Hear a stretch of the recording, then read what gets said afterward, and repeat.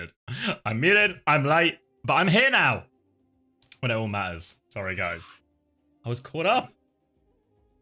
But I'm here now. And that's what matters. And we're locking in. Do you want some Preds?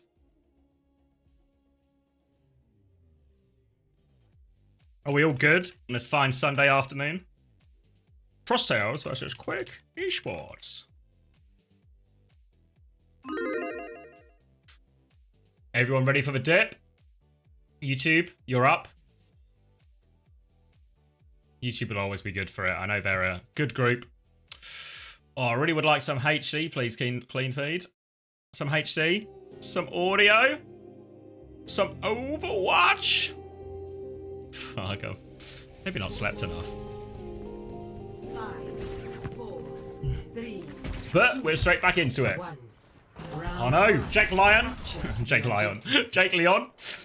Is in your house with a ripped eye, LeBron? I'm sorry to hear. We're here on OWCS. It's a brig ban for Quick Esports. That'll help the Diva out. There's a Genji ban on the side of Frosttails as well. Now we'll keep dip onto Tracer. Probably a slightly better matchup. And maybe the most interesting thing to note is Keo is on for Cass into a Freya. I mean, Keo has been one of the hitscan players who's been struggling the most with Freya, I think, since the introduction of the new hero. Certainly struggled in the previous weeks, and he's going to play the Cass instead, but it just feels like a tougher matchup here, especially into the Diva as well. Early high ground position has been held and maintained for Quick Esports. Bit of a flyby from Majin, but he's got no HP. Johan realizes if they want to fight him, Zydra is actually taken down during this. The Cass beats for Freya. The Cass beats for Tracer. Keo is for Raid Boss. Little dink onto Willis as well. Majin has lost his mech on the high ground, but it doesn't matter because the Cass is alive. Thanks for the update, Meta. I'm really feeling the heat. And they've just taken over. Alright, 75% to a Deadeye. Keo's work speaks for itself. Trying to catch for Lucio on the respawn here. Maybe slightly out of position now. Keo needs to make sure he's not too far from his team. We'll roll back to his team side of a point. Pack with a comical crosshair. Absolutely taking the ever-loving piss with this crosshair on Tracer. Come on. Come on, Pack. Sorry, Preds are closed now. Pack is going to double down onto this backline and sets up a couple of kills with Majin there as well. And Majin is taking the piss even more. I thought Pack was taking the piss. Majin is taking the piss. No wonder this guy never has his mech. He can't see a thing. And Frosttails. Look at him peering through the little eye hole there to see where his bullets are going. Kitsune Rush on the side of Kiwi. A much more respectable cross here as the Kitsune Rush trade comes out. Still getting full pocket is Keo as he backs up, but Zydra is able to finish that one with the bolts. Now a significant advantage. They can't really play on their own Kitsune Rush here either, Frosttails. They've been forced out, and the retake is looking very, very possible for Quick. They'll flip the cap. They're trying to chase down this baby as well. Imagine only a few percent away, but Kiwi dies. Does get the mech back. Natsuki, oh no. -1 on the fantasy. More in the bin, but Imagine is right back out of mech. Not that he'll know anything about that, because he can't see a thing past this crosshair. Boost Magin's crosshair. Don't boost it, guys. It's big enough. It's inflated. Gogo coming back will have the beat. Natsuki should have the beat to match as well. Just needs a single more percent. There we go. Beat trade on this next fight. High Ninja starts it if they want. There comes Keo round. It's going to be a beat push round. And look at Zydra hiding on the high ground. A boot out though, and Keo actually gets the angle on him instead. Zydra wanted the Bowler Annihilation, but they were switched onto it. Natsuki is going to beat in a 3v5. Natsuki is going to die. Disaster trade here for Quick Esports. The hiding Freya gets nothing. Yeah, it could well have been a Bolo Jax. Didn't see it come out. The beat in the 3v5 afterwards, also a disaster. And Quick Esports, after all that hard work to get back into it, have thrown it away.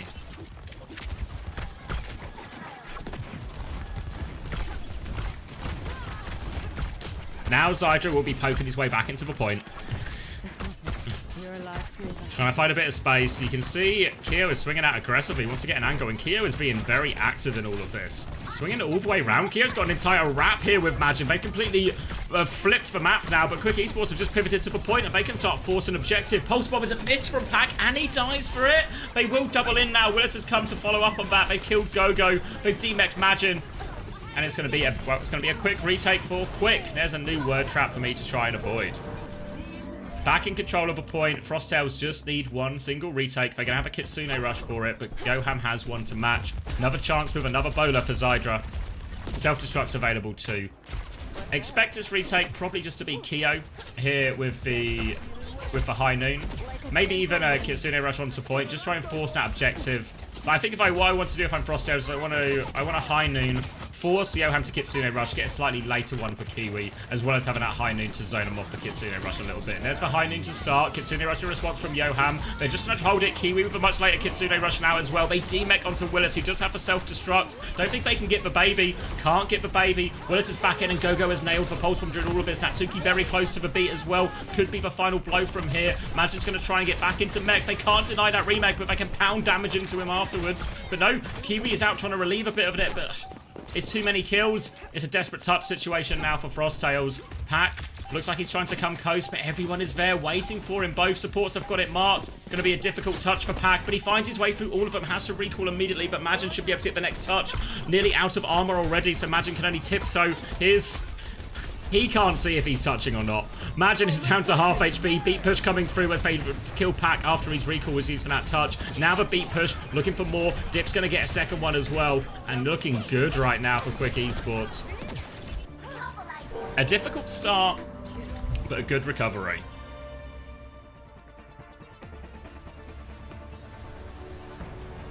Score 1-0.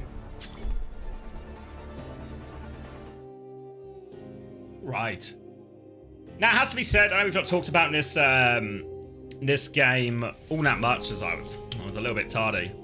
But Quick Esports, one of the two newly promoted teams, and we're maybe expecting a bit of a dogfight, and even that first round implies a dogfight. I think Quick Esports, actually, the level they've shown so far at OWCS compared to Frosttails should be Quick Esports actually coming in as quite strong favourites here. So... It just means late, Joby. Maybe it might be lost in some of the non-native English speakers, but I promise you it just means a bit late. Showing my age now. Cass is the choice again, but City Centre is a bigger and more open map. Should be harder for the Cass. Kira's had to be very active, a bit creative, and take a lot of risks to get in this value. But on this map, it's going to be hard. You can see right now Zydra's just on the high ground, and Kyo sort of contained on this car's side. Going to be a very slow, drawn-out first fight here, but I don't think Quick Esports will mind that too much. They can just give time for Zydra to cook, find a few bolts, maybe set something up for Dip. Increasingly, as we've seen these Freya Tracer compositions, it's all been about now is take aim bolts and the Tracer follow-up here. Nightmare gave us a masterclass last night in NAOWCS. And here... well, I was going to say, and here, we've not seen it as much, but I think last night, Nightmare really set the standard for how much you can get done with that. It helps when you have Chronic, who might just be the best Freya in the West. And he does a lot for you, gives Rocket a lot to clean up. But... the play, the synergy, the teamwork, whatever word you want to use, it was there for them.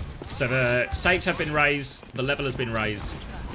For now, though, point hasn't flipped. It's Frosttails who are closest to it as both teams continue to jockey point. They actually squeeze the flip through all of that. Dip has forced the recall out of Pack as well, and will have his own recall back faster. He nearly has a pulse bomb to throw into this as well. Kitsune rush is very close, but Frosttails will be happy to trade ults here. Pulse bomb is out, but Suzu forces that one out. High Noon in response to try and stop everyone using this Kitsune rush. Full Matrix from Willis will eat that one. Kyo's going to try and pound damage into him. Willis does have the mech if he needs it. He's going to take down Kyo. There's maybe a race to the beats going on. Both Lucians are about 10% short. Willis is going to drop the bomb out as well. Pulse bomb there as well. None of it's going to connect with Zydra. He'll DP all of it now, looking for the baby, but Majin is back in. They can keep stalling this point out for now. More pressure coming through. Now the beat coming through from Gogo. Natsuki's going to mirror it. Frosttails, difficult fight to win, but they can keep stalling the cap here. Stalling it out now. Kiwi's going to try and get out of this one. He can't out of cooldowns. He gets finished off. Majin is half HP on the point still, so they still don't have the flip here, Quick Esports. Majin continues to stall. Here comes Gogo to help out a little bit as well. Takes a take aim bolt in the sky. He is 1 HP. But Pack, he has the touch now instead. They can't clear all these players off. No recall trying to get out. This should surely be the flip now, right? Took him 52%. The Quick Esports get themselves back in control. And that's the danger. They basically won that first fight, but because they let the flip slip, they find themselves 52% worse off. Now very much a neutral for this next fight. Slight Kitsune Rush advantage for Johan, but that'll be mid-fight. Majin has actually had to reduce his crosshair, as even he agrees there was too much piss being taken. Zydra's going to have for Bolt as they try and rotate through here. Matrix on for rotation, make sure they don't get hit by Nabola or any other stray damage. The Tracers are once again battling it out, as it's an all-French battle in the Tracers today. Dip, getting some pressure, wants to force for Suzu. Pack hot on his heels, but the recall is there for Dip. Still more pressure onto Majin, looking for this setup now onto the pulse bomb, but happy just to play through the front line. Majin is lost in his HB trade for now. On the back foot, Kyo's going to try and swing aggressively. Kitsune Rush trade, but Kyo falls before he can make use of it. Now they are getting forced off it, and Dip has this backline in his sights. Pressure onto Gogo. Goes for a pulse bomb, misses it. Gogo avoids that one, and Pack has actually traded Zyra. And actually, Dip is having a hard time finishing this Lucio. No recall, and Gogo's actually now going to be the one chasing him soon. Though all this time, Majin has been losing for HP on point, and Quick haven't allowed for flip, so Frosttail's still going to have to reset off the back of that. Willis was in awfully deep, actually. Manages to get round, get it off. It's going to be an amp in from Gogo. Has the beat ready to go. Natsuki doesn't quite have his own one yet. So they're going to try and pressure the point. But we've seen how hard this point is to flip. Willis is going to stall it out while the rest of the team try and deal with that. The beat comes through, just catches Majin in time. Just about finds the line of sight there. Game of inches and fractions of seconds there for Gogo and Majin. But the beat ends up being just about perfect for Frosttails. And that should give them the flip. They'll clean this one up a little bit quicker than their counterparts were able to do last time around. But it's going to be at nearly 99% before Quick give it up. 97. It's for next game's Impia. It's next game. Beat advantage now for Natsuki. Didn't have it ready for Gogo's beat, but has it now for their next push. Choice now, because Frosttails have the option to High Noon quite early to try and do this, and then the choice for Natsuki is, do we push in to kill the High Noon or do we just engage it? But High Noon's quite early, so Natsuki's getting back in spawn. Boop out is good actually there. Gogo and Majin combined for that one, and Willis is off the map for Willis, needs to reset. No, back into spawn, reset, same, well, slightly quicker actually. Now coming back. A chance for their beat advantage, but they bought valuable time for Kiwi to get this Kitsune Rush, which gives them a much more even ult situation. If the fight goes long, Johan has a big Kitsune Rush advantage, but we have to get there first. Kitsune Rush comes out, Natsuki with a beat in response, everyone but Dip gets it. Fly through onto the high ground now. Kyo is trying to make full use of this Kitsune Rush. Willis is marking that as best as he can. Zydra's going to have the bowler soon. He's got himself this angle onto the high ground, but he's got Tracer pressure behind him. More Tracer pressure through, and Zydra's to go onto the high ground. Crucial kill by Kyo and Pack there. Advantage now. Pack onto the back line, has this pulse available. Willis has been demexed. Johan is still 11% short of this Kitsune Rush. We will not be getting to that one, and Frosttails are looking good to even it up. Johan drops it now, but not before dying, or just after dying. Now it is Dip. He has the pulse bomb, but he needs the biggest pulse of his young life. He throws it out, it's on the floor, it gets nothing. Dip will get cleaned up, and Frosttails will be flipping this. Well, actually, no, just be ending it right now. Should be ending it right now. There we go. Natsuki dead, no more touches. Pulse bomb is wide. Q and Zyra get a trade apiece late. It's now a good time to preemptively start it. Save it for the match, you know? We want proximity for the boost. Proximity to the game for the boost. Dip not playing for KD. Shaking my head. I imagine quite a few people have got quick esports players for this week, right? I nearly got Johan, but I went the Grapes direction instead. I imagine a lot of people have Johan, though. A lot of people have Willis and Dip as budget options as well. Hey, Bag Talk. A little KD check here. Quite a few deaths across the board. Feels like this was a bit of a scrap. Pack maybe coming out the best of it, honestly, with a 16 and 2. I don't suppose anyone has Pack, eh? Does DMEC equal death in fantasy? No, just for baby death. The baby death. Sounds like some Freudian term. But yeah, need the baby death to confirm that death. The remakes will get you out of that one. Save the stats. Willis has actually been demexed here, so no bad stats right now, but a bad situation for Quick in this first fight, and that one's going to count. Willis gets finished off early. Disaster in this opening trade, and Quick Esports are going to have to play this one from the back foot again. They'll flip a point for free now, Frosttails. They're even looking for a few more late kills. But Natsuki's going to take the long way out. Regroup with their team. Willis is back now. He can mark Majin, force him out. Bit of damage onto him, but nothing that lethal. Kyo looking for a couple of digs as they move over onto it, but Pack in behind. Thank you, Creed, for the free euros. Appreciate Creed. Zydra's gonna die. distracted by money, such as life, and Zydra finds himself dead. What's happened there? He was playing Coast, getting an angle. Alright, either way, more time on the clock for Frosttails. Kitsune Rush advantage is significant for Kiwi, but the high noon is already going for Kia. They try and DP it. Willis avoids that one, but there's now a big divide between the front line and the back line of Quick Esports. Frosttails, can they push either of these sides? Pack wants to push for Coast. He's moving in right now. Pressure onto the back line. Pulse Bomb is available too for Pack. Pressure onto this, but needs to force for Suzu first and onto point as well. Kitsune Rush came out, but Quick Esports are looking pretty good for this engagement. Pulse Bomb though, oh, it kills Atsuki in it as well. The splash damage is too much for Bola around the corner from Zydra. Can't turn enough damage. They are going to be forced all the way back to spawn as well. And it's a hell of a start here on the decisive round from Frosttails. Oh! Thank you, Cranmate! Hey everyone, welcome. We're just starting EMEA. Hope you had a good stream, Cran. I was watching you tear it up on Orisa. I only watched a little, but it was a Rialto and you were going bloody hard, mate. Hope you had a good stream. Appreciate the raid. Welcome, everyone. EMEA action, beat push coming through from Gogo. Natsuki does not have the beat yet to respond with, as his hazard swap has come through from Willis, but he has separated Kyo Suzu to try and save his life. Kiwi is there. Willis can't finish it, can now. One more, has to rock just to play his life. It's a scrappy fight. They need to find a way to win this one quick, but it's just Willis and Dip.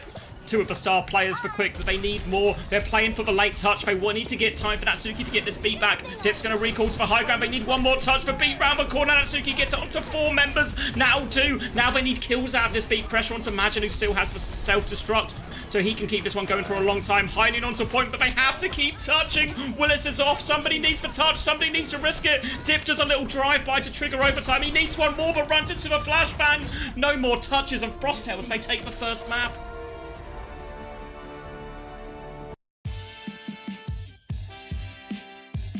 Oh my god. Alright. 9% of people believed in Frosttails. And 9% of people... 9% of people are about to become very rich in 3, 2, 1. Alright. Should we look at some points, shall we? Let's look at some points.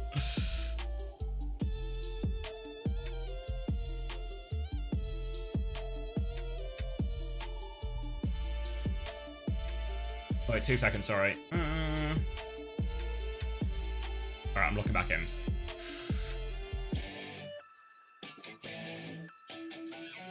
Where am I going? Which tab do I want? That one. Where am I going? Or was it OWCS Fantasy? Fantasy OWCS. There we go, yeah. And that's that, that's that. Quick match. Alright, does anyone actually have any Frosttail players? Alright, I'll take a look at the numbers when I set up these spreads. I'm imagining it'll be a little bit more even second time around here between Frosttails and Quick in terms of what you guys think. Yeah, TU versus TM is our next and final game of the EMEA of the weekend.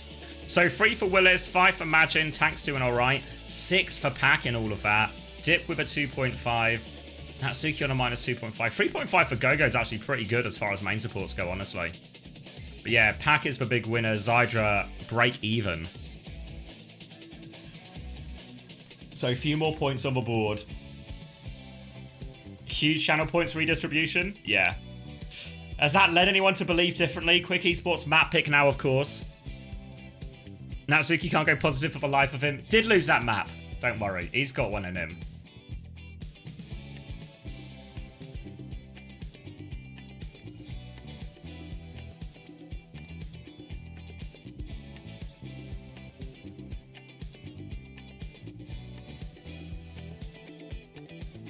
Only win these crazy bets when I bet 100 or less.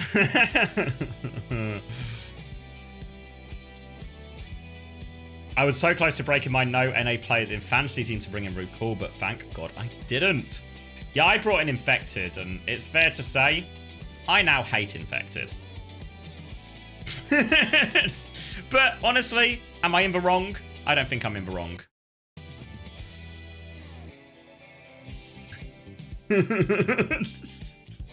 Is reasonable, no? Pretty reasonable from me. 5 teams with Magin? Damn. Fuck infected. Fuck infected. Yeah, honestly seems fair to me.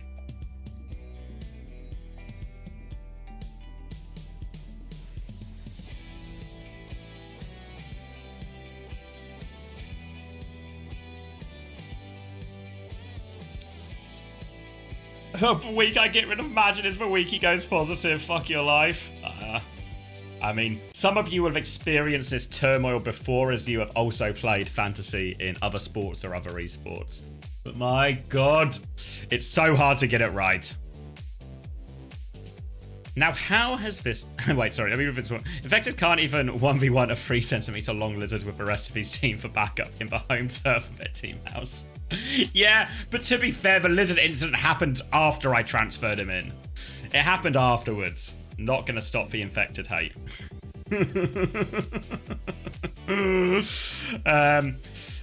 How has this... Now, how has this happened is a really reasonable question. What the flip? I know, it's a really reasonable question. I thought Quick were going to be pretty heavy favourites here, and a full Diva mirror, they were playing Cass instead of Freya, but it didn't seem to make all that much difference. I mean, I do think... when we were watching maybe particularly Suravasas last week, it was a Suravasa-inspired insight, I guess, or inspiration from me.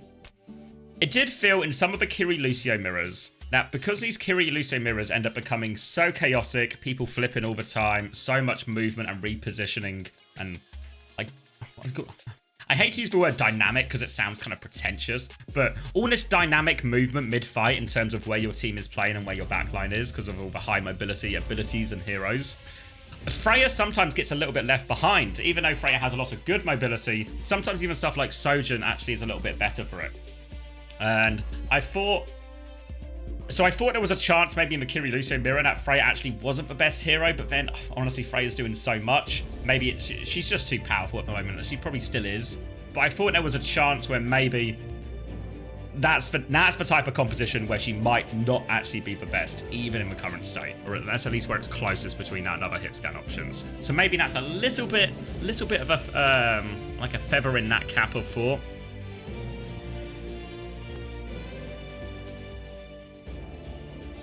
And this type of map would be much better for it, but obviously it's been banned out. Quick Esports have banned the Alari.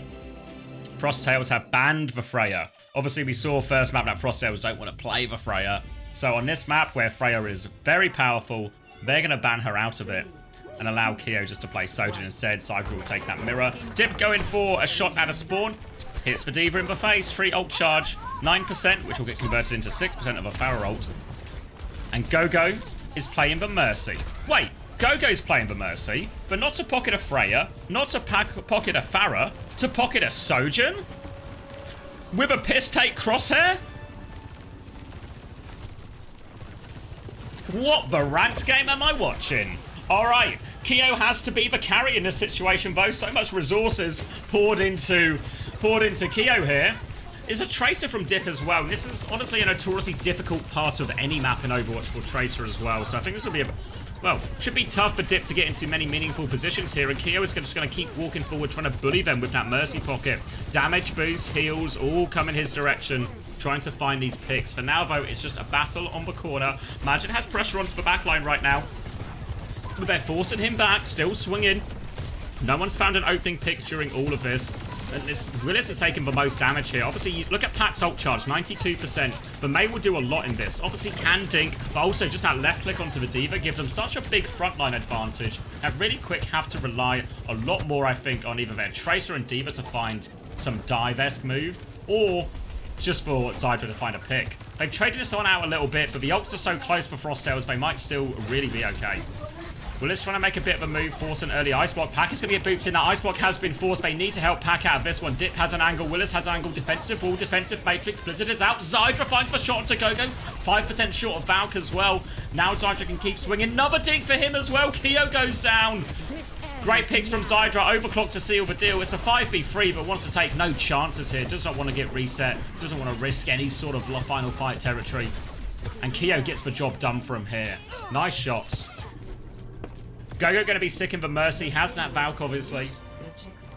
Really doesn't feel like the Mercy's come into play all that often so far. I don't think it's made a big difference really in terms of the duels. It's all just come down to who hits the picks. Yoham also taking the piss.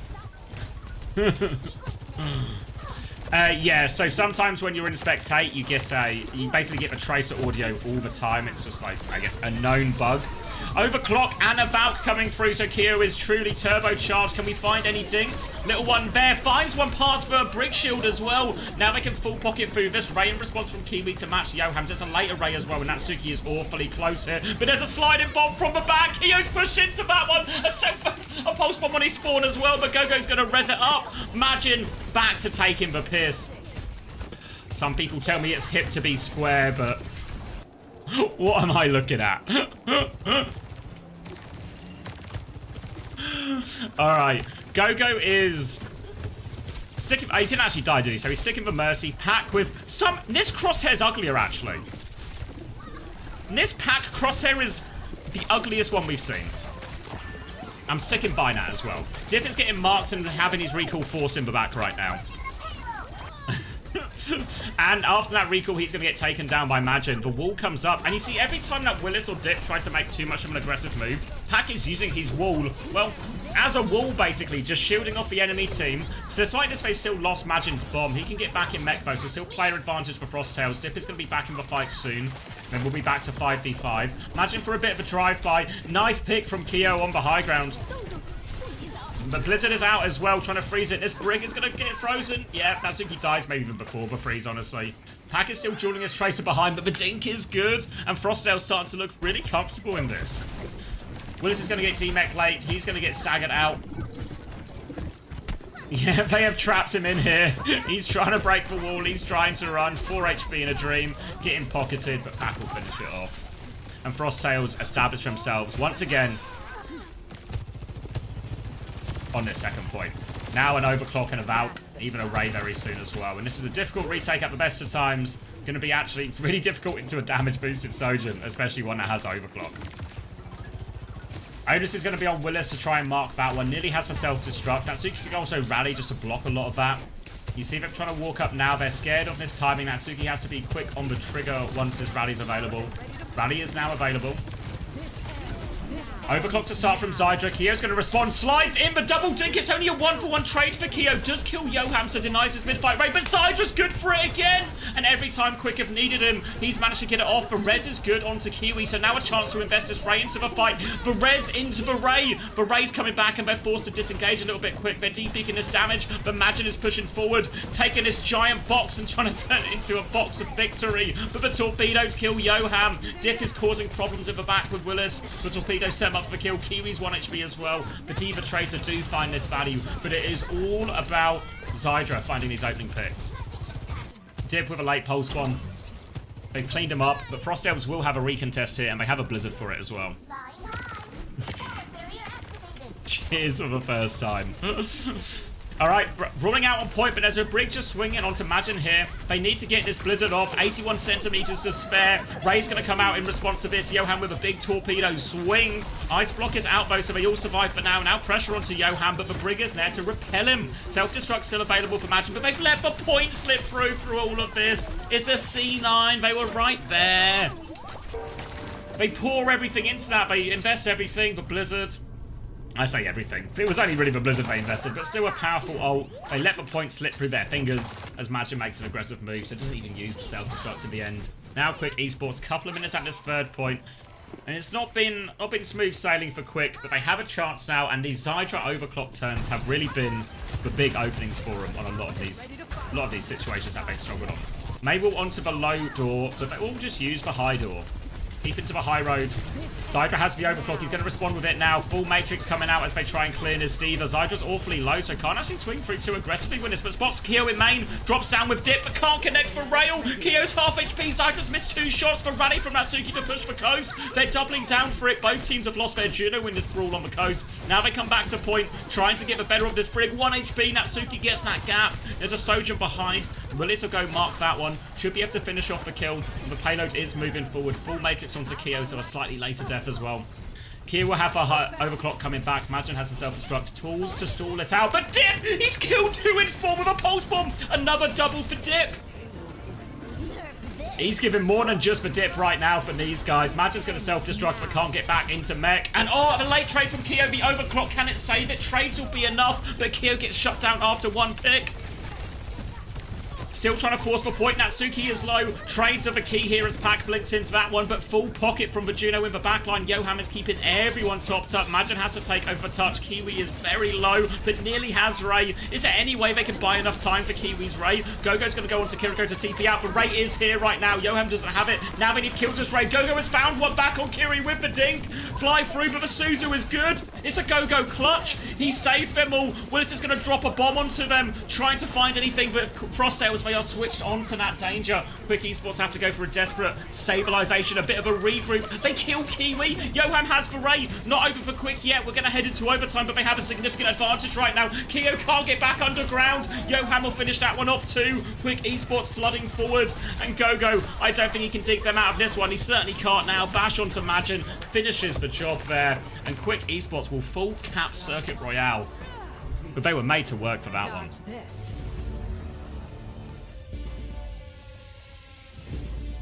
And this is, honestly, actually, it's been a fun game so far. I know people won't be excited about it as the other games, but this game has been fun so far. Funny crosshairs, double kill pulse bombs, big overclock turns, mercies, a res into a ray, shoving a self-destruct off a ledge to try and catch everyone out, remake kills. You know, it's had a lot so far.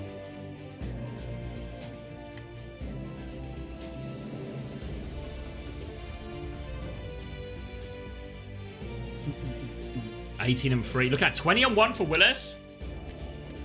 Any Willis owners here? That's actually for how tight that series was and how many parts now where Quick were struggling for last parts of that offense. A 21 KD, actually outrageous. 8.7k damage as well.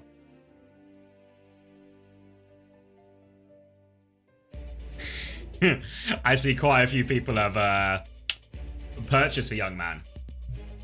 Again, in fantasy, it's not... You can't own people anymore. Dip looks like he's going to be mirroring the May on this one now, which means both Diva's life are going to get a little bit harder, and instead we might play a little bit more around a front line and a wall trade. Mercy again for Gogo on the attack, so the expectation is for Keo to do a lot here, and oh, piss off, Magin. What is this one? Dip has killed Keo. This is karma for the crosshair. They're going to get the res off though, so Keo's going to be right back in it. In many ways, having Keo is bad because he keeps getting rezzed into these fights. Still maintain that Pax is the ugliest. Still maintain that Pax is the ugliest. The colour is the worst thing. Like an off brown, an off orange. Can't get behind it at all. They're going to be stalled out in this corner for a while. Wall off to try and pressure Willis, but Willis is on the high ground, so won't take all too much pressure at all. Dip has a wall timing now. Looking to wall off the May now. Force that ice block. Willis pounces on back. The ice block has been forced, but can they punish after it? Should be a full matrix out and a defensive wall. So Dip maintains wall advantage in this frontline trade. It's going to be a game of inches as both Mays and Divas are going to counter each other out. There is that later wall, and now Magin is in trouble. Well played by Dip.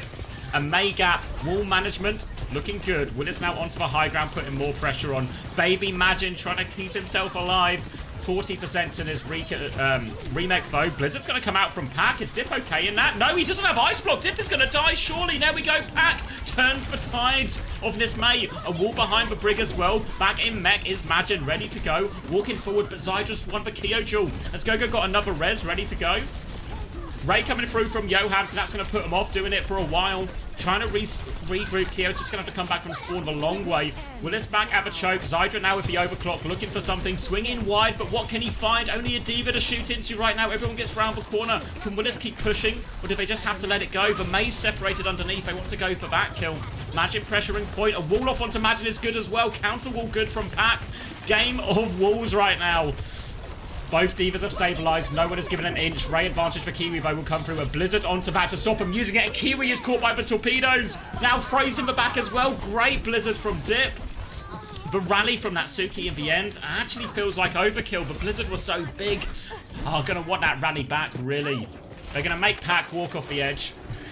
Natsuki will claim the kill for that one. And now holding on the corner, Frosttails are starting to look a little bit shy on time. Gogo has gone Brig as well. Pac has the Blizzard advantage.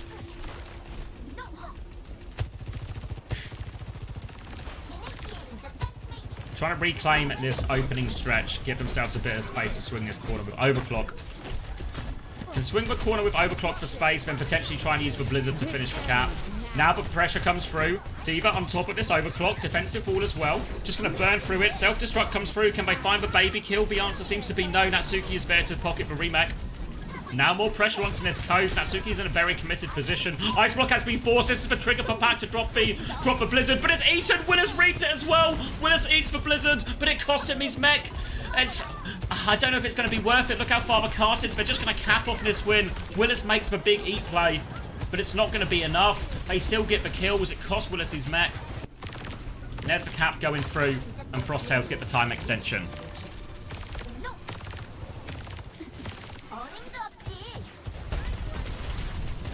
Reset now. Both teams going to regroup. Rays are going to be up partway through the fight.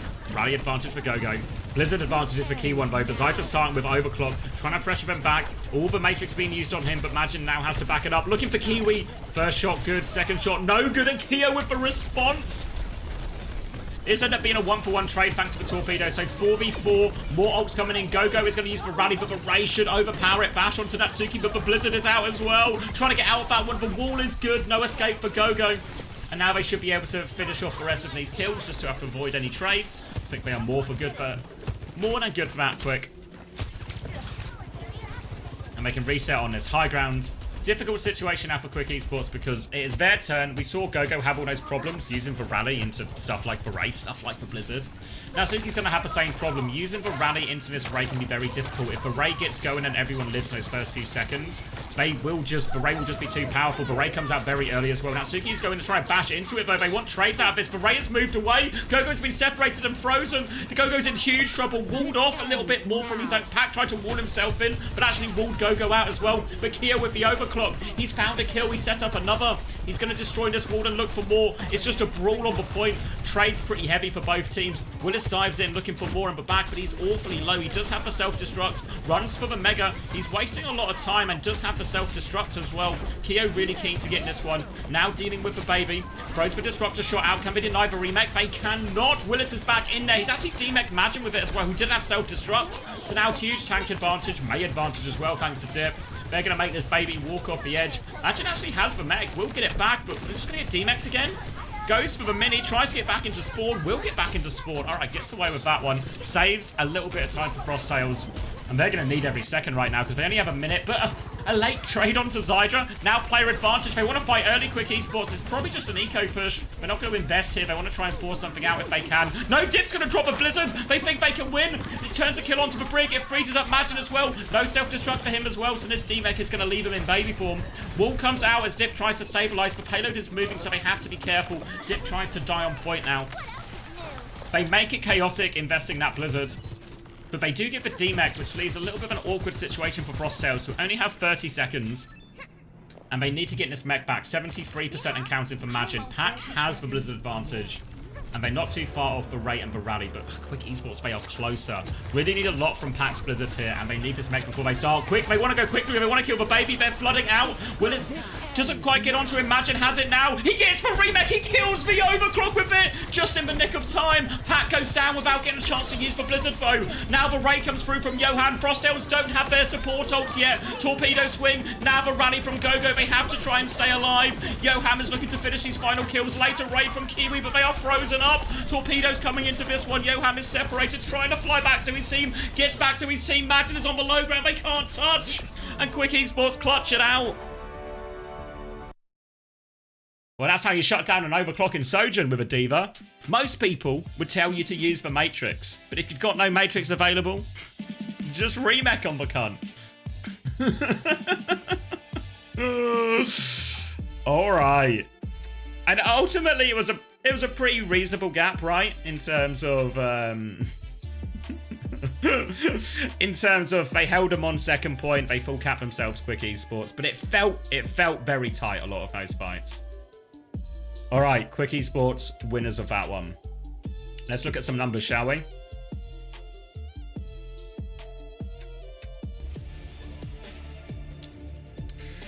All right, second map, Willis, 30 and 3, by the way. 10.5 points on the board for him. 8.5 for Dip, if anyone bought the Dip. Zydra, 6.5. Natsuki, 6.5. Oh, that makes Natsuki net positive for the series as well.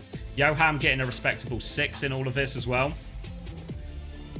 3.5 for Majin on the flip side of it. And honestly, Majin's done all right here, considering, you know, losing side, winning side.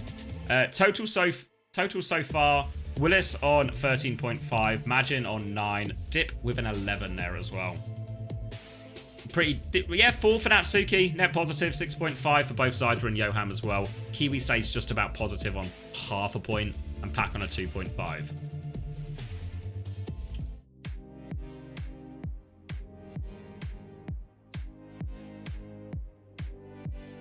Wait, aren't Quick supposed to be the better team?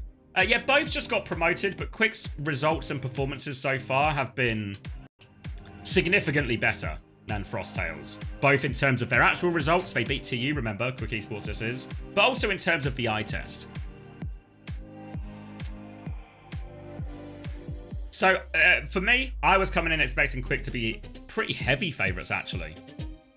But that doesn't seem to be the case at all. Even though we're tied up 1-1, first map was a dogfight, second map felt like a dogfight. How have the games been today? Some kind of one-sided games. This game's a lot of fun though so far. So EMEA is looking the most promising region out of the 3. AG versus Crazy Raccoon. You know, it's not like a classic, but it's a good game. I'd rewatch it if I were you. It's worth it, you know. 2 of the top teams. Some good Overwatch in there.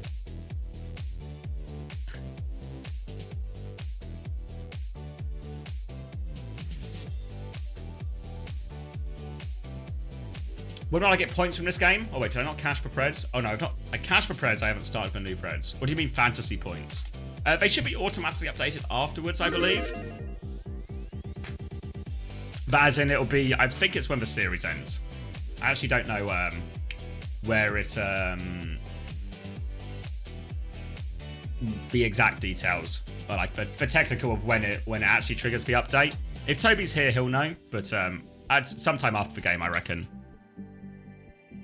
Alright, Runa Sappy, the choice from Frosttails. They've used the Freya ban. They've won a map with Cass. Interesting the ban situation between the two teams here, because realistically, Tank would normally see a lot of you just ate active cop game. Good on you, Fargo. Realistically, lots of bans normally revolve around the Tank matchup. But Willis and Majin have an outrageously similar hero pool. They both love D.Va. They both want to play D.Va in a lot of situations. So I feel like, really, we're not going to see the tanks maybe messed with all that much. If there's anyone who's going to mess with the tanks, I probably expect it to be Quick Esports, who could even... I don't know if they've done it already, like ban the D.Va... No, they haven't, have they? Like ban the D.Va, force for Hazard. That might be quite reasonable for Quick Esports at some point. Obviously not their map pick here, so... But maybe that's a consideration Frosttails need to make. I've not seen too much of Majin, right? I've seen him almost play exclusively D.Va. So I don't know the exact extent of his hero pool. Someone said he's going to play Orisa as well, so...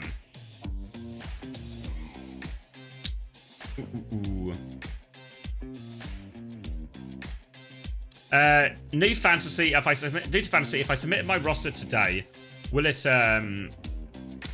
it be affected by price changes and I have to redo it again next weekend, or is it set? If you build the roster now and set it, if the players go up or down, your roster stays the same. Or what will happen is, let's say you buy a player for 20 and then their price raises to 22. When you sell that player, if you choose to sell that player, you'll get 22 back. Even though you spent 20, you'll get 22 back. So it also works the other way around, right? If they were 20 and you sell them, they go down to 18, you sell them at 18, you lose money. But if you make your roster today, it'll be for week 4, because we're past the roster lock, so you won't score any points until next week, but you won't be messed around by price changes or anything like that. Do the price of players change from week to week? If so, how is the change calculated? So yes, they change week to week. There's no official system. It's mainly done through a combination of, we look at the biggest outliers in terms of price to score. Obviously, we've got a bit more data to work with now. We've had a couple of weeks, but anyone who's like outperforming sort of price to score consistently, depending on how many matches they've played, or anyone who has potentially been, we feel has been underpriced in the sense of, say someone like UB, who was originally priced a little bit lower because he was expected to get less maps than Psycho. But actually UB started more of the maps, so UB's gone up, Psycho's gone down a little. So those are the main things, which I think in reality, the sort of, I guess, ethos we're approaching it with is we don't want to do too many price changes. We, like, week to week, we really want to just target the players who are the biggest outliers. But there's no official, there's no algorithm, is the word I'm looking for. No algorithm, so it's a bit of an eye test.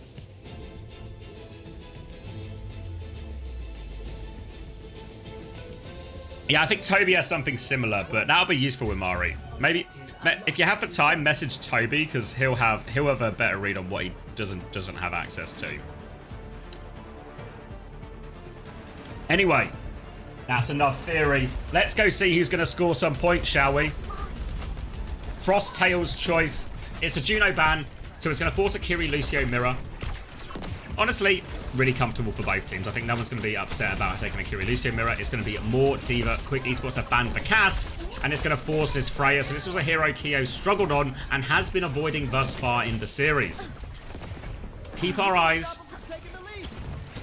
See how Zydra does in that matchup. The expectation is, though, Zydra should be the favourite. Pack's going to have his recall forced out early as he takes his side fight, so he has to play that one relatively slow. They've actually sort of flipped the map a little bit for Frosttails, and it's Quickie we're going to make the first move. Johan trying to find a long-range dink, but nothing doing. A bolt into him forces a Suzu out as well, so potential vulnerability now if they can make that move. Suzu has been forced. Willis is low on HP. It's Frosttails' turn to move. They need to try and close this and find something, but move maybe a bit sluggish on their heels here. They've got control of the robot, but not a lot more. Willis has been topped up. Johan will be closing that Suzu again, and we're going to get basically a full reset. And it's Dip and Willis who go on their timing. Missed opportunity for Frosttails there, I think. Huge HP advantage. Suzu forced, but they can't capitalize. And then Willis and Dip are just going to have another crack. And these are two guys you can't let have too many cracks, or eventually they'll find a one through. Tracer gap.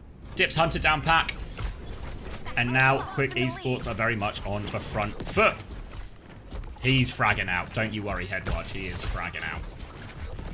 Kitsune Rush advantage for Johan here as well. Kiwi is slightly behind, but Gogo does have a big beat advantage over Natsuki as well. So if we get to all the support arts being involved, there is an earlier power spike for Frosttails if they get that beat up. So eyes on that ultimates, but a bowler across the map doesn't find anything to start it. Kitsune Rush trade comes in now. Pulse Bomb out, forces for D-Mech. Now the bowler eaten by Majin. Beat comes through. Natsuki does not have the beat yet. Lots of pressure onto Willis. No self-destruct this time. Willis is separated. They're desperately trying to pocket Willis, but he is out of mech now. More pressure coming in, but Zydra is trying to shoot his way out of trouble, but he is on the ropes. He is on the coast. The beat comes through now from Natsuki. Can they turn it? They're so committed. They kill Keo. Zydra looking for more. Pack finishes them off. The self-destruct, but no. Remake for Majin. It's a brawl on point for 3v2 advantage.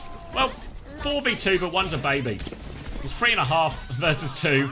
They'll finish off these two players. Dip leaving a mark on Pack there. Seen a lot of French on French action on these Tracer battles, and honestly, he's getting packed up right now. Dip on top. And that was a big exchange of basically all the ultimates. So it's going to be another neutral here. Going to be a lot about the side fights. The ability for the Diva and Tracer to find dives, force out these cooldowns. Exchange now. Bit of space for the Freya. Keo taking these angles in main. Willis has got a slight worse of a HP trade for now. Nothing doing though, as both teams have to play slow and really play through their Freyas more than anything else. Kiwi just pocketing, looking for some cross-map dinks. There is a bolt onto Dip. He's okay though. Bit of Matrix to make sure. Now some pressure, and Keo's actually come really far forward in this, and bolt onto him as well. Suzu has been forced. This means the pulse bomb's open, but Majin is aware of the danger. Marks Dip out of that one, but Johan has Kitsune Rush advantage. Here it comes. A chance now for Quickie to also push forward and get kills. Bowler in response from Keo doesn't seem to find anything. But Kitsune Rush doesn't find anything either. Oh, wait. A late kill onto Keo is going to be brutal. Oh, Johan's just good for it. Oh my god, Johan is more than good for it. All right, Johan, chill out, will you? takes them all down. It looked like the Kitsune Rush had found nothing and the disengage was good for Frosttails, but out of nowhere, Johan with the cleanup. And now very much on the front foot. Kiwi's going to have Kitsune Rush very soon. They have the ults to stabilize here, Frosttails. But it could be a damage done situation. Long way back. Barely 2 meters on the board. But it's got to start somewhere, right? Magin's won this HB trade initially. Willis is going to have to back it up. Oh, he's DMEX actually as well. Mistake from Willis. And they are going to get in this fight for free. Shouldn't cost him any ults. Oh, Gogo's died actually. Needs to be careful. They're still trading out quite effectively here, Quick Esports. Quick Esports have no reason to invest ults. But Frosttails are trying to be disciplined as well. They have the tank advantage, and they're trying to play around that. Swing into the air, but Kyo's lost that duel, and now that's enough trades that Quick Esports just decide is winnable. Pressure onto the Kiriko, forces the TP back. Gogo has respawned, but finds himself in a lot of trouble. Self-destruct out from Magin. Dip is going to recall. Blinks back to his team. More pressure. Both teams are regrouping off that. Kiwi now pops the Kitsune Rush, but this is exactly what Quick want. Bleed the ultimates out on Frosttail's side of the map. Here we go. Pack a little bit of revenge there on the Tracer battle. And they can take this player advantage forward. Oh, there we go. Yeah, they're just going to die on point, actually. Quick Esports have decided they're not going to try and play a longer disengage. They're just going to commit onto point, try and find a trade. And Pack will be good for a lot of the cleanup. Dying on points, at least.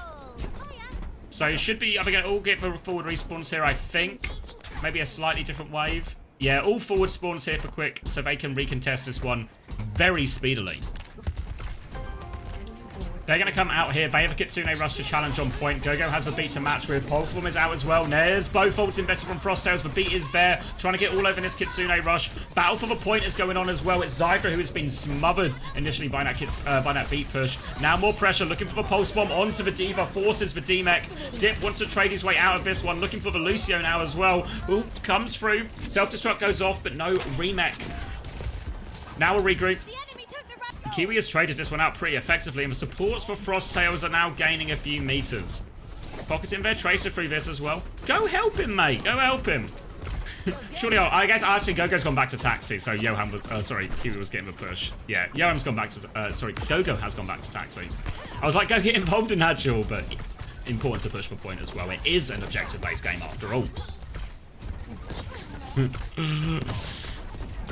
Now a neutral at this corner. Kiwi's going to have the first major support ult. These are really the key ults as we watch this matchup. Really behind the push and the pull. Pack's going to come in on the flank, but this is a heavily marked part of the map here. So Pack is going to have his recall force and has to blink back towards his team. Zydra wants to push forward, swing a little bit aggressively. Taking a very wide angle here now into the sky. Kitsune Rush comes through. They don't have any ults to respond with yet, so it should be a disengage from Quick. Bowler is eaten by Magin. Zill's trying to double in. Natsuki is awfully low, and Magin kills him just as he gets that beat as well. Now trying to deal with it. Goes for the remake. Another remake kill. Is that a third remake kill? But it's not over yet because Willis and Zydra have been trading out in main. But Magin's going to get it all done himself. How on earth have we seen 3 remake kills in a... It's only map 3. It's only the 3rd map. And Natsuki and Johan can't get through the baby. Can't get that beat off. They do challenge actually before, but they're before checkpoint. Not enough players to back that one up, so important milestone to deny for Quick Esports, and now they can take this beat advantage and this Kitsune advantage back over to Frosttail's side of the map. Now, we're approaching the final 2.5 minutes soon. There's a question of game management here for Quick Esports. Don't need to overinvest. Just want to make sure Frosttails have to use ults on their side of the map. Early pressure onto Pack forces him back to the team. Dip is going to mark on his left-hand side. There's no rush now for Quick Esports, but well, there is a Kitsune rush for Quick Esports. They are going to start the fight. Challenge onto the high ground here. Beat comes through to keep him pushing. Gogo nearly has one to respond with as long as he can stay alive, but there is so much pressure onto him. Zydra finds the finishing kill. They knew he was close to beat, if not having it already, so they make his pop. Oh, he's used so hard. 1 HP behind. Pack is in a lot of trouble. Has to recall out of that one. They cleaned up point. It's a strong fight for Quick Esports there. They do convert the double support up advantage. Cost them a lot, right, to get this cart and gain a few more meters. Now for Quick Esports, this is the fight where it's imperative you force ults out of Frosttails. You cannot give this one away for free. Frosttails must be forced to pay some kind of cost. So hopefully, at least for beat, maybe even the Kitsune Rush if they get it as well. Eyes on Quick Esports for how they want to take this one. Slow or fast. Willis is already jockeying for space up top. But Kyo's now got this angle. And Pack, he's won the Tracer battle here. Response vote and traded by Willis. 4v4. No beat used yet. They're trying to keep it economic here. Frosttails, but they need to be careful they don't just lose the fight. Willis going for the self-destruct. Imagine now threatening the backline here. He's got them contained. It's Yoham. Yoham, Gogo, and actually Zydra's with him as well, so they've all stabilized behind, but Willis is still in. They come to help him out. Willis, there's no pack for him. They get the beat out here quick, crucially. They will fall at the end of that beat, but they got the ultimate out. That was the main objective now for Quick Esports. They forced that one. They still have to worry about this Kitsune rush. And Dips actually found a trade, made it costly for him too.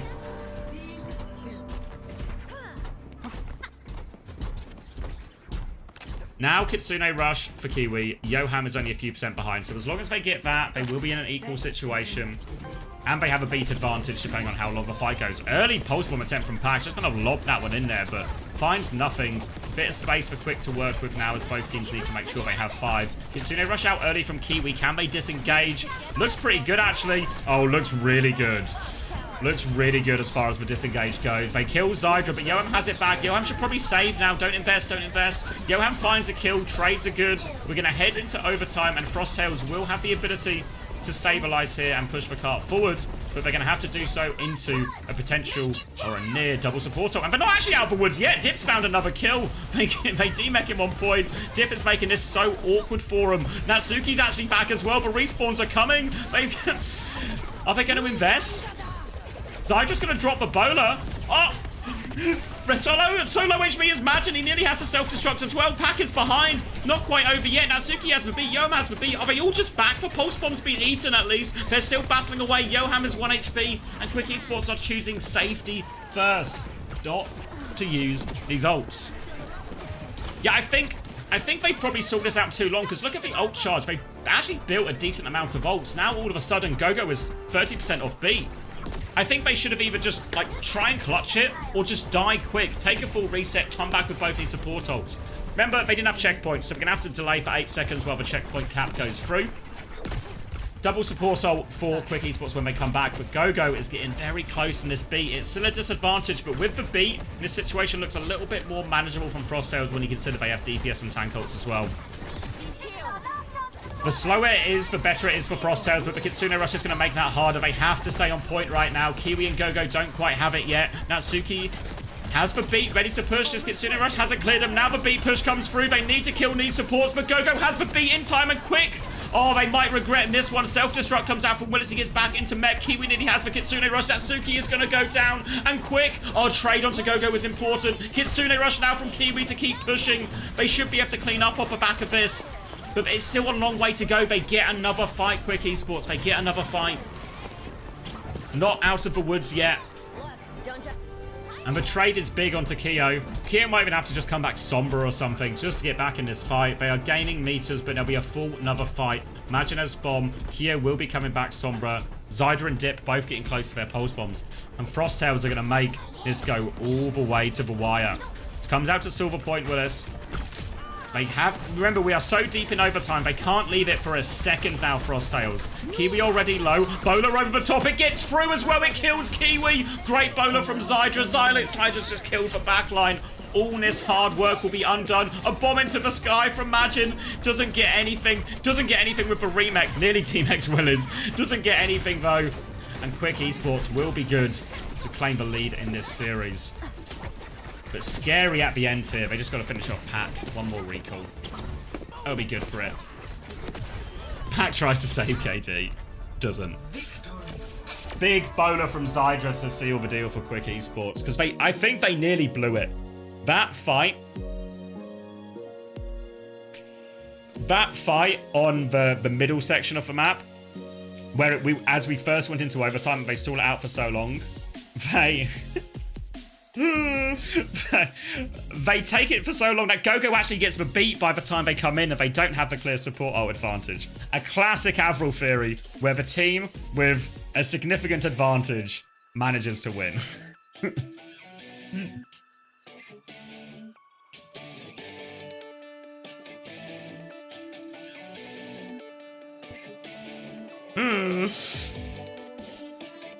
Okay.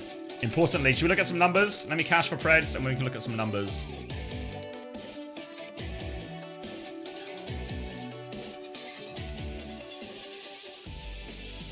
All right, map number 3.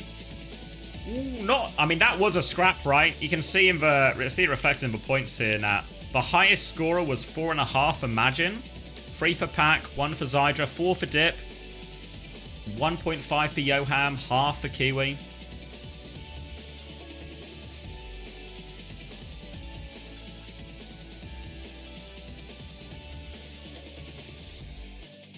Not to flex, but you got 140 points. Yeah, it's Natsuki. Natsuki is still net positive. +1. Dip and Willis are the big winners. 15.5 and 15 so far, respectively. Majin 13.5, considering he's on the wrong side of the scoreboard here. Not too bad. Not too bad. Yoham at 8 as well. I know lots of people had Yoham as like a good option in the support line.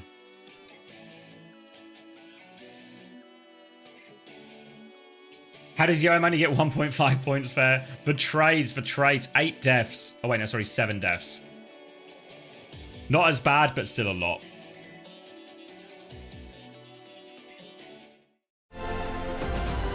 Ooh, that's a bit loud. Right, let me start the credits for the next map. We got a few minutes as well. Map number 4, and this is going to be Frosttail's pick again.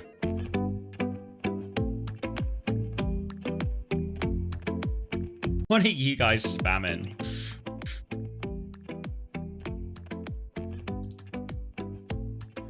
Hi Skessy, thank you for a stadium build. I had a big break from playing Overwatch and I lost all my mercy skills, but your videos are helping me recover. That's nice. Nice to just posting wholesome stuff. Why am I getting German O2 ad? Wait. Ransangs can't hear me now because he's busy watching this German O2 ad. It happened to me as well. We'll come back to this, Ransangs, because we need to solve it.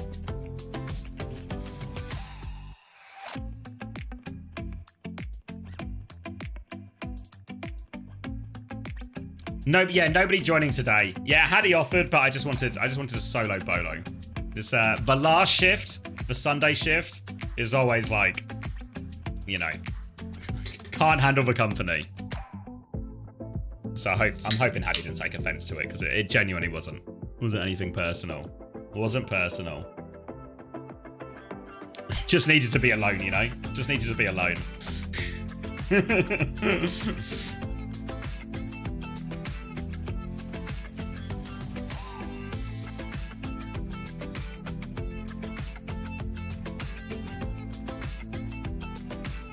Low social battery? Exactly, yeah. Like, this was one of the things, it happens after the stream, or after, like, the stream weekends anyway. But, and this is one of the things I didn't expect about streaming.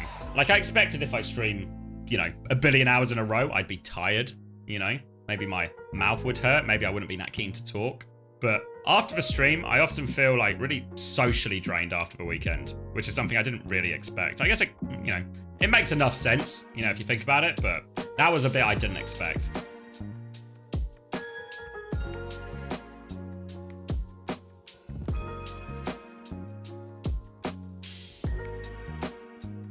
Why would my mouth hurt? I get jaw ache.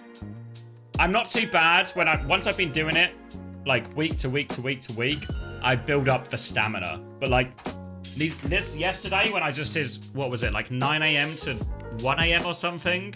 What's that? 12, 15, 16 hours?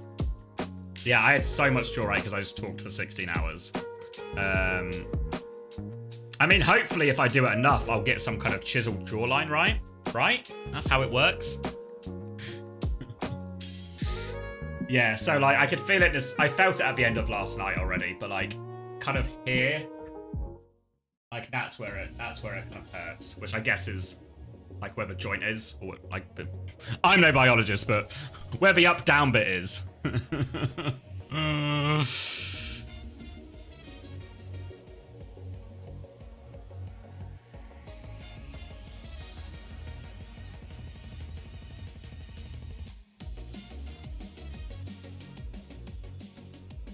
Oh, only wholesome copy and pastas today? Can I be honest with you, chat? This feels like a safe space. A one of trust. where I'll never be ridiculed for anything. But I genuinely still don't understand what mewing is.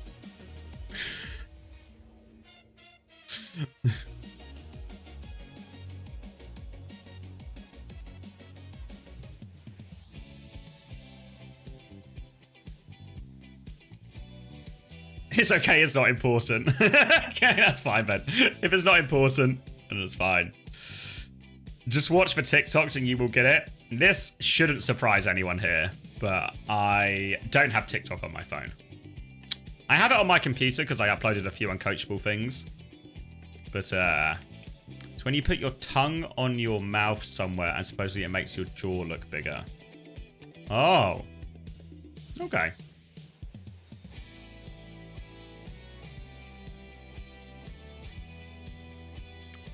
You put your tongue on the roof of your mouth so you get a better jawline.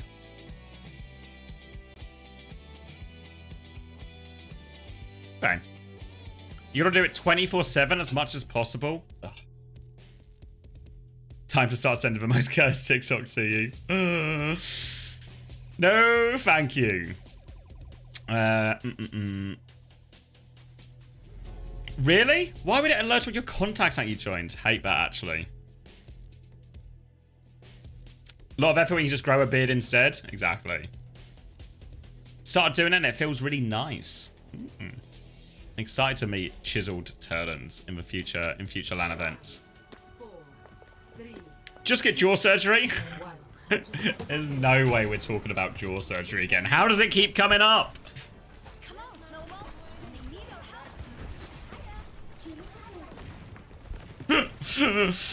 help. Alright, let me close these spreads and shall we lock in?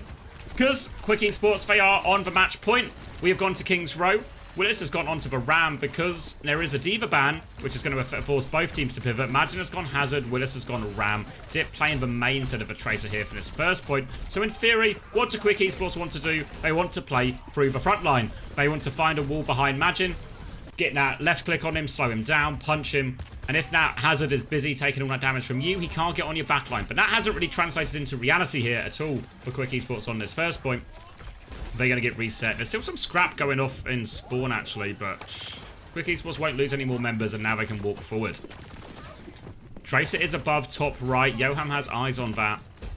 Trying to poke their way through. Need to get Dip and Willis towards point, I think, more than anything. A wall onto the backline as they try and clear the Hazard. A couple of right clicks isn't too much pressure, but now the punches come through, and all of a sudden, Magin is very much on the back foot. Dip runs in to this cast, has his ice block forced in the hotel. They are all coming for Pack Dip as well. Walls himself out of that one, gets out alive, and now can just keep taking this angle passively. But a Tracer in the back. Tracer very good into Lucio Juno. Easy for me to say. Now another form timing on point. Kiwi is going to die as he casts that one. Kitsune rushes out and there's a blizzard on it as well. And Dip is getting all sorts of work done in the hotel. Shield up to try and survive this Hazard timing as well. Magin is low on HP, low on resources. Pack has found that one trade, but it shouldn't be enough. Rico is there, trying to get out of his life.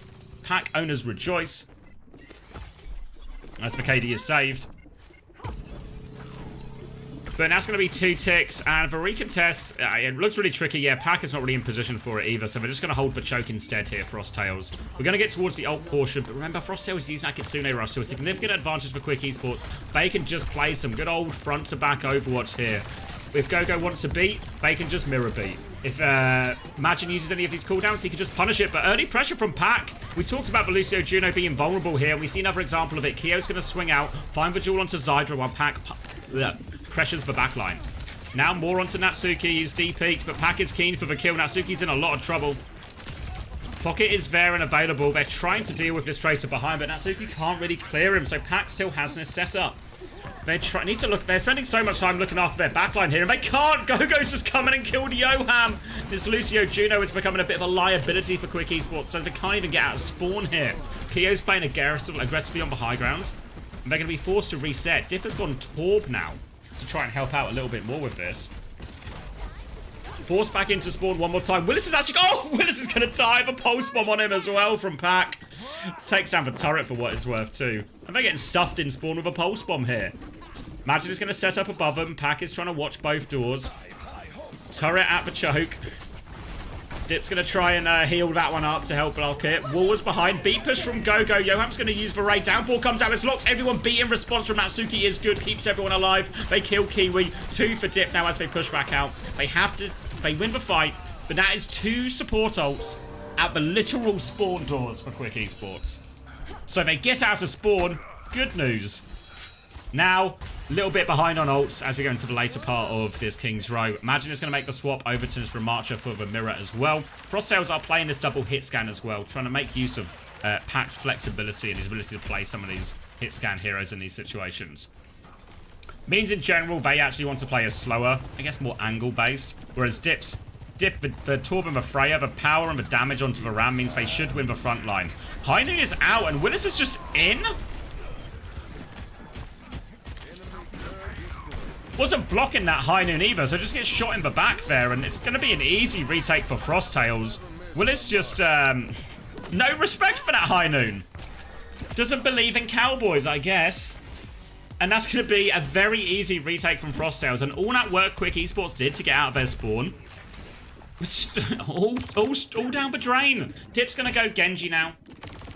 Try and challenge. Expect Dip and Natsuki to play a 2-person group, but Kyo is on the flank, but they were ready for that one. Not falling for Kyo shenanigans. Kitsune Rush is disengaged, so they get a kill and cheat an ultimate.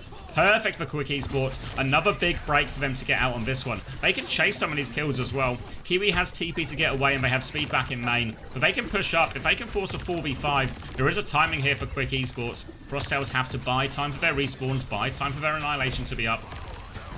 Torpedo's going to force him back around the corner. Imagine has to actually swap that form. Worried he was going to die. He cancels it early to get the cooldown back quicker. Dip is now on the left-hand side ready to go, and Quick Esports going to take this free cart push. But this favours Frosttails because they can get to that annihilation. Disruptor shot of a choke from Pack, awfully low. Gets away with that. But sooner or later, this annihilation is going to be ready. Imagine is going to swing out now as Kyo and Gogo come this right-hand side. They try and swing forward. Bowler was thrown out here. No kills from that bowler, and a lot of damage onto Quick is going to slow him down. Kyo trying to challenge everyone here on this swing. A take aim bolt forces him, and Kyo's going to flank actually. Are they aware? Yoham's going to find out now. Doesn't find the dink though, so Kyo will have to go back towards the team. Annihilation now for Majin. Beat for Gogo. Quick Esports are waiting for their support ults. Pressure onto Majin already as well. Forces a form out for free Willis. Significant form advantage, and Yoham nearly has the Ray. Majin might have to pop this annihilation sooner than he wants. Ray's going to come out in exchange for Kitsune Rush. Beat comes through from both. Beat's going to hit everyone. Blade is out from Dip as well. He's cut through Gogo, but Beat healing not enough. He's got so much damage there as well. Majin still has the annihilation, but they're all just dead. And Dip there gets a good beat. You see the beat trade come through. Dip pulls it just afterwards, and he cuts them all the way down. And Quick Esports, 20 seconds left on the clock. They get the extension. And neither annihilation has to be invested there either. And a late pick or an early pick? At what point does a late pick become an early pick? You tell me. But either way, Frosttails are going to be forced to reset into spawn. Oh, another. This one is a late pick, I can tell you that. Kiwi's going to reset. Frosttails have to concede more space as Kart continues to move for free. Zydra has the high ground. He has the bowler. Form trade at the corner. Majin's going to try and swing out main, but Zai just find that opening pick. Bowler is out too, doesn't find too much more, but now it's the angle behind this Ramartra. So much damage onto Majin, forces this annihilation out, but Pack is behind. How many kills can they find? 2 is the answer. Majin and Pack, later annihilation from Willis, but will it be enough? Dip has found Pack, punished him for that kill. Willis still has this annihilation. They try and disengage. The slow from Willis doesn't find anyone. And they hold their ground now, Frosttails. Fighting for the high ground. Willis is going to look for maybe a slow and a form timing up on this to catch Velucio. Throws it out. Catches him. Dip there to follow up on the slow. Nice little mini play from Quick Esports. Just more proactive. They've got eyes on Pack behind as well, but Gogo's there as well. They're trying to... Oh, not Gogo, sorry. It's just Pack behind trying to threaten, but Dip has marked this one out, and he's in all sorts of trouble. Deflect onto the pulse bomb. Natsuki finishes the kill. All right, Dip. If you've not bought the Dip, there's still time. Walking forward, Ray advantage as well. Yoham nearly has it. Natsuki dies, but here comes the Ray Blade. Pressure onto Ramartra, the extra damage. Is it enough? They're getting booped away, trying to cut through this deflex. Imagine just holds strong. Has to turn at the last second. That allows Yoham to get the kill. Awfully low. A trade from Kyo, but is it enough? I'm not sure the answer is yes. Willis is still on point. Pack has to buy time. Slow there to finish him off. That's not a lot of time at all. And there's no touch. Look at the ults. Nearly double support ult for Frosttails, but they can't touch.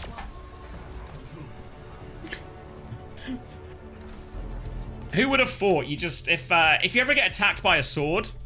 This is a bit of free advice for everyone. You ever get attacked by a sword? Some maniac comes up to you? Just put your hands up, and they can't do any damage to you.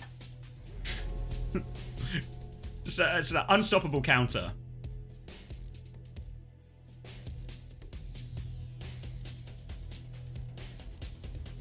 Alright, not the best, not the worst. A full cap means they're guaranteed another chance, one way or another.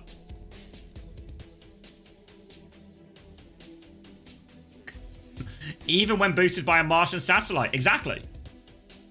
What if you have no hands? Then stay away from people with swords.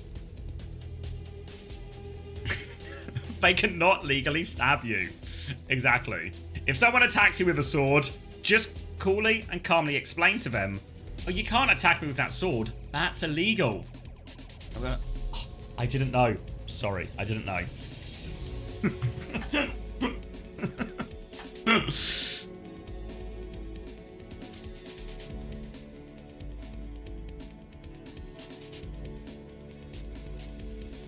Swipe and no swiping. Exactly. Honestly, that's so weird that you've said that. Because I was thinking about swipe and no swiping earlier. Because Hunter always calls Flora the Explorer. So then I was thinking about Dora the Explorer, obviously. And I was thinking about swipe and no swiping. Funny that it came up twice in a day. Anyway. Gogo's gonna kill Dip. How on earth? Alright. I look away for a second and there's no bloody defense left. Quick Esports have just crumbled here. Absolute crumble. An opening pick from a Lucio on a Tracer. Little salute from Pack. And alright, a very quick first point for Frosttails. A lot of work to do now for Quick to get time off a clock. Remember, when we're playing this Lucio Juno, we can really empower our RAM a lot. Give our RAM a lot of motion. But these slow timings are going to be so scary for the Junos, for the Lucios, whether it's the Tracer following up, the Genji following up. That slow timing is going to be brutal. At the choke right now, Keo is trying to poke through, bit of damage onto Willis. Just force this format as well. Bowler at the choke, trying to anticipate the peak, but Willis just wants to get out of there. Full disengage. Later form for Magin. No kills, but look at the space Frosttails have got from that neutral. They'll take that. Did use it cost him a bowler, but really worth the price. Keo is lurking around. I think they don't know. They don't know. Dropping into this. Misses for first bolt, misses for second bolt, misses for third bolt. Just get out of there, Keo. Oh, disaster for Keo. He had the drop on them. They had no idea.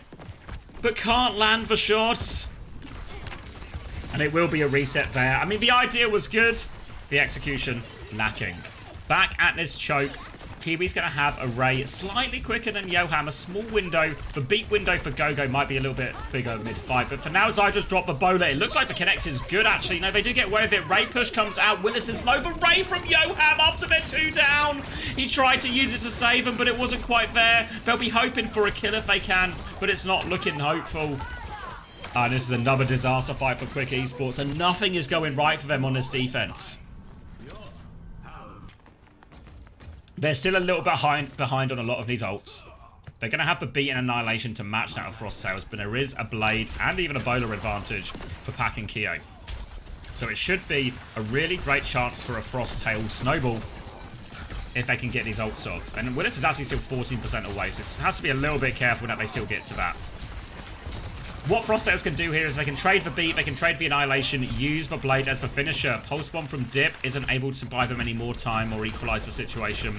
Now they swing ground. Pressure onto Willis, who is stuck a little bit in the open here. Limited cover in this part of the King's Road defense. Blade has actually come out first to try and force the beat. Does force the beat. Pack gets out of this one, so now the later beat from Gogo. Willis will use the annihilation, but now Magin has a much later annihilation to use. Look at Magin. Patience. Shield up. Now they can push with this. Magin is ready to go to pull the trigger. Willis on the back foot. It's going to have to be a little bit of a kite. They put pressure onto Magin. They try and look for the backline instead. They want trades, but Magin, he's going forward. He's still not popped the annihilation, but Bowler comes out now. It helps kill Pack, actually, but the annihilation is dropped on point. No choice but to contest here, and they just can't. Frosttails will close out second. Good ult layering from them. I thought they would use the blade as the finisher, but they actually used the blade as the opener to force that earlier beat. Same concept, just slightly different ordering.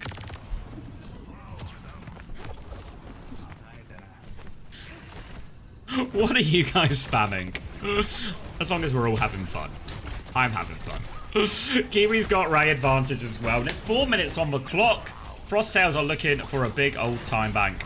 And it's been just a series of disasters, really. Dip is going to make his way onto this Genji mirror, but Ray comes out. Has to be a disengage from Quick Esports. They're trying to get everyone out of there. Zydra just around the corner in time. Now Yoham will have the Ray next. Needs 15% still, but then it's their chance to push. And it will be Frosttail's turn to disengage. They come back up to the choke to stabilize. Don't want to give too many meters for free here. Try and squeeze out enough space for a recontest if they can. Dip is pressured off the high ground. Ray is available now for Yoham. Do they choose to go? The answer is yes. Another ugly crosshair from Yoham. Torpedo swing comes out. Pressures them back. Any kills? Pack is low, but nothing. They keep walking forward, and the kite from both teams is good. Ray has been kited. And now look at Kiwi. Won't be available in the next fight, but he's got a 50% Ray advantage. So the longer we go on, the more impactful that's going to be once they get to that timing. Pressure onto the high ground, deflect out from Dip. They want to try and clear Willis. The form has been used. Willis is on the back foot. Ebola to try and finish him. Can they confirm the kill? Zai just killed Kiwi as they come forward, and Willis was 1 HP, but he put his arms up. Put your arms up and no one can hurt you, Willis. And the DPS from Quick Esports find the important trades to keep them in this. A bit more scrapping back and forth. But those initial kills from the Quick Esports DPS, they save it there.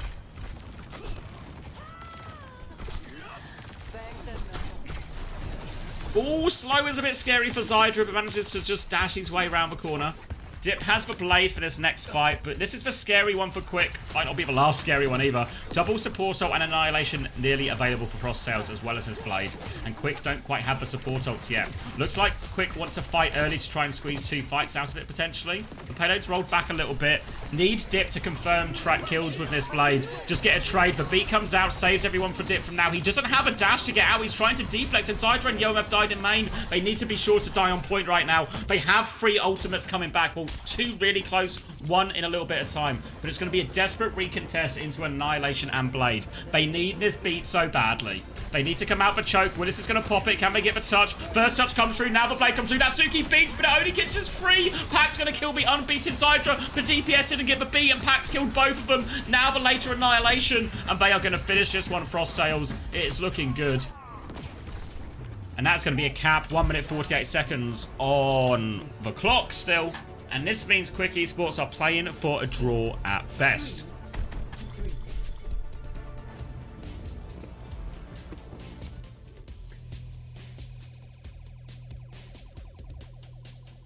Which of course means, yeah, Frosttails, 1 minute 48 seconds. All they need is a tick.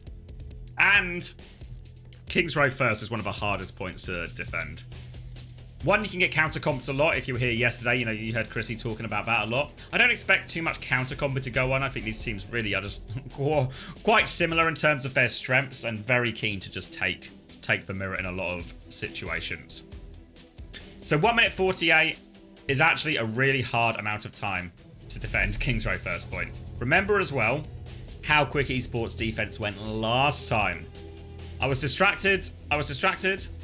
And I just missed the whole defense because they just fell over so quick. Sorry, I think I missed it as well. Offish not 8. When you were complaining about the crosshairs. Thank you for the tier 1, 12 months as well. 1 year anniversary. What a year it's been. Okay, 10 seconds on the clock. We're going to get more Ram, more Genji from Pack. May from Dip. Good work on Circuit Royale from Dip here, and his role in this is very much going to be... He can actually neutralise the Genji. The left click obviously goes through the deflect, lots of pressure for him. Can also use wall timings on the Ram, but as we've seen, Ram is pretty survivable. So the wall onto the Ram, you have to kind of use it after form, or at least after shield or something to get a significant advantage. If you use the wall too early on the Ram, it's a bit too easy for the Ram to survive. Keo taking this very early angle, but Sydra's obviously done one of his own as well. Trades are really good for the attackers, and Keo's going to go for it now. First bolt lands, second bolt on a different target. Oh, gets one onto the Lucio. They all live. They need to deal with Keo behind here. Freya is such a scary hero. Flies into the sky, taken care of. First fight is good. And look at Zydra, 75% to Ebola. Starting to feel a little bit possible after how clean that first fight was. Frosttails get very little ult charge out of that. Keo had the option for a trade, but can't find anything meaningful with it. Zydra 14% and counting. Slow comes through. Packers run through, looking for a trade. Dash through, has lost for Juno though for a second. They're still pushing forward. Quick Esports have kited a very large amount of distance back, and that's going to leave Dip stranded. Willis needs help on the point. He's surrounded. They need to come back in. Bowler out. Willis has died. Someone else needs to get the touch. They don't have any more ultimates. They try to kite that engage. So scared of a trade, but that leaves Dip and Willis stranded on point. Zydra finds 1 kill. Natsuki finds a second. It's surely not enough. There we go. Pack cuts through the last one. 24 seconds to spare. King's Row belongs to Frosttail, and it's a map 5.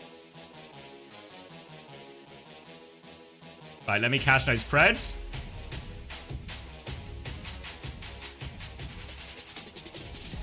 And let's look at some numbers, shall we? Some big winners in that, I believe.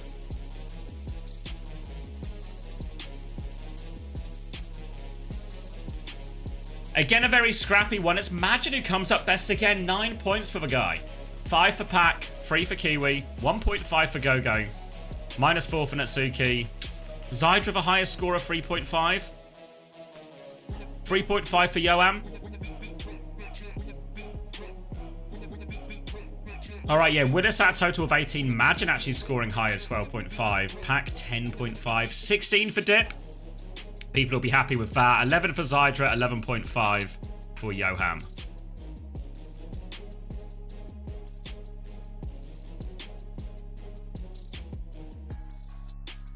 Tennis Theory? Tennis Theory.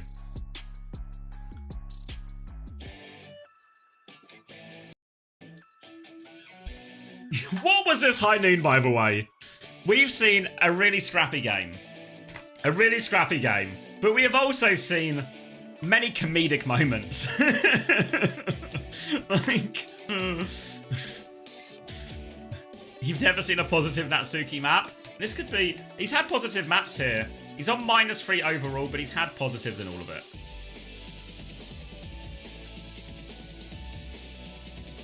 Where is it? Flashpoint left as well. Let's look at... Let me get up... Oh, I think I've broken it. Let me fix the clean feed first.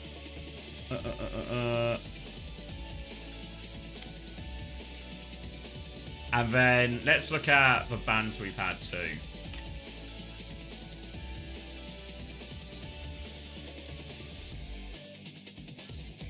You guys, let me put it here. Can you guys see that now? There we go. I'll fix the clean feed.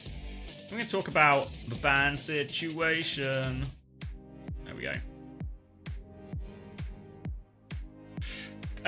So, yeah, quick esports choice. Faith banned Vadiva, Vakas, for Brig, Alari already. We have to go to Siravasa or New Junk City. I can see off my screen it's New Junk City. Are we getting the ban? Alright, you can't see it. I can see it if the bans come through, so I'll let you know. So, Genji, Freya, Juno, Brig on the side of Frosttails. If I'm quick, what do I ban? Can't ban Diva.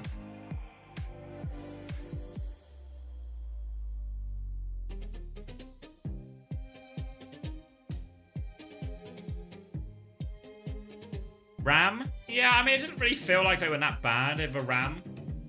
Don't need to worry about Bull because it's New Junk City. So no, did they mess with the DPS potentially? Whoa, what's happening with our overlay? Protect Diva? I don't know,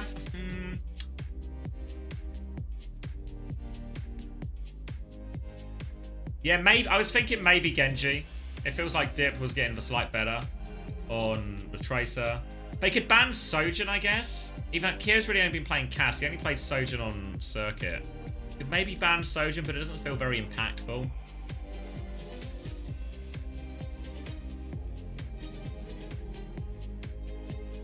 New Junk City is the map. Oh, should I put the Preds up as well, out of respect?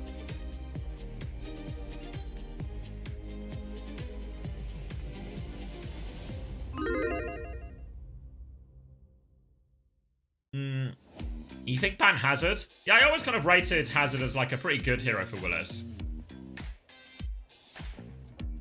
Yeah, I guess New Junk City does imply they want to play the Ravia Rishikon. Oh, actually, this is good. This is good. Target Go-Go. Yeah, this is good, actually. I like this from Quick Esports. Frosttails have taken the opportunity to force a Genji mirror as well by banning Tracer. But the Lucio ban, I think, will be more consequential. Gogo is definitely much more a Lucio player, and is his best hero by far. So it's going to force Juno Brig, probably. Which I think feels way more comfortable for Quick than it does for Frosttails.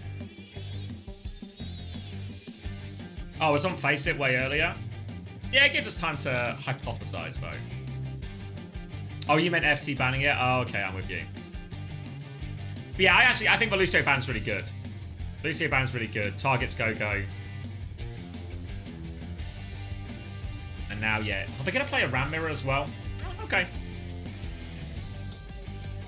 Now, Orisa is normally seen as good into Ramatra, but we've not seen too much side of an Orisa. No, not anymore, Sam. They're separate modes, so we have five distinct modes for all of this. All right. New Junk City. All the marbles. Cranking the game volume. Closing the Preds. Locking in. Cass versus Freya once again. Keo will not play as Freya. Unless he really has to. Ram's going to meet at the choke. Frosttail's playing a little bit slower to begin with, actually. Giving a bit of space for Pack on this angle. But Dip is already all over this. Cass and Willis is there too. It's a 1-for-1 trade. But now Zydra. Chance for him to take over potentially as they play opposite sides of a point here. Eyes on him to carry this fight. Slow comes out. Bit of splash damage only. Ram shield to try and block the healing. Form trade comes out. Magin has the later form here. But he's taken a lot of damage. He's been healed up by now, and they've kited this form out very well. Quick Esports with a good read on the push and pull. The slow catches 3 of them in the back. They will survive for now. And we're going to be back to a 5v5 soon as Frosttail starts to try and force point. Torpedo swing to try and help Nat Cap go through. Is being contested right now as Zydra swings. Looking for a little bit more. 1 bolt will land. Trying to find the Brig. Another bolt onto the Brig. No follow-up damage just yet. Turning their attention instead to the Ram. Wanted to pound damage through this block if they can. They're going to try and flip the map here and force the objective. The backline has to rotate as well. Zydra's going to use the Bola. The Bola is good, actually. So much damage. Frosttails are all on life support. Zydra finishes 1. They need to keep him alive. But they have a significant advantage now. Frosttails have recovered their HP, even though they've lost a person. More pressure onto the Ram right now. This form is about to expire. Imagine's going to be in big trouble. Shield up. But Imagine, he's trapped. Gogo jumps in to try and save him, but a very long extended fight is won by Quick Esports, and really see the power of the Freya there. Keo has also swapped onto the Freya as he comes back here and does actually nearly have a Bola already. So a single fight on the Chaos before accepting it as a Freya world. Now for this first retake, a long fight means we're going to be in a big ult trade. Annihilations will probably be some of the last ults up. So it might just be a potential start with Ray, start with Rally. These rallies probably really need to... You don't want to be too aggressive with these rallies because you need to save it for the blade. The rally has been forced already. Ray and Rally from Quick Esports, both of them. They both are going to be using response. And Natsuki Rally jacks is through all of that. Deflect comes through, but the damage is too much. They pop the combo. Double support ult as well. Match from Frosttails as well as the blade. You use 2, we'll use 3. And I don't think Quick Esports really intended to use both support ults fair. It felt like Natsuki responded with the rally for the Bola. And then it all just sort of unraveled from there. Disaster ult fight for Quick Esports. And now it's going to be Annihilation versus Annihilation. Blade advantage for Dip. So eyes on him. Can be difficult to get Blade value trying to fight through this Annihilation. He's going to go through the side first. Get him marked. Pulls the Blade. Looks for the Brig. Slow as net. Sets that one up perfectly onto Gogo. Now turns his attention to the Ram. But the Ram has just put his hands up again. He's getting surrounded a little bit more. But Magin has the Annihilation. Punches down Natsuki. Willis with the later Annihilation. These Rams are just going to trade for... well, potentially forever on point. They de-peek each other and both will expire, but while this has been going on, Dip has won the side fight against Pack. Now the player advantage, Dip is getting an angle here on Magin, forcing him even further back. As this form expires, Magin's going to be in big trouble, but he's actually killed Dip and got himself back to point. He's not in big trouble at all. Zydra's good for 1, but this battle on point is raging on forever between the Rams, but it's all about the kills off the point. Zydra wins another one. Natsuki's got more packs, and Quick Esports, they're winning the side fight as the Rams just stalemate it out. Dash onto point right now from Pack. Probably can't win it from here, but can get more capture progress. Make sure they're at 99. Zydra will eventually finish them all off.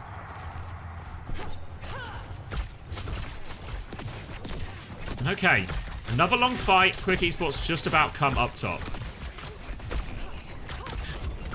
People told... I'm not going to start it again, but people told me Mauga was the problem, eh? Zai just got... But are they not going for it? Sorry. I was busy making a smug point. And now... And yeah, they just don't go for that retake. I guess, yeah. It goes over too late. Mrs. Ramatra loves it. Yeah, I can see... Hints of bias. It's alright. I can cop the blame for this. We move on to the next point. They're trying to rotate through. Dip is low, though. Dip was trying to hit the backline, but on that slow timing. We talked about that earlier. It's going to be a key part of this, but Dip gets punished going for that one. Trying to walk up a player down. Willis looking for the backline, but he's gone awfully deep as his form's about to expire, and that's just going to make him take a whole chunk of damage. Ray and Rally trade going to be available soon, but eyes on this blade advantage for Pac. You can see Frost Towers were keen to force a Genji mirror. They believe Pac has the advantage on it here. They're going to get the flip for free. Bola at the choke as the Ray comes through. Torpedoes out. Natsuki dies though before using Rally. Now the blade comes through. There's no bash to deal with that now, and it's going to be easy for Pac. A little bit of damage boost from this Ray as well, and a clean fight for Frost Tales.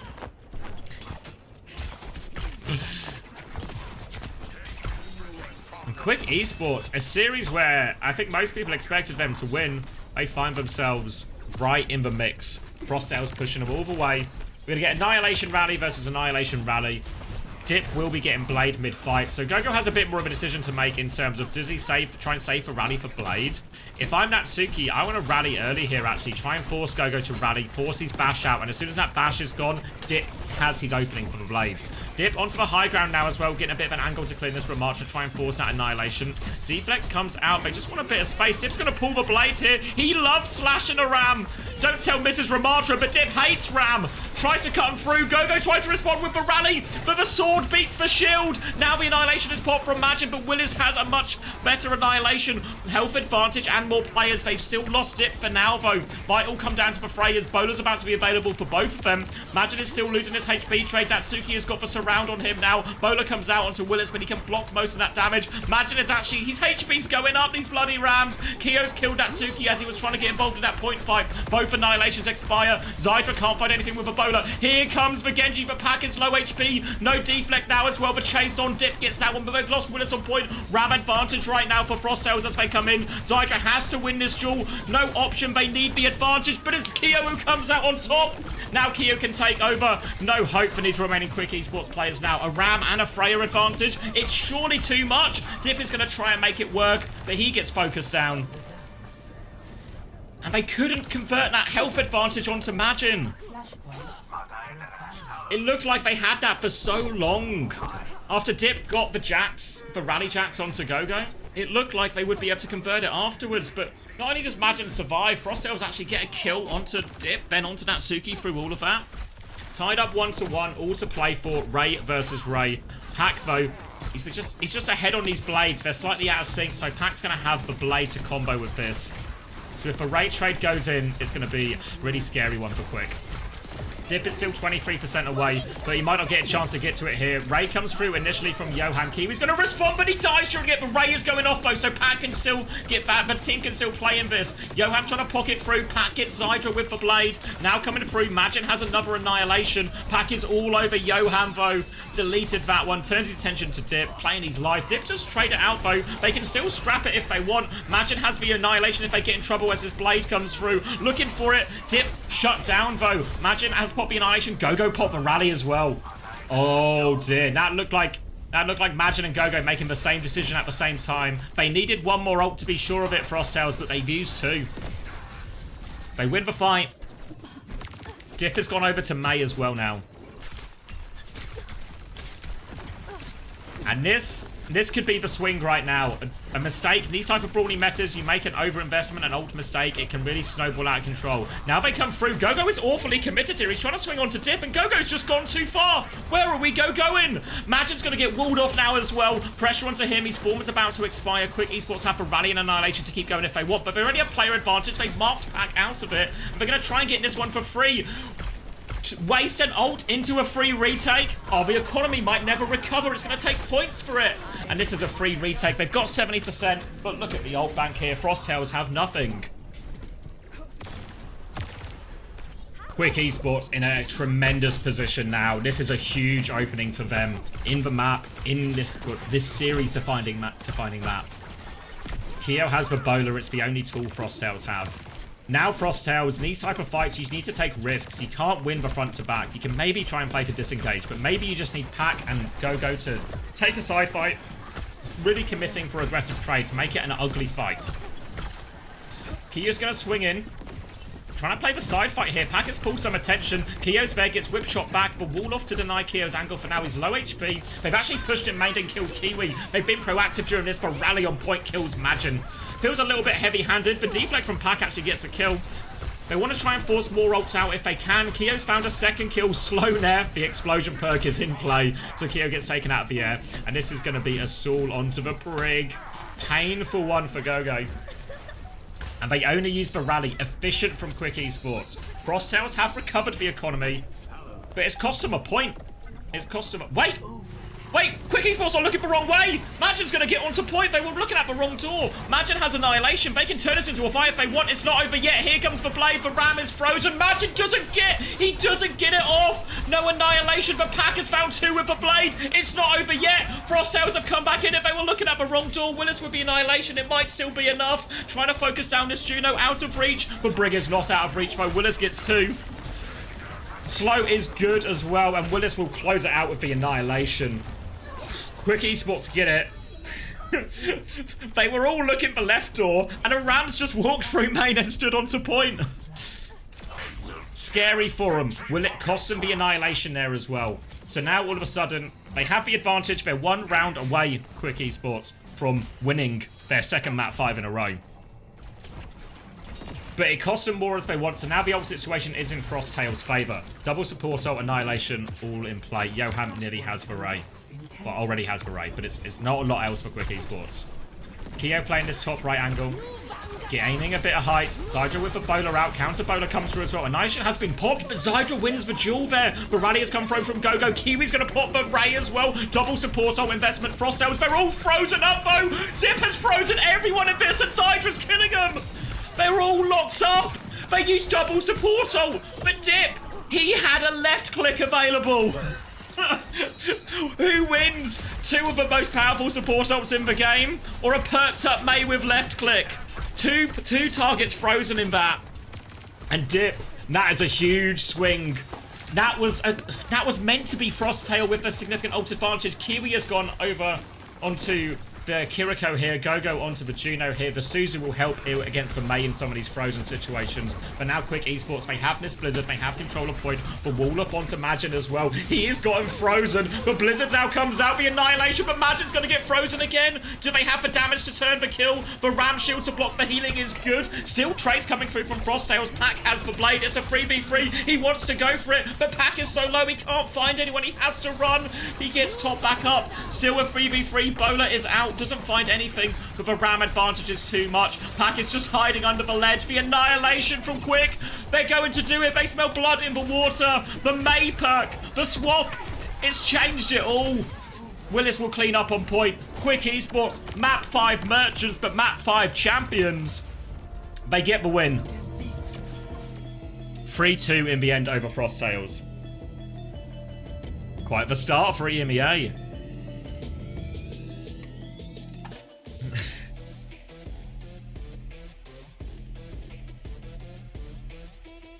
French Kevster with a smart move. I mean, that in the Ram mirror, once it becomes clear that neither team has any interest in going Orisa, that Mei perk is fucking busted, no?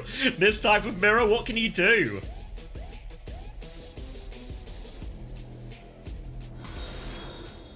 Alright, let's cash out for Quick. Thank you, I'm going to try and say... Grimalon? Thank you for the Prime for 2 months.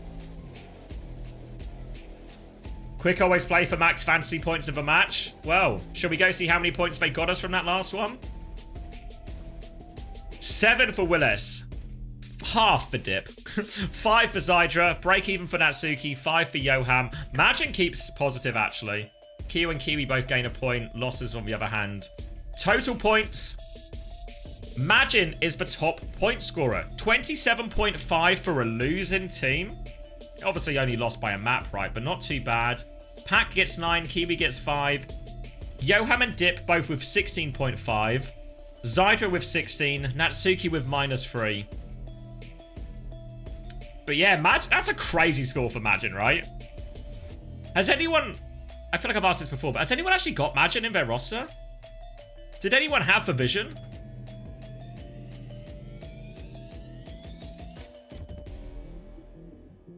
Maze is a hard ram counter now. Yeah, I mean, it's always been pretty good, but with that perk, 1 person transferred him in, 5 total have him. Commander X's Rose Toy as Majin. Fuck's sake.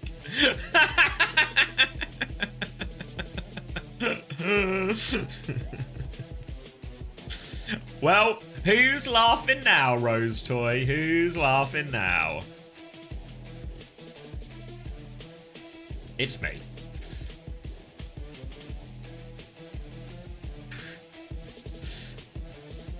But yeah, good series. Honestly,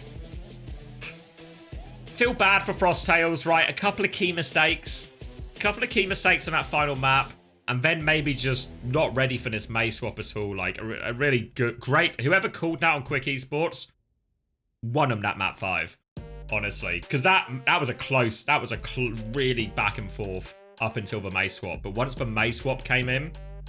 Because there was a couple of maybe ult errors or economy errors from both teams.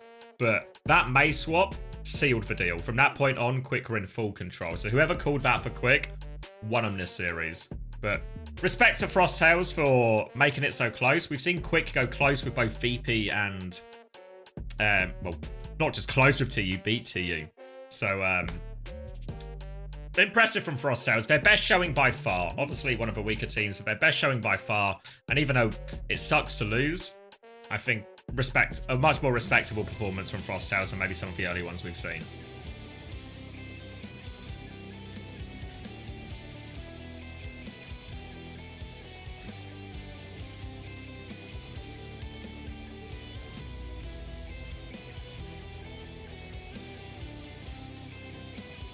How many points did Dip get? It was 16.5, I believe, in the end.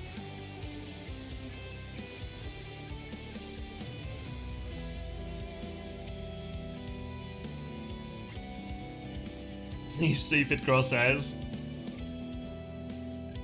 Heesun gonna score big for me, I believe. Yeah, next is for big series, T versus TM. Oh, is this from Kiwi? Oh, GG's Kiwi. Tough one, that one. What's the honest take on how I played? What should I work on? Honestly, Kiwi, mate, it was actually a really even series. I think that last map was completely 50-50 until the May stuff. Like, the Kiri swap made sense, but it was, you know, the damage had already been done to the economy and stuff like that, you know? But I don't think it was too bad. Like, I feel like both teams felt really even today. I know that's not, like, a super helpful answer, but I'm also watching from just, like, different first persons, and we don't see a lot of support POV. But most of the time, it really didn't feel that bad. Let's go. Dip is with us. You can hear us. Jersey. It seems. Yeah, hello. Thank you for having me. All right, before I dig Yeah, I know into it's not a great anything, answer for you, Kiwi, but I don't. Frosttails shirt If I don't have wearing anything, I'm not right just now. gonna bullshit you. So I've got nothing major for you, mate. Let's get some banter in. Don't be too upset. It this was a team is my 50-50 game. Friends, so they're all my friends, so had to put that one for the interview. Okay, I love that. I absolutely love that. Let's talk about how familiar you are with them. Obviously, both coming from promotion and relegation. They managed to push you to map 5. I don't know if you guys just love going to map 5. That seemingly seems to be your thing. Maybe you get paid by the hour. I'm not sure what the deal is there. But are you guys scrimming a lot against Frosttails? Are you just very familiar with each other? We weren't very scrimming them recently, but we know them very well. Actually, I saw 3 of their players, maybe even 4 today at LAN. So I know them really well. We all know them really well, and we kind of knew what they were playing. So yeah, we're pretty familiar with them. I guess I'm wondering. Does were it you feel caught like off this guard ironing by board the is used for a lot performance? of Like, you've been ironing? having a really rough start to the season where you guys have been upsetting some of the teams that people maybe didn't think you were going to be able to beat. So I mean, coming into this thought you guys would be maybe the heavier favorite. So going to map 5, a solid performance from Frosttails, but was that what you guys expected? Did you think it was going to be that close?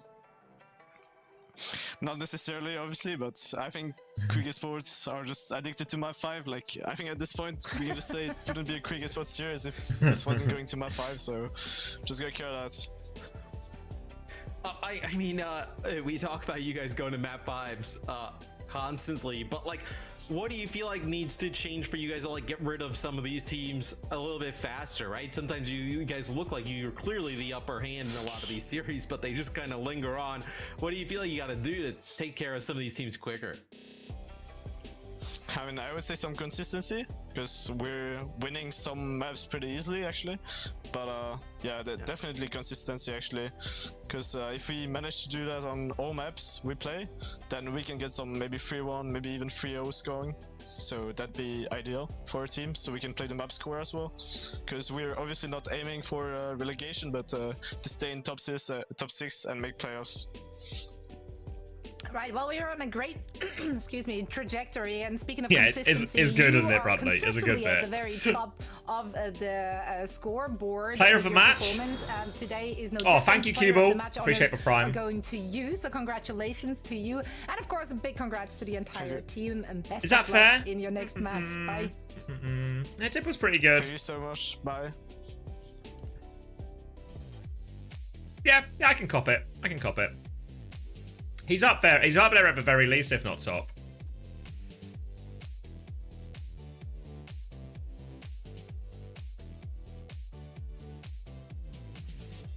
Oh, we played with Frosttails for the French Championship? Okay.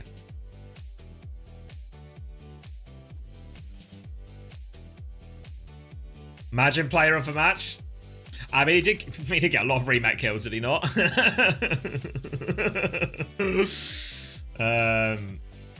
Yeah, no, I was hard on 3-2s because there's going to be all this fluctuation between who's had better maps, you know, who's been the better on the whole.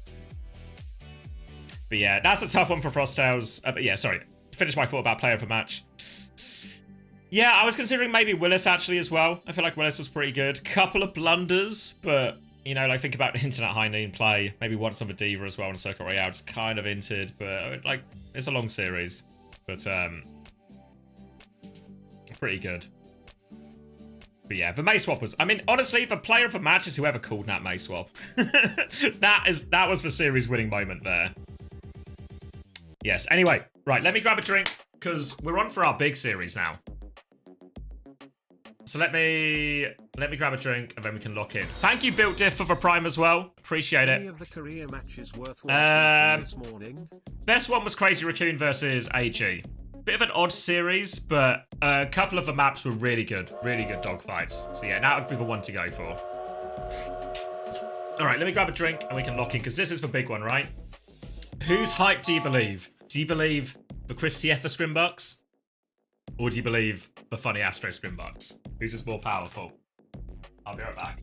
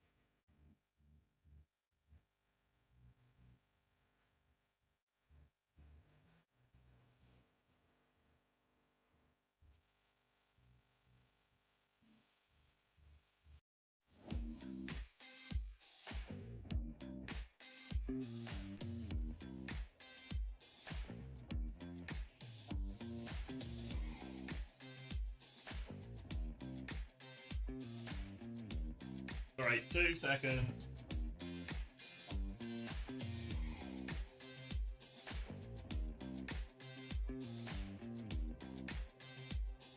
I'm back with you. What's the status? Let me cut the VOD before I forget, because I will forget. And let me start the Preds. Psycho in? Fuck, how many people transferred in UV thought he would be good for the maps? This is mine's the ultimates. Map 1. Did I? I did, fuck. Oh. Now, let me make the stream title as well, because this is... I definitely got the first one. This is mine's versus the ultimates. OWCS. North America. No, EMEA. Fuck, I've not slept enough.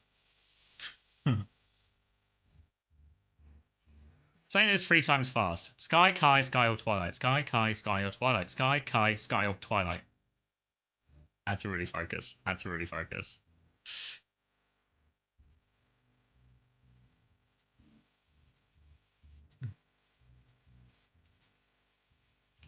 And that was Frost Tails Esport versus Quick Esports.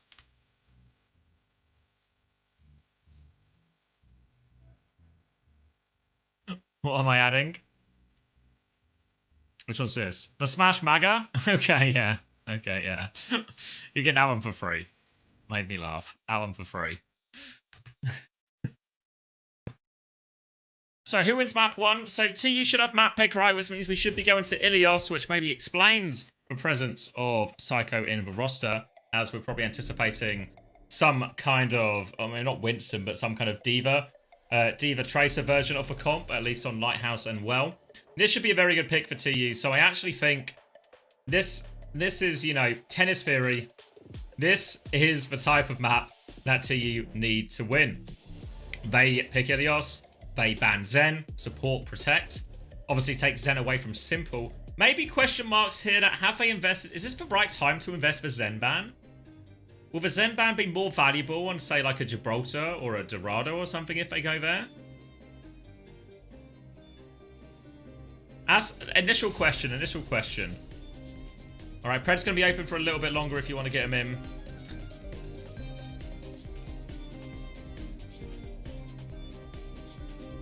So yeah, question marks if this is the right time to invest the Zen ban. TU obviously going to get TM have banned the Winston away from TU in response to this. TVNT in as well is a bit of an odd choice here. Wasn't expecting that actually. 3, 2, 1. Round 1. Capture. Yeah, I've heard they have used, like when I spoke to Astro at times when he talks about using the Zen from Simple in places. Good option on some of the escort maps particularly. TVNT going to be starting vote over KSA, so interesting choice here. Obviously the hero pools for TVNT and KSA is identical in many ways. Fly through from TVNT, pressure onto Sky. Matrix Nair from Heesung, who is just taking the Diva mirror here. Heesung really does have a pretty good hero pool in terms of all the dive tanks. Winston, Diva, Hazard, all of that. But it's funny, Astro, some glads on glads action. Shields up as Astro gets the better of him here, and that'll be a first flip early over to TM. The backline have disengaged onto the low ground. Some dinks from Astro help set that one up as well. The TVNT and Simple collapse. Now, the nature of this matchup, Anna Brig versus Kiri Lucio, is that really the Kiri Lucio team is designed to punish this Anna backline. If they can get on top of them, I expect Simple Astro can play quite aggressively in some of these situations, follow up on them. Oh, good shout for Preds. Thank you. It takes a village to run a stream. Preds are closed. It was locked in at 57%. Retake onto the high ground now. TVNT and Quartz both nearly have their ults already. Quartz can throw this bowler into it, and they are pinned in here right now. TVNT keeping the pressure on, harassing them from beneath. Tries to try and find anyone who separates from the flock. This is Hyena Theory. I'll tell you more about that later. Bash comes in, nade through the Matrix. Well timed from Twilight, keeps everyone alive and makes TVNT awfully low. He's into the D peak, but a slightly different breaks line of sight. And now TVNT comes back in. They never got the punish onto TVNT, and he strikes back. He's out of the mech, but he has the self-destruct. He can get back in there. And another good fight for TU. Another successful dive. For TM. TM to you. TM to you. TM to you. Another successful dive for TM, and Heesung is going to go ball now for this retake. This means that Twilight and Sky are going to be left a little bit more to their own devices to survive, but they have the Nano and they have the Rally to help them. Hyena Theory is real. Hyena Theory is real. It was one of the first theories we learned on London. To me, to you, that's good. That's good. All right, Sky's going to kill Quartz right now. Rally's going to help them through. They've been separated from Kai, but the pocket's coming through, and Kai gets the kill. No Chuckle Brothers here on the TU backline. All business as that Rally helps them through. The Kitsune Rush and helps them through. Simple does find the fadeaway trade. But they're back onto point TU. They don't have a lot of room for error now after conceding 86%. And we'll get an early pause.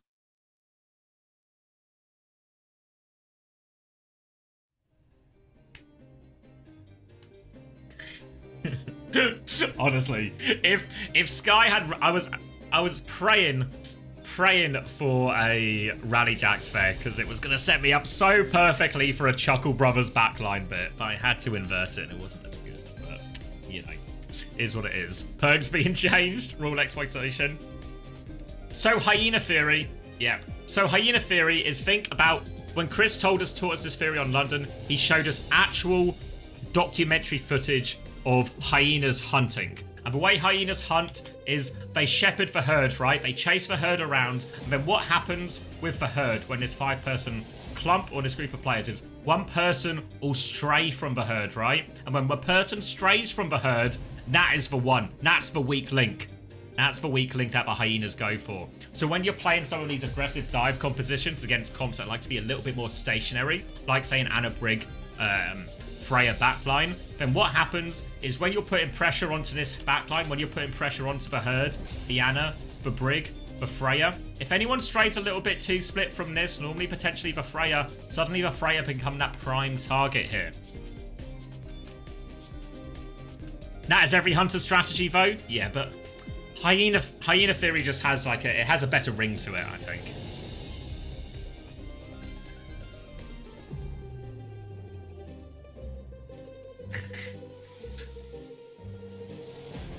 But yeah, that's the basic idea.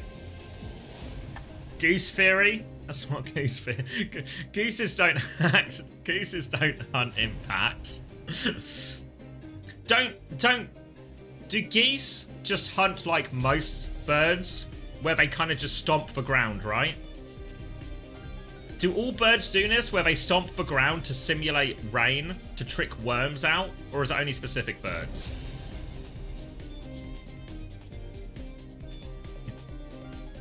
Please, never been hunted by a goose. What do you mean? Why have I got a first-time Muppet? Only some? Thank you, Jarrett P. No way I got a first-time. Gooses? Geese.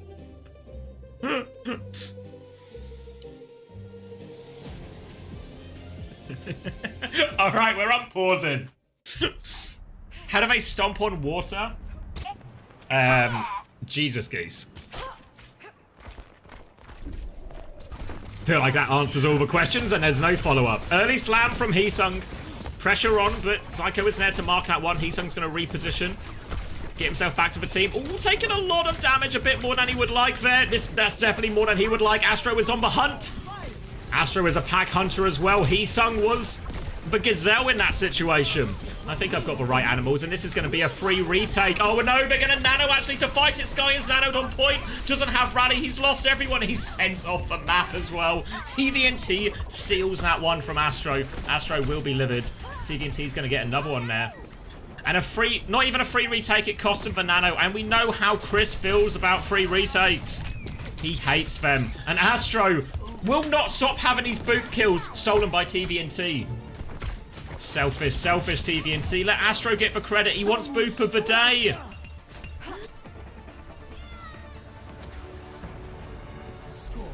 TVNT snatching those points away. Yeah, that was actually just a really, really big mistake from Heesung, because they were right back in that with that. Had a lot of the ultimates, had the nano defensively for the next Diva dive as well. Would have made it really hard dealing with that nano brig. And then there we go.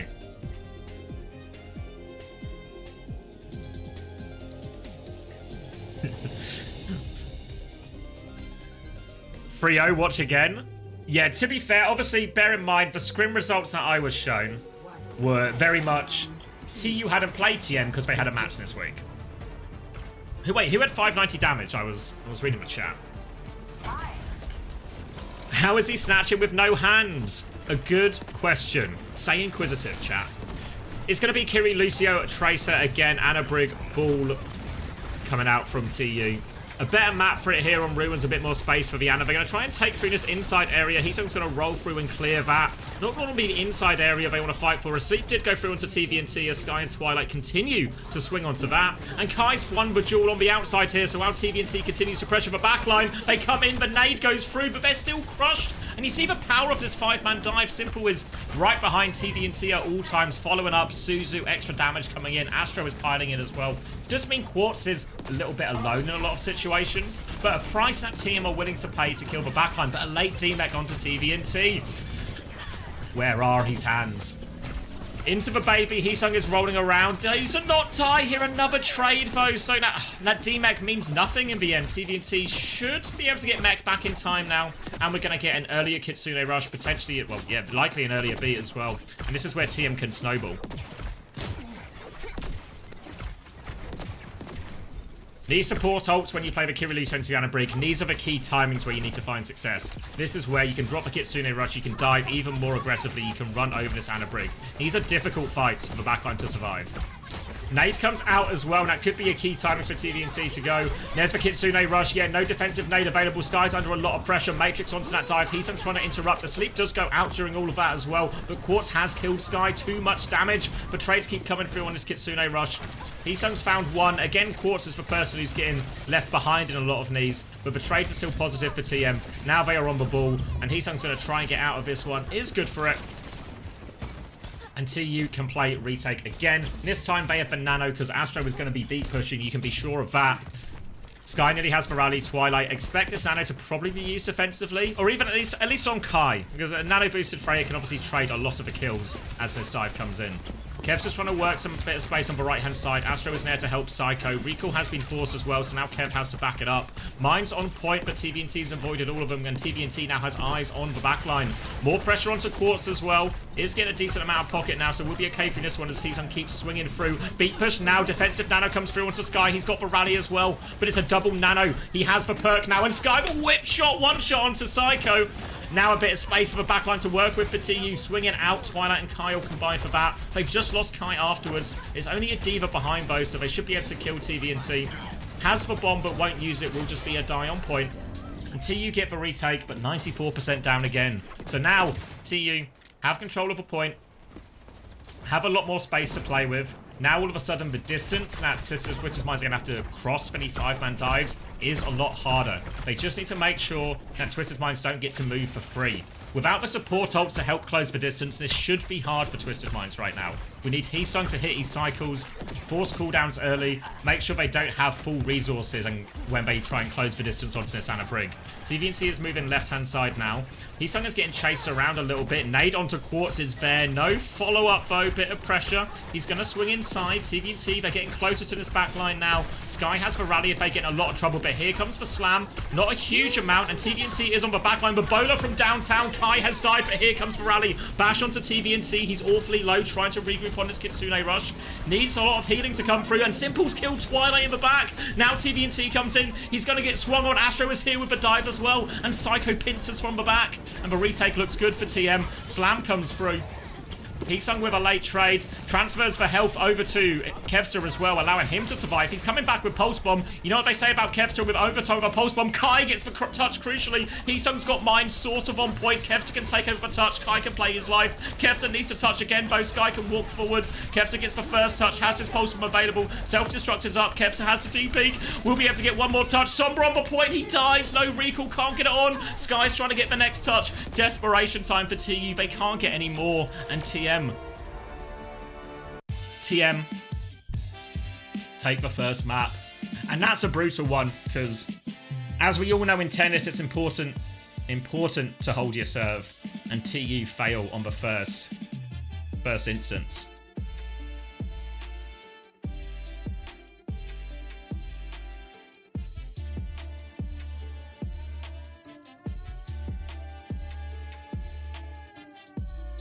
All right, should we look at some numbers?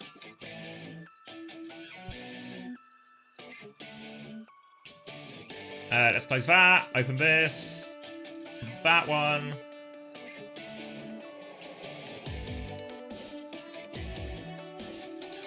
Generate me a report. What players do people have from this matchup? So only one map in. Quartz actually on a minus 0.5. God bless him. Psycho on 4. Astro on 4. Simple 2.5. TV&T, the big winner, 5.5. Kevster breaks even. Everyone else from TU goes negative. Small negatives, albeit, but still negative.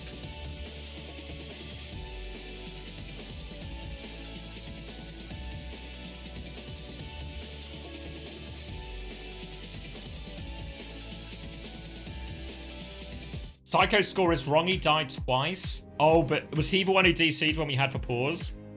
Yeah, let me drop a message for Toby as well, and we can see if we can get it corrected. DC'd on the Ilios. The T versus TM game.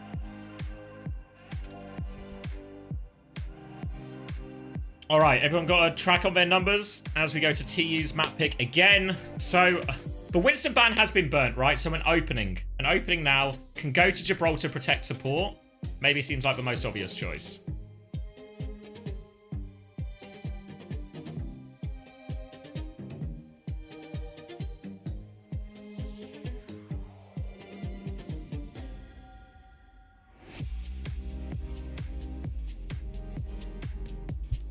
Sorry, just happened to say need.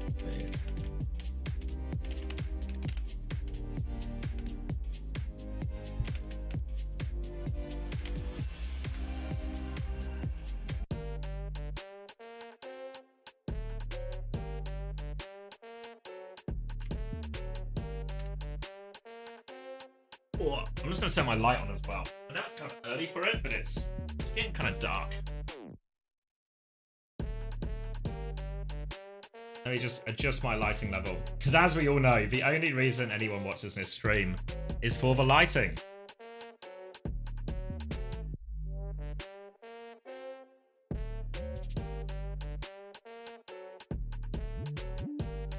There we go. My head does that. Thanks. Thanks. All right, Saravasa is the choice.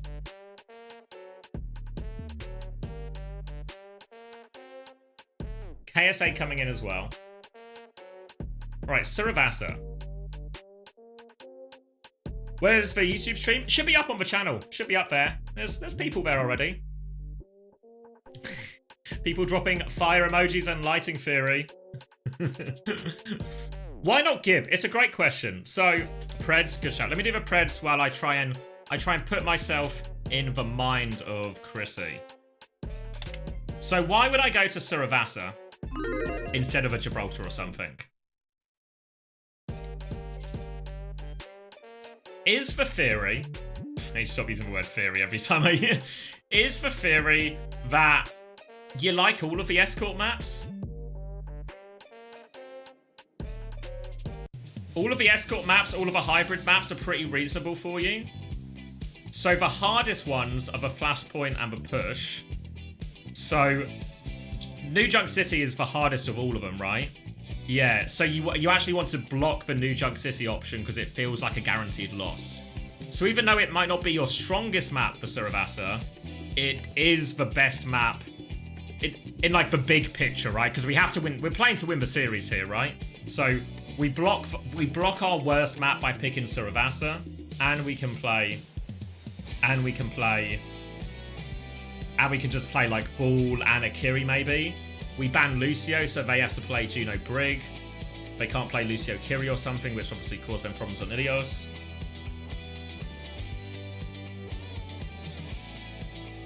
That's a hypothesis. There we go, yeah. And then TM ban Orisa. So TM wants to play Ramattra, right?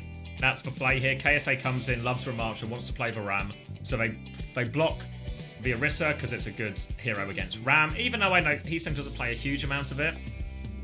It has a comp to you at pulled out in the past. So expect this to be Bull from Heesung, Bull and Akiri, and then just like Tracer Freya. We only saw the one sub, right? With KSA coming in, so it means Psycho is still in as well, right?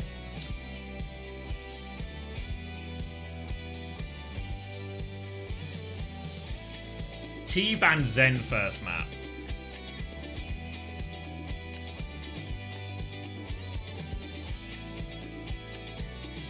I'm feasting on all this Ram playtime today. You've married the right man, Mrs. Ram. Oh, we're gonna get a thing. Let me turn this down while we get the advert. Quartz goes Sombra. Yeah, he could. He could. Ooh.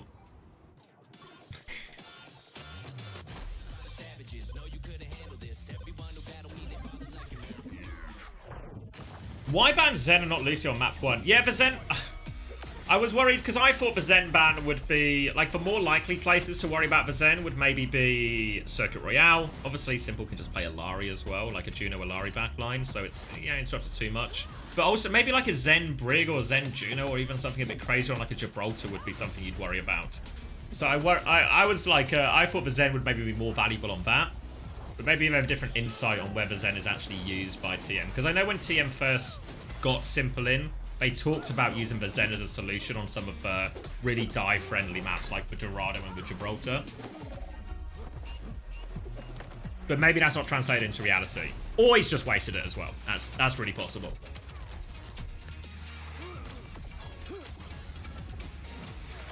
Oh, thank you, Amma. Appreciate the 15 months. Welcome back.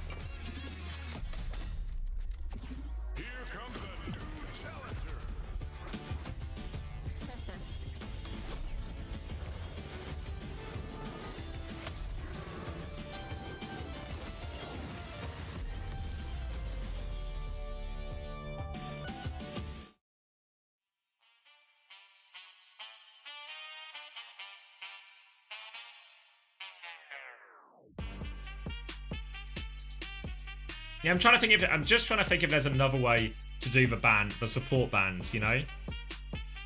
Because obviously the Lucio ban on Saravasa feels like good value, right? But also the Lucio ban obviously would have been big value on Ilios as well.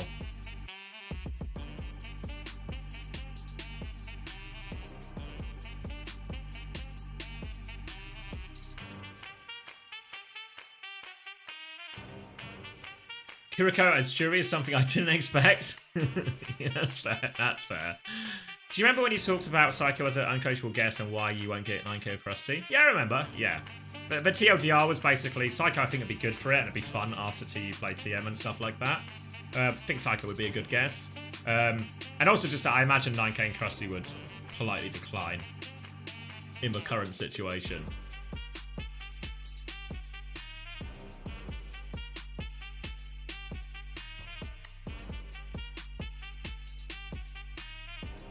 Two Korean players who have been playing dive since they were in diapers and they were avoiding dive maps. There's no theory to explain it. Who's better, Jaehong or Twilight? Twilight.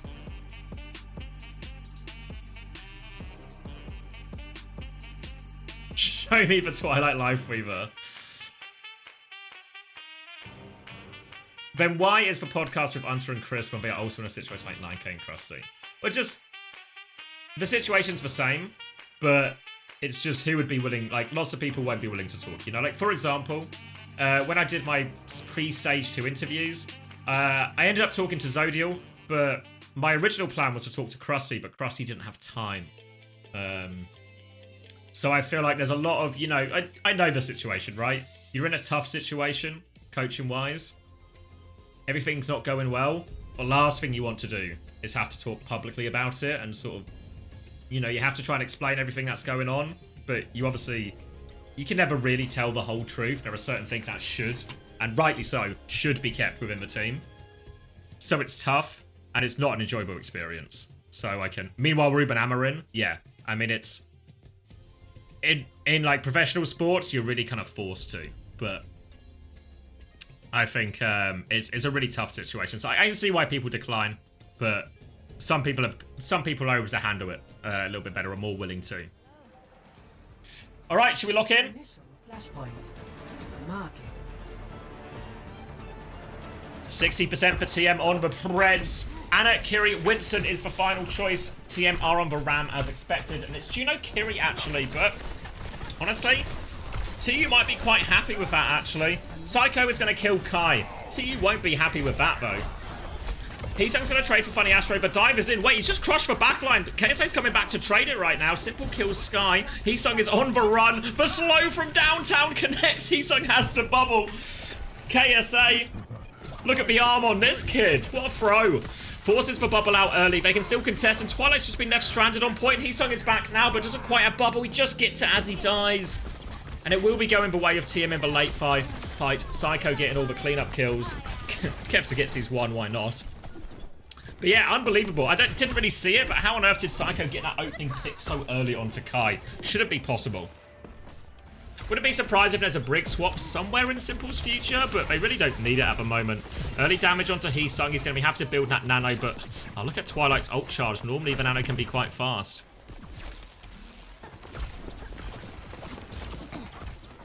Oh, pardon me, sorry. All this Pepsi. Alright, Kevstar, 1-for-1 trade, but might be worth it, actually, honestly. Sky is in the backline as well, but no way out. Okay, now it's not worth it anymore. Heesung has bubbled on point. They have killed KSA, so they can start forcing the objective. TM can touch through Psycho, I think. Trying to get a bit of pressure on. Quartz is swinging the other angle. Heesung's going to jump in, forces Quartz back. Zaps him down. Does Quartz have pocket? He kind of just doesn't.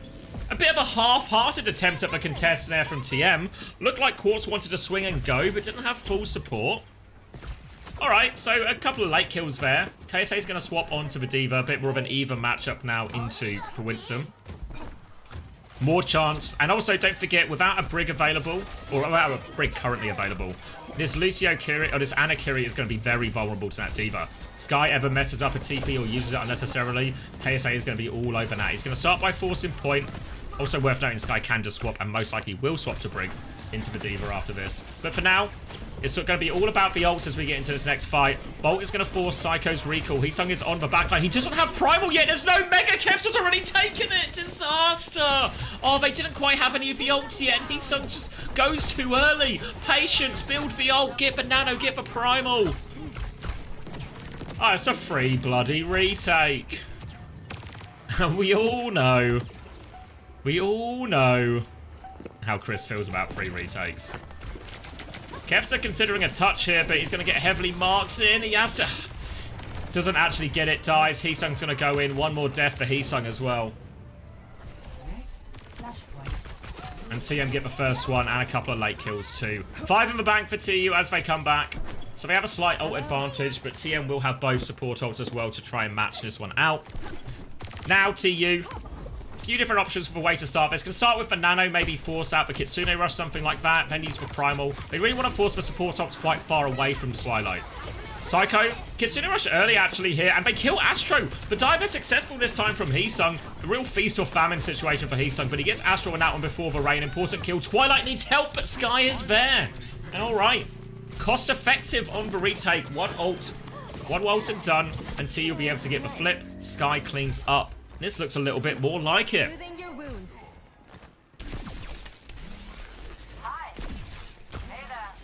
Double support ult still coming back. TU though, again, we want to hit him early. Don't let these support ults from Twisted Minds be available on point. So eyes over here. Look at Sky in the corner. They all know he's there though, and Sky can't get out.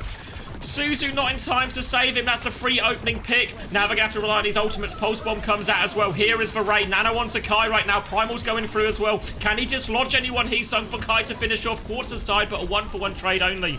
Now turning his attention onto the Tracer. Has forced the recall, but needs more help. A jump and a bubble out as KSA chases that kill. More pressure onto Heesung. Sky is back, though, on that brig. Will start swinging onto the Diva. KSA wants to fight, though. Pressure onto Sky. He's just going to fly straight into him. Torpedoes from Astro finish the job. And they just can't stabilize. They can't recoup the HP. And TM straight back onto this, and KSA should be able to get a lot of the cleanup here. Maybe even this one. Kevster steals the health back and will get out. Yeah, they 100% knew where Sky was. 3-2-1 round the corner. Boom, in the face. Sky can't react in time. And a brig should be a lot more durable against this Diva Tracer now. No big ult turns for TU. They have the Bowler. Bit of pressure onto the Diva. They force KSA to turn. He's taking a lot of damage. Bowler now from downtown, but Astro gets away from that one. But into Kevster's grasp. Full Matrix coming through from KSA to help it out. Heesung with a bit of pressure. Will be getting topped back up. Still fighting at the choke. Heesung's waiting for those heals. Twilight is right there. He's in KSA's face. He's behind him. He's in the Bowler. Twilight wanted to push for push for Diva rather, but it seemed like no one else was that interested. Twilight was trying to get in the mech with KSA there. All feels a little bit odd. And TM are going to take a 2-round lead. Flashpoint, Palace. Nearly coming up to the next wave of ultimates, but TU already in a situation. Already in a situation where they need to reverse sweep in this flashpoint. KSA's marking Heesung's position on the left already, as they're going to try and get all of their team up there. Twilight hiding in the... Wait, Quartz... Oh my god, they just walk straight into that when a Quartz kills everyone for free? Blink and you miss it. There's no backline anymore. And this is just... It feels like a collapse. Flashpoint unlocked. All too easy. All too easy. They will have the ultimates, but they have to concede first flip, and TM are going to have a bank of 5 for this one as well. TU walking up. Nano available for Twilight. It's a Kitsune Rush push to start it. Kevster is behind, so is Heesung. They can start forcing point. They just need their backline to survive, and the backline has survived, and Nano comes out onto Kai to turn this one. Heesung's going to try and bubble off the heals. He has the Primal now, trying to boot someone back in. Kevster has to recall on point. He's trying to separate someone, but can't get out. Bit of damage, bit of disruption, but no one truly isolated here from Heesung. He doesn't get out as the Ray comes down from Astro. Sky has the rally to try and turn it 4v5, but now the torpedo swing. Pressure onto Sky. He's using the rally. He has to just try and live, but KSA and Psycho all over him. Heesung's going to go ball. One more recontest for TU to keep themselves alive on Suravasa. Ball behind for the touch. Still plenty of time for the touch, so Heesung's going to have instead be looking for Astro. Tries to force him out of position here. They're trying to go forward as the ball is behind. They're going to force point again. Heesung's coming back to help. Sky has gone Moira. Twilight has gone Kiri for survivability, but Twilight is dead immediately. Now it's just Sky. Simple has killed everyone. They don't even touch.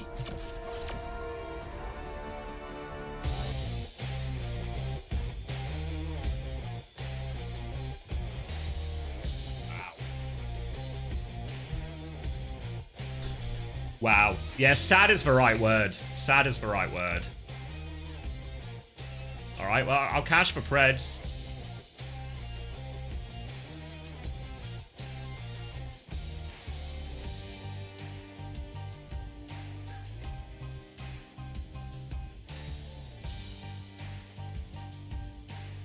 An anemic showing? Yeah. Just a series of disaster. My 2 goats on a team of... First time 2 goats on a team of plumbers. Who are you talking about? Let me guess. I want to say you're talking about Kevin Kai.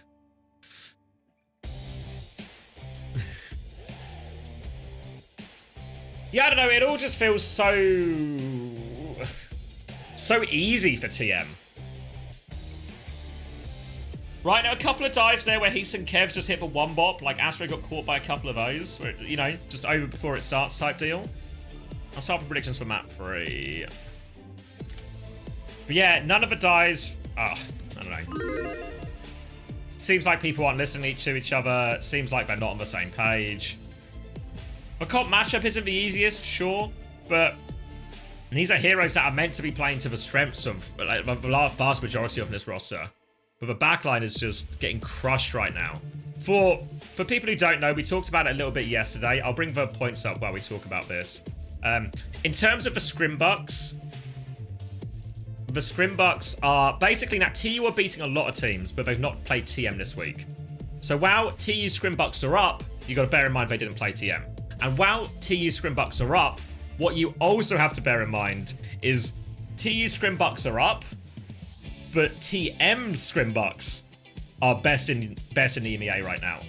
So there's some cope in there if you want, but eye test wise, it's hard to defend this performance. Number wise, I don't think it's going to get much prettier. It's a -6 for Sky, minuses across the board. Biggest winner was Psycho, still relatively muted point total. I think Alcad is the best right now. I think based on what we've seen in matches, but it's not what the Scrimbucks say. Obviously, you know, all the normal caveats, it's just scrims, matches are what matter, but those are the Scrimbucks. I'm only reporting my findings here. Yes, no time, yes. So total point-wise, Psycho seems to be the big winner on 9. TVNT and KSA both do well, but obviously the split means their total together is 10, but obviously only half, just kind of half for each. Quartz on 4, Astro on 6.5, Simple on 5. I think quite a few people have Simple right. He was maybe on one of the cheaper sides as far as flex supports go. The slingshot is still being drawn. It's a long way back now.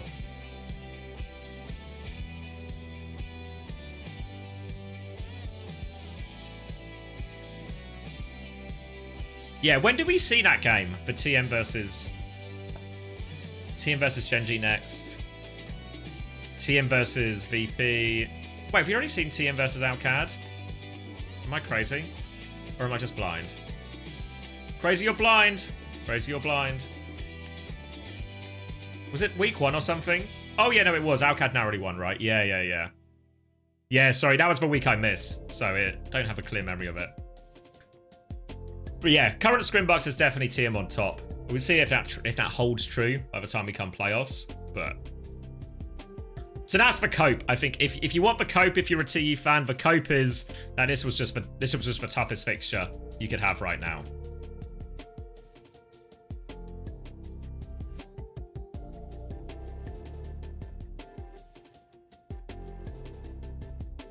Will player cost be changing again this week? Probably, but nothing confirmed.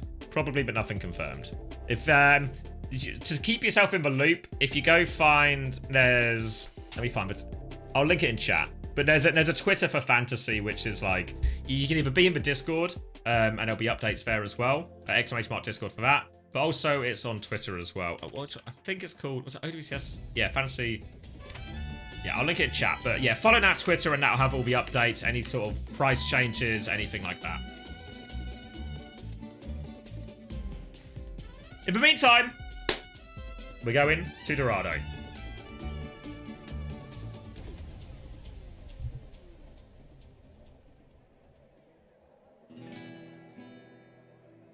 D.Va ban from TU and a ban in response here. Yeah, that is true, Fargo, as well. Turbio have a better sight on it than me.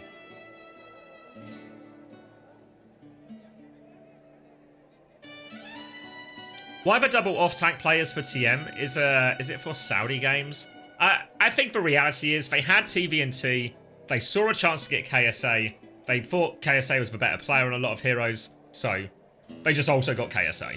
I think it's, you know, kind of as simple as that. It feels a bit wasteful, right? Because there's such a large overlap in both their hero pools. Feels wasteful, but if you can do it, why not, right? Right, predictions close. Final count is 63% for TM. And it's going to be Ball, Kiri, Illari, Tracer. So a slightly offbeat type of backline here with the Ana ban coming through. Psycho's going to be immediately dead though, so works out for them. KSA's going to try and play the Ram here, obviously with the Diva ban. This is probably about as hard as it gets. This is as hard as it gets as far as playing a ground tank on these maps are. Not sure if KSA would consider a hazard at some point, but it's going to be very difficult playing the Ram through the Ram here.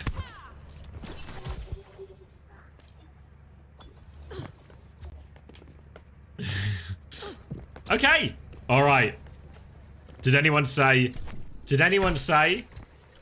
reverse sweep? Anyone got a reverse sweep on the cards? The slam comes through from Heesung. Let me just get a bit more game volume going here. I don't want to call it too early, but it's safe to say we're in a reverse sweep situation. Pressure onto the point from Twilight. They're trying to move to clear that now. Twilight's going to jump away from that, trying to keep their distance from this Ram. Wait for Heesung's next turn, but Psycho gets there.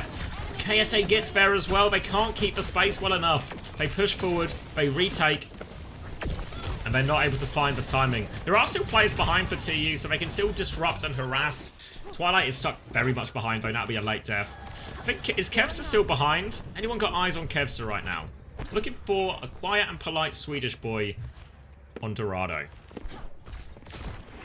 He is behind. Yeah, Heesung's coming over the wall now, challenging Simple for that position. Simple's trying to keep him at bay. But now Kevster is coming back. A chance to blink onto the high ground. You can see Astro is aware of it, looking for it. Simple's got eyes in there too. Kevster's just going to try and bait a little bit of attention. Try and create a bit of space. Simple in trouble now. Suzu has been forced. Kevster looking for more. Pulse Bomb just misses. Nearly recalls into his own Pulse Bomb actually. Kitsune rush on point. No ults from TU to match just yet. So they're going to have to try and just kite. But the kite seems okay. Sky is TP to Kevster as well. Sky nearly has his Kitsune rush. Heesung nearly has the mines. The ults are about to come online. Suzu forced again out of Simple, and there's Heesung for the finish. They've lost Kai in main, so 4v4, but more pressure onto the backline. Here comes Kev, here comes Sky. KSA's trying to mark that one, but Quartz push forward and kill two. Hits the bolt onto Kevster as well, waiting for recall. Does get it. Kitsune rush. Heesung dies. Oh, disaster Kitsune rush in the end. Thought they were going to have it in time to turn that fight, trade some kills. That ends up being a complete waste. And now 1 minute left on the clock. And Twisted Minds are in control. Talked about the problems a Ram will have on this point, but honestly, as far as parts of Dorado where you want to play a ground tank versus dive, this last part of first is probably the best point.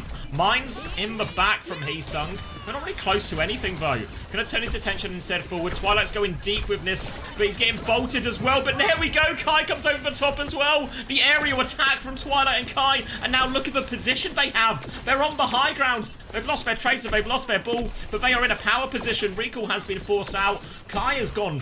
Sky is still fighting in the back. Twilight's trying to help him. Kai has killed Simple. Dropped down from Twilight. Psycho can clean that one up. Will clear up the pylon.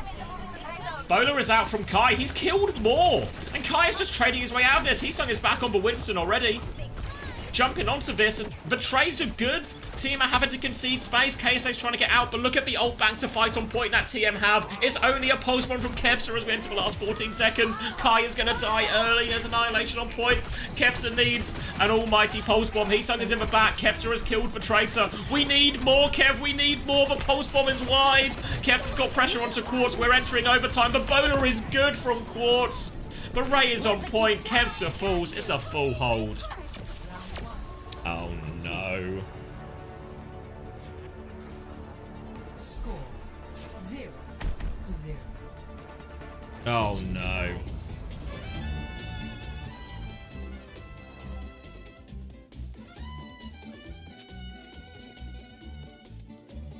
And TM just, I mean, even these messy fights they get into, it feels like no matter what version of the backline TM are playing, or sorry, TU are playing, obviously they've had to improvise a little bit here, like Illari Kiri is a bit unorthodox. But I can kind of see the idea, you know, the Kiriko can play, the Illari and Kiri can almost play quite independently. Illari plays with the pylon, her own kind of angle. The Kiri plays to support Tracer in a lot of areas. Heesung is playing Ball, so he can play off the health packs, etc, etc. And it works. It worked really easily on the high ground part of the map, and I'm sure it would have worked on second if they'd got there. But losing that snowball on this part we can see on our screens right now of Dorado, that's the bit that really cost him. Because that's the hardest part of the map for him in many ways. Maybe third also, you hit some of the similar problems, like the tail end of third. But if they hit that snowball, the second point gets a lot easier. But now a full hold, TM have looked absolutely dominant right now.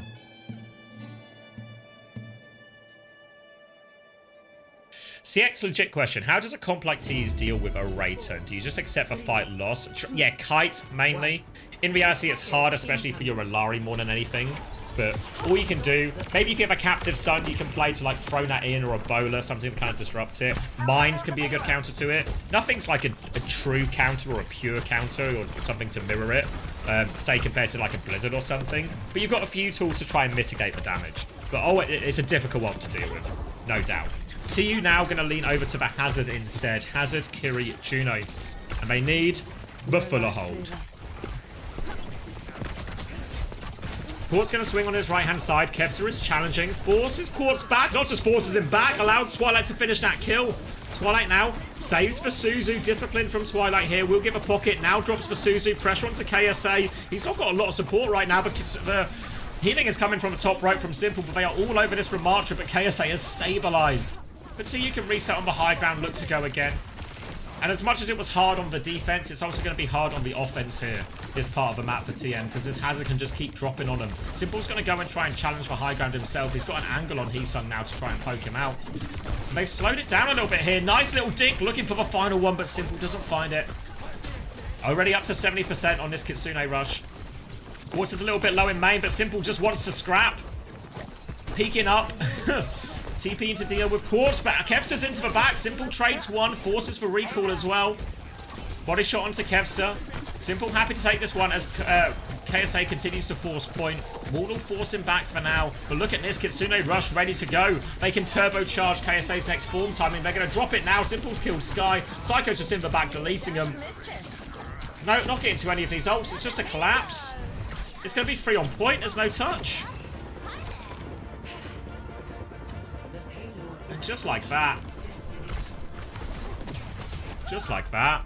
A 3-0 for TM. Out with a whimper. GG's from Funny Astro. Comfortable, mate. Comfortable.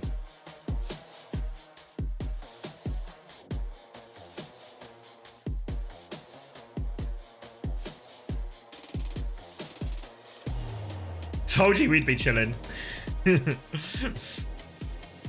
I mean, word of the street is you're the best in the EMEA. It doesn't rhyme, but yeah. Best in the EMEA. But yeah, can't argue with the result. TM cruised to victory there. All the different comps for curveballs, TM dealt with them perfectly. All the maps that should be hard for TM. Ilios, I've got no Winston. We're going to Ilios. We're going to Dorado. I'm going to play Ram. All of this should be very difficult. Very difficult compositionally for TM. But it looks anything but today. Yeah, TM win. I'll generate the match report so we can see the points. Should be alright points. Astro with a -1 on Dorado. Grow up, Daniel. Kevson with a +0.5. 2 for KSA, 1 for Quartz, 1.5 for Psycho, 1.5 for Simple. Obviously, what is true? A full hold means short maps. Short maps, which means low scoring for everyone. Yeah, so total scores on the doors. 5.5 TVNT, KSA 6.5, Psycho the big winner on 10.5, if anyone, you know, stuck for course with him. 5.5 Astro, 5 for Quartz, minuses across the board, -9 Twilight, -11.5 for Sky, -2 Kevster, -6.5 Kai, -8 Heesung.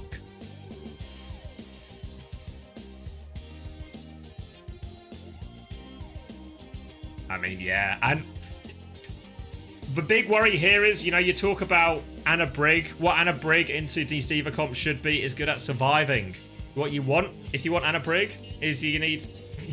you want your backline to have time and space, ability to influence and win the fight with nades. But how often did we see Twilight with opportunities to use his cooldowns to win or to carry the fight? And how much was he just in a fight for his life type situation?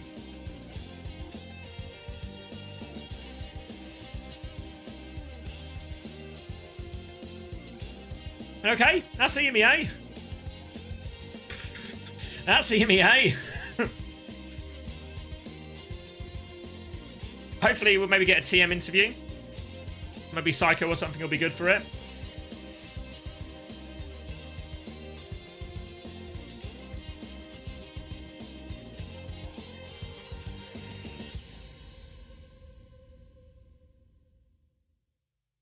Yeah, that one hurts.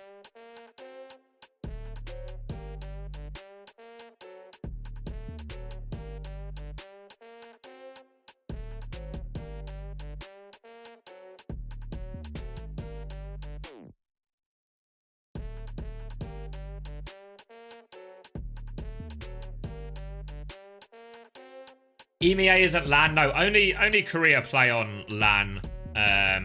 We won't get LAN in. We only get LANs for the majors for the EMEA and North America. Kevster equals Ronaldo. Psycho equals Lamine Yamal. I get what you're saying. I think you might upset a few people with that, but we'll see. We'll see. I can see the vision though. Yeah, uncoachable.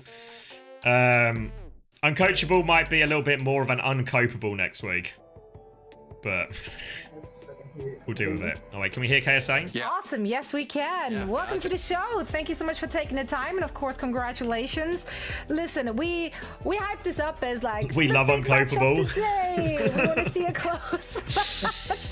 We want to see it go into distance. Well, let's just say that did not happen. You guys clearly had dinner plans or something. Did you expect this to be such a one-sided affair? Yeah, I expect because from the results we've had against them, at least the past week, it made sense that it should be a 3-0. To be honest, this has been a disappointing league, no? Like 3-0 up to, I'd say, to BP and us. Like, is he getting his hair cut at the moment? Yeah. It's pretty boring league. Beating TU so easy for him, he can get a haircut at the same time. We're not getting those drops with the hours watched we're getting this week. Yeah, so this win rockets you guys up, I believe, to second place in the standings, right behind OWCS. And I mean, with how you guys played today, I feel like you guys do have a pretty, confident road towards the playoffs, towards taking that match. Is there anything you've been thinking about as far as this new patch that shifted your approach to the game, or for you guys, is it just kind of more of the same, more that you've been working on? Honestly, not much has changed with this new patch. I think everything is mostly the same. Everything is played, but ever since Kurt came into the game, I think you see it for yourself. Also, hero tanks, like almost all the tanks are playable except for maybe like Robot. But yeah, that's it. KSA, I'm curious. You guys obviously off to a tremendous start here in stage 2. You guys and OWCS seem to be a little bit of a cut above of some of the rest in EMEA. What do you think is the difference between your two teams right now and everybody else? Even seems like for VP, we're seeing some results we haven't seen from them in the past. What is it about you guys and OWCS that are just clicking on all cylinders right now? I mean, I think both us and OWCS are playing to our strengths, and also I think our comps, they're also kind of similar, and I feel like the types of players we have are almost similar-ish. So it's that's why it's always close versus them. It's every time we play OWCS, it's always 3-2, 4-3. It's always close. Hold on, KSA, I'm trying to listen to you.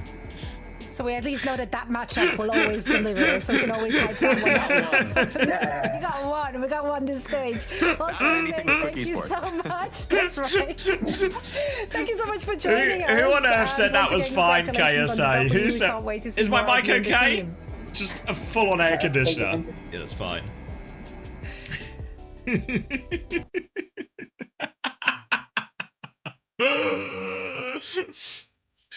Just no reply.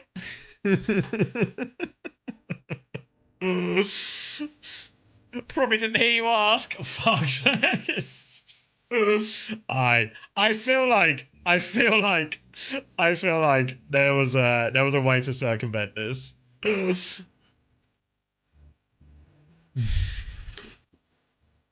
I didn't hear everything you said, KSA, but don't worry about it. The gameplay, it spoke for itself, right? It spoke for itself.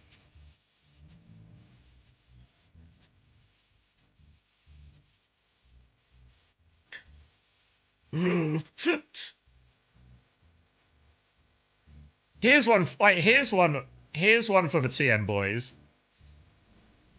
If Astro and KSA are still listening, what's the TVNT versus KSA decision now? Why the TVNT for Ilios? Why the KSA for the rest? Obviously, KSA played more of the RAM. Both good, as in just want to give them both opportunities. Both give them some turns. Okay, yeah. Okay, fair enough.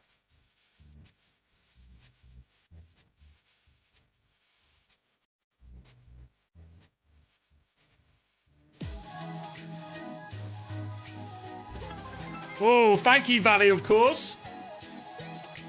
Hey, I already asked Tuntu earlier today, but how much would it cost to drag my balls across your face? Cheers. We're talking low millions, I'd say, low millions. And it has to be before the wedding, I think, out of respect.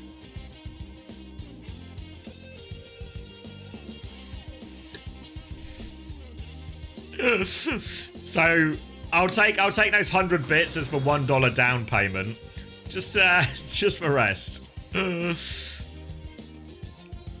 Thank you, Ramble Lime. Thank you for the Prime. Welcome.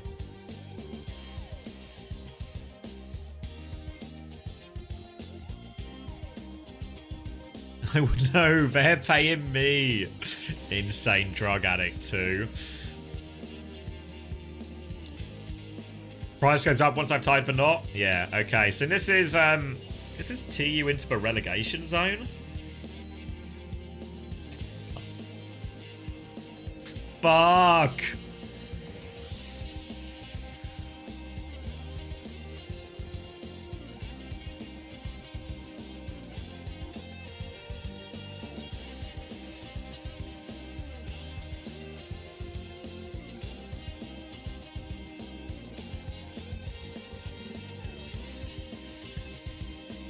They're not going to get relegated, guys. Come on. Come on. They've just getting all the tough games out of the way, right? Like, look at... What's this fixture looking like? Like, next week, Peps. In the bag. Next week after that, Frosttails. In the bag. Up to 3-3. Final week, VP. Honestly, in the bag. Yeah, they're going 4-3.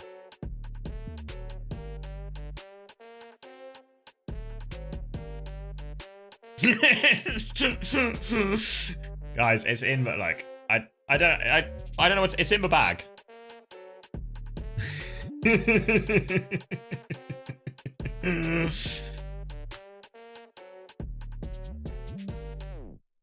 The fries, no, not the fries. The results are in the bag. The results. All right, fuck. Are we going into North America already? Yeah, it's only 2 games apiece for the region, isn't it? But this is fine, dog. Sorry. Everything's under control. I mean, like, okay, let me... If I was not Chris's friend, how much piss would I be taking right now? Yeah, probably a lot. Probably a lot. I mean, honestly, like, copium aside, good scrim bucks, easier fixtures, all of that, etc., etc. That was horrific. Like, it was... It's like losing to TM, you know, like I said, I think TM are going to be a top team this stage if they've not already proven that. I think, like we said, the scrim bucks are really high for them right now. So perfectly reasonable to lose to TM. But the fashion in which they lost was shocking. That's the bit that hurts the most, right? If you lose to TM, whatever, right? Like, honestly, if they lost like a 5-map banger against TM, we just say, fair enough, mate, TM, you know, could have gone either way, TM good. But even if they lost 3-1 and, you know, whatever, it was competitive, but this was anything but competitive. This was, yeah, really... Individual mistakes, lack of coordination. No pop-offs, right? Anyone pop off for TU today? Even individual talent-wise, you know, like, these are all good players. Maybe, yeah, Kai at the end of Dorado had a moment, right? Kai at the end of Dorado had a moment.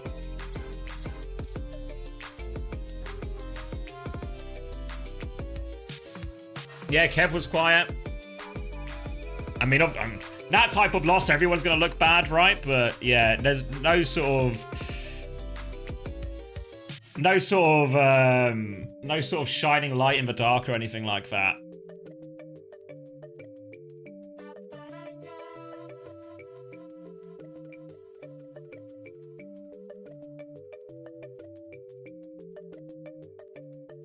Yeah, wow. That one hurts. That one hurts.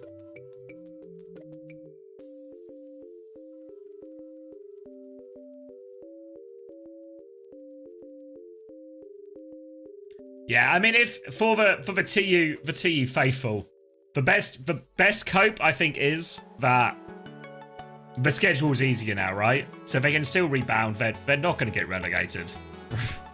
Touching wood, but they're not going to get relegated. And the fixtures will be easier. There'll be a bit more time, etc., etc. But all right, but that was not pretty. This is in the uncopable territory of performance. All right, let me cut the VOD. Let me grab a drink, another Pepsi, and we'll get into North America. Because North America, we've got really the sort of bottom half of the bottom half of the teams in play here. So it's going to be, I'm expecting some scraps, you know. You know, kind of maybe akin to what we saw with Frosttails and Quick Esports. Let me just upload this VOD before I forget. Grab a drink, and then we can talk about North America as well. All right, uploading those. You want to see Watercress on Reddit? He's gonna be deep in the cuff.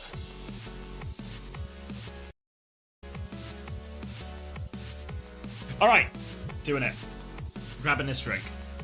Be right back, guys. I'll be a few minutes. I'll grab a drink. Maybe do I want a fajita? That's kind of late. Do I want a fajita? Maybe I should. I'm gonna grow up and not get a fajita. Okay. I'll be right back, guys, and then we can talk North America. All right, I am uploading the VODs. Is it just not going to be happy with it? Yeah, fuck it. I'll just cancel. I'll do it after this thing. All right, right back.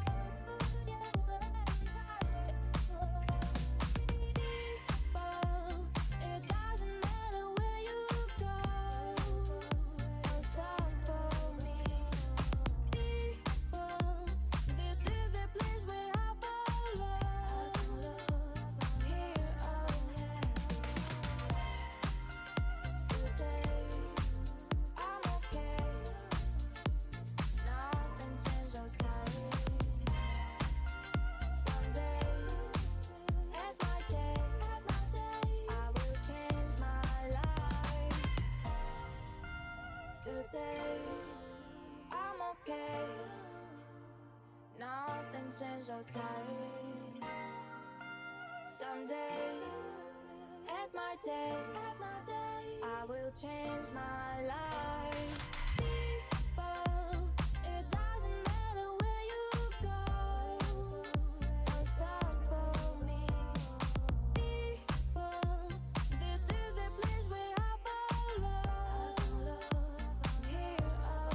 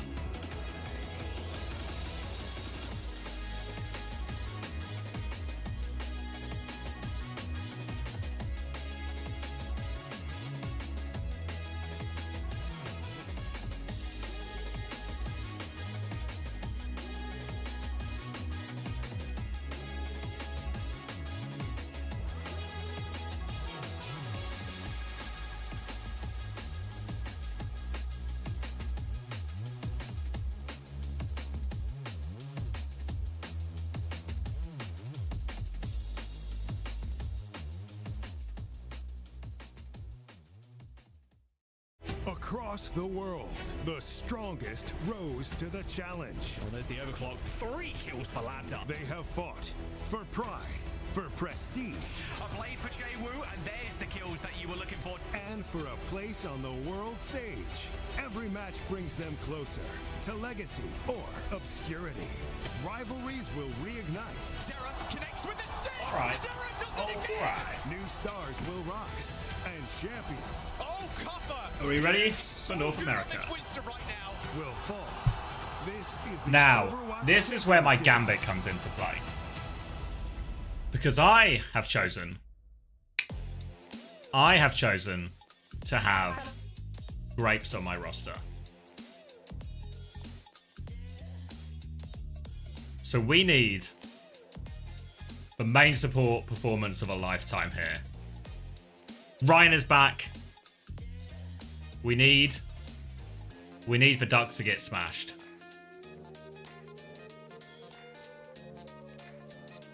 Looking for some smash duck. We need the Watercress coat. Alright, have I updated the stream title? I certainly have not. Let me get Preds and stream title, and then we'll see how... Hopefully we have a little bit of time to check the match thread. I feel like it might be quite unkind to Chrissy, so... TU fans, be warned. Where are we going first? It's still Ducks versus Supernova. OWCS NA. Done. Alright, let's have a quick goose, shall we? What are we working with? Oh, it's right there, actually. 43. Man, the Ultimates could be such a strong team if they just worked on... You guys know the meme. You just got to blow up to your roster at this point. No, just horrible team. I would keep Kevster. Yeah. Nuke the team. Hot take. Really unimpressed with Kevster so far in the season. I think he's only been to pull myself really sappy. Blah, blah, blah, blah. And seeing how NA is seeing new and better faces, I think EMEA should give a chance to somebody else. 0 rounds on Ilios. 0 on Flashpoint. Not even a checkpoint on Dorado. Fuck. Like, I know everyone talks about the backline and Kai being washed, but let's be honest, it's a complete team failure. Yeah, I think there's no, like, washed argument here. This was just a collapse. Watercress found dead on the streets. Cue for past. People aren't even posting the pastas anymore. It's like, at on Watercress.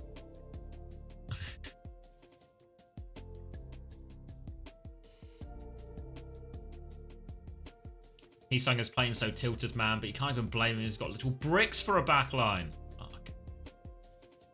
Yeah, this is true. This is true. Faith is coaching the team. I mean, they needed to sacrifice one of the Korean players to meet the roster import limit. So I can see. I mean, obviously, yeah, I can see the. I mean, you know, but I can see why you'd want to keep Twilight, right? You want the Cariana. You playing a dive comp, you want the Cariana. The unfortunate slingshot in position. Yes. Love it.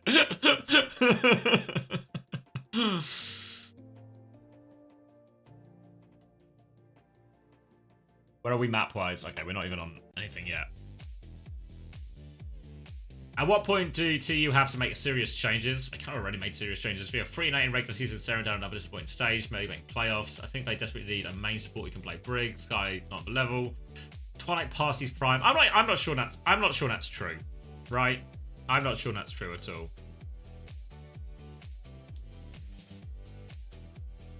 Here's the Watercress. End of the season, regular season doesn't mean shit. They finished third in stage 1, which was a bit disappointing. Not even close to needing to make serious changes. I mean, they have made serious changes. Does anyone actually think they have not made serious changes? Like, does anyone think that replacing both of their tanks and going down to a 5-person roster is not serious changes? Need to find out who Watercress is.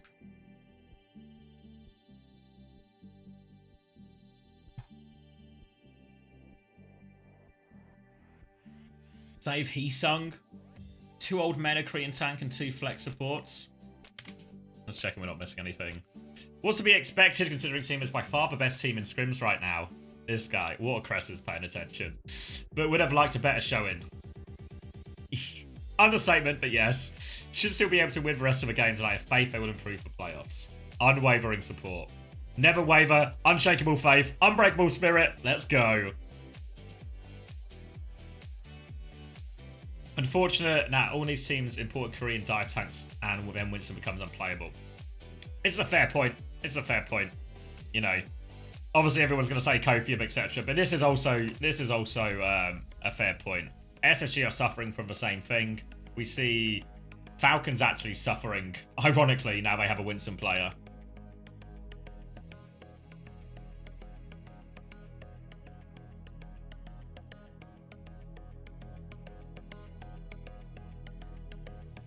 So yeah, there's some cope here. I mean, honestly, it feels like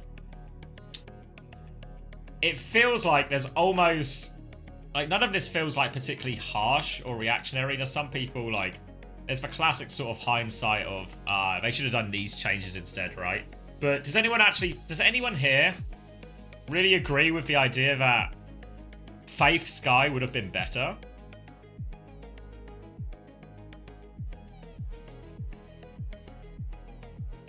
Right? You know? So yeah, that bit I feel is cope. People talking about like these players are washed.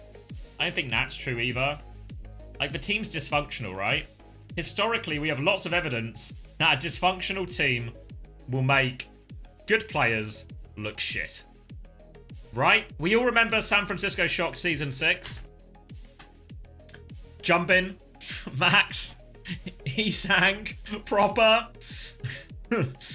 KSA last stage, yeah, good, yeah, reasonable example. Do we all remember? I unfortunately do. London Season 4. Team Falcons, yeah, so, yeah. Yes, yeah. Shock Season 6 was stacked, yeah.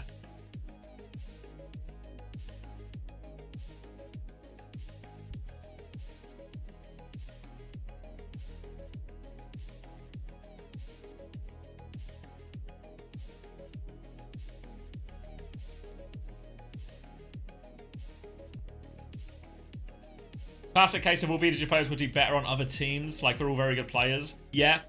Like, obviously, like, it's like Sky's for one struggling the most, but it's of all the players who understandably struggle, it is Sky, isn't it, right? Like, asked to, like, fill a role that is not his main role. Because people were saying they should have replaced Sky as well, right? So, okay. Can see a real good point, right? Because the ideal would be someone like Skewed, a good Brig, a good Lucio, someone like that, right? But where the fuck do you find an EMEA Skewed? Who should have been the signing? Or who should have been the extra signing as well?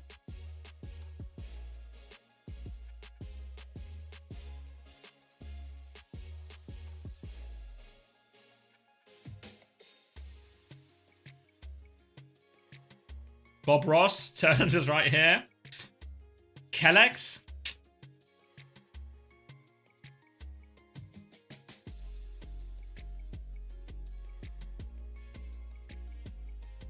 Cronus. Cronus agrees. Massa. You wouldn't got Massa back.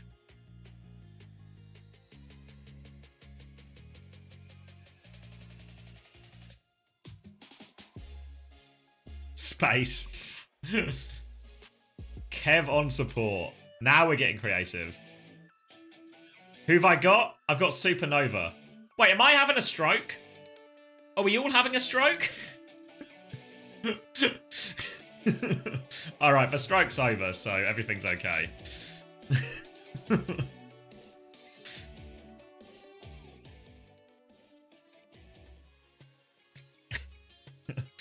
Yeah, I'm glad we all got past that stroke. Hear me out, sign hybrid Ramon Cronus and go for super practice for the UK World Cup. So invest all our practice and time and effort and money into a tournament that might not happen, and if it does happen, we'll be in like a year and a half. Good shout on the Preds, I've got you.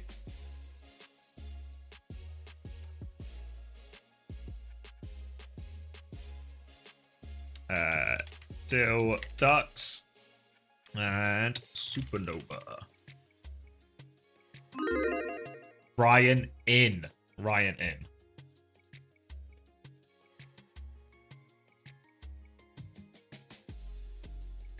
Can I play main support and flex support? Not really, no. So yeah, while I do agree, where a lot of people talk about needs and problems, yes. Is it fucked? To a degree, yes. But I'm also, there's like, I don't think there's any great solutions either.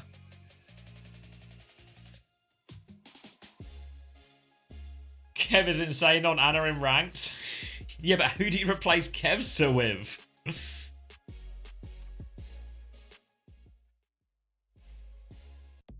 Imagine being a TU and a United fan. I couldn't imagine.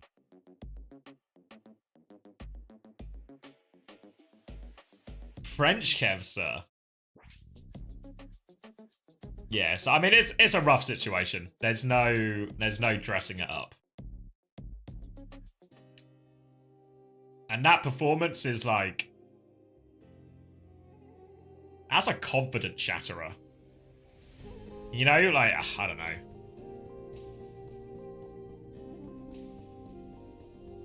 And that's like, I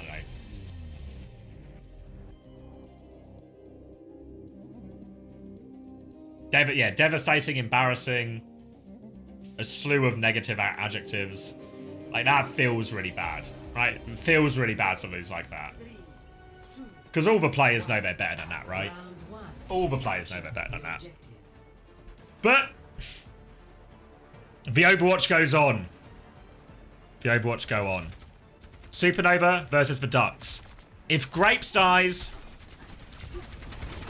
I don't know what I'm going to do, but I'm going to think of a threat, and then I'm going to insert that threat into what I'm going to do. Juno Brig. Let's talk about the bans a little bit quickly. Hazard ban coming out here is Azurin. I hope I'm saying that right. If anyone knows, I'll take advice. It's going to be an Orisa coming out. Orisa Mirror, one of Astro's best hero. Ryan is in OWCS Stage 2. Here he is, back from holiday and ready to pound. Juno Brig versus Kiri Lucio is the key difference here. Redx in a lot of trouble. Jutsu wins that Freya duel off screen as well. That's the opening pick. Slow and steady. Azur has to back all the way up now. A little bit separated from his team. Ryan is busy. He's in here as well. Astro's going to come help him out all over the Lucio. Kill for Ryan. And they'll be able to... They're going to stagger out this Kiri. Ryan's... They're not going to stagger out this Kiri. They are going to get... They're going to get juked. They get a kill in spawn anyway, so they still get more time on the clock.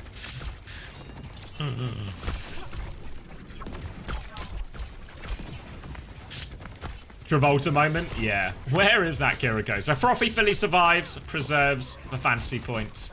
Coming up to the ult portion of the fight is going to be Ray. Grapes a little bit behind on the rally. Kitsune rush to start. Eats onto the Bola from Azur as well. Renko is trying to save this Ray. They've given a lot of space. Bola now onto Astro, but he will be fine. Rally comes... Oh, sorry. Ray comes out. Terror Surge too, but Renko dies. Wait, is the Ray even out? Is it a full rally? A full Rajax? I think we're in full Rajax. Grapes is going to die as well. Just short of rally. A full Rajax. And Dildocs are right back on the point. Normally we see Juno's die in Ray quite often, but normally the Ray at least goes. But this is a full one. A huge swing for Dilducks there. But Supernova played the first part right. They managed to kite out the Kitsune Rush, have a Ray timing of their own, but disaster for Renko.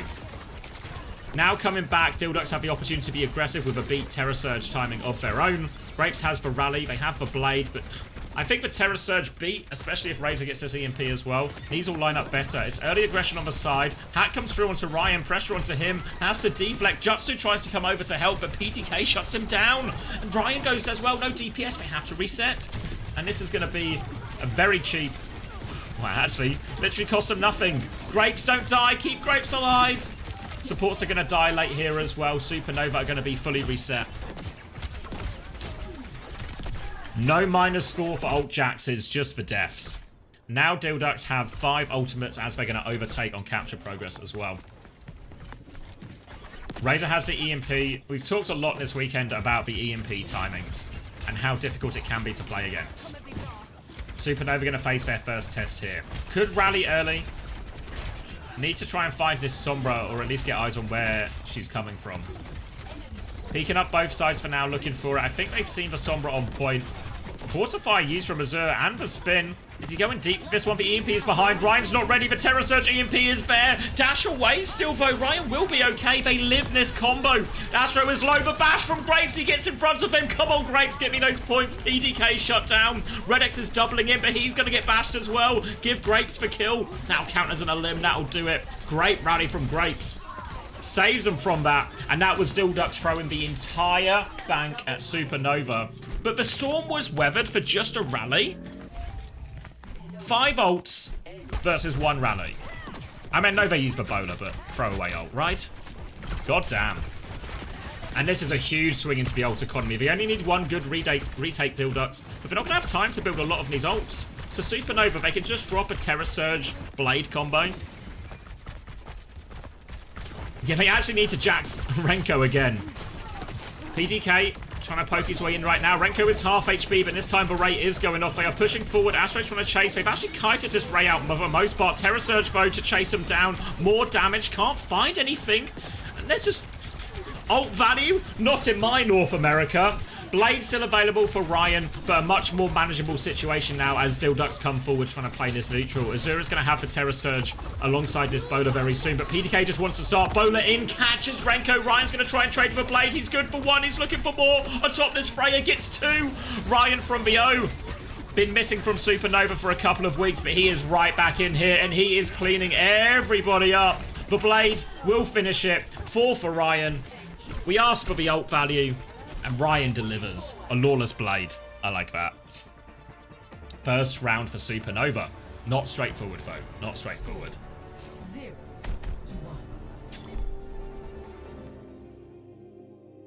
How many people transferred in Ryan this week? Popular, I imagine?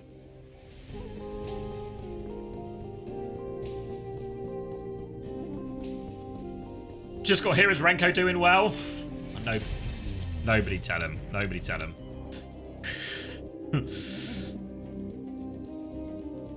He's going to be your savior this week.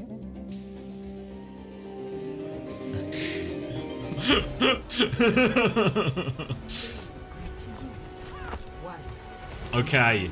Should have gone for Grapes. That's why we always take for Grapes Gambit. Over now onto Gardens. Very similar looking comps. Identical looking comps to previously. So again, we're going to have to worry about these EMP timings once we get to the ult fight. For now, though, Dildux do have the opportunity to play a bit more aggressive in the neutral. Grapes will be a bit better at supporting this side fight. You can see him as well. Eyes on Ryan, keeping him fully packed. Bolts come in. Redex is in really deep here. He's trying to hide in the tree, in like the ceiling bushes. Gets away with that one. Comes back in for more. Redex wants the heat. He's killed Renko. Grapes will trade that one out. Rastro's died going forward while all of this is happening because the supports were having their own problems for Supernova, but Grapes comes forward. They clean everything up thanks to Ryan and Grapes.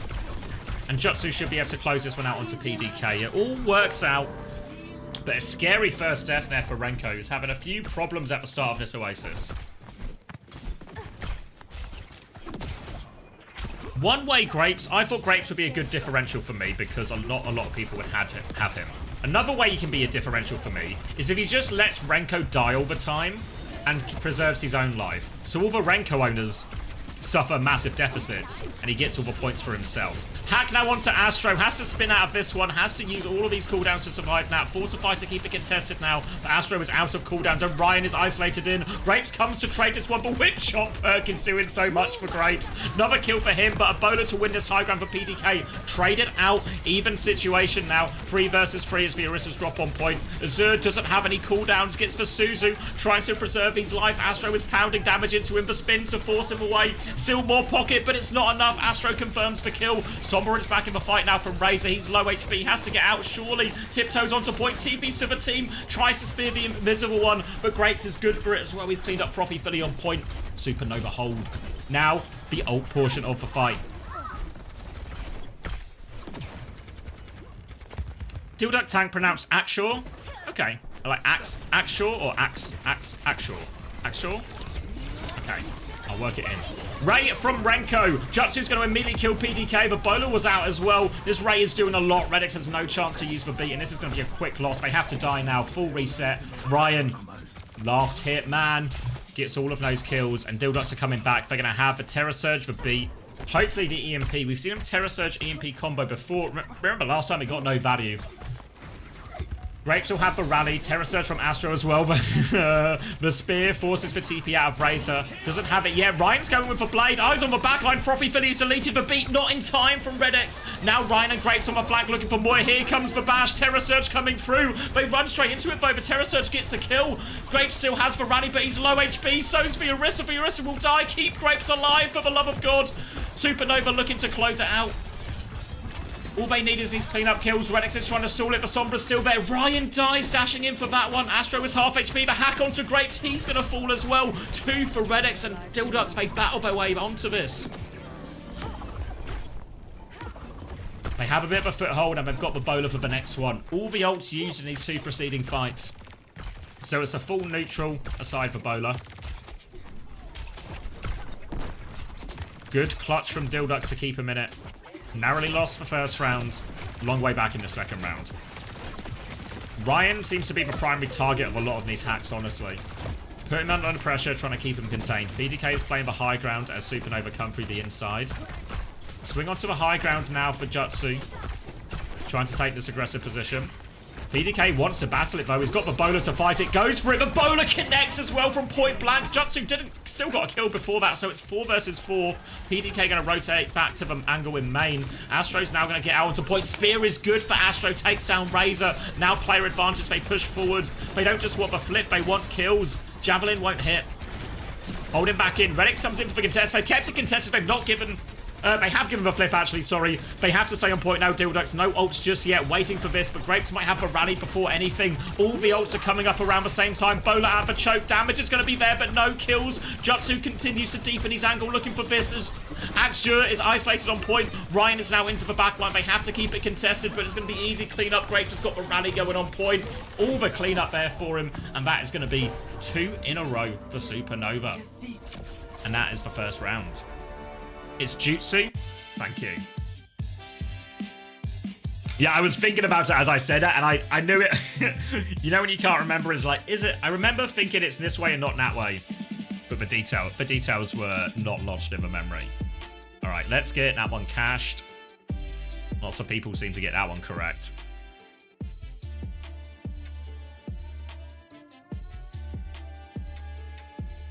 And let's get... closest depressing thread, and let's get some points. All right, the Grapes Gambit going well. I hope so. We'll get full evidence of that now. All right, where is Grapes? 6.5 top score, guys. Look, guys, this is not my first rodeo. I've played fantasy before, and this Grapes Gambit is going hard. Small negatives across the Ducks lineup. The other big winner was Astro here. Ryan with 4.5, not too bad. Renko down at 2, the lowest scorer. Still positive, but minimal points.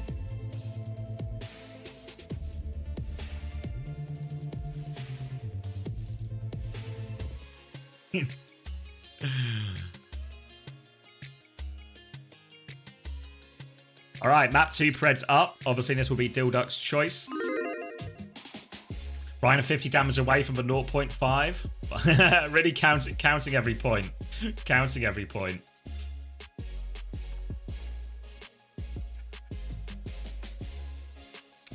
Hey, how did TM versus TU go?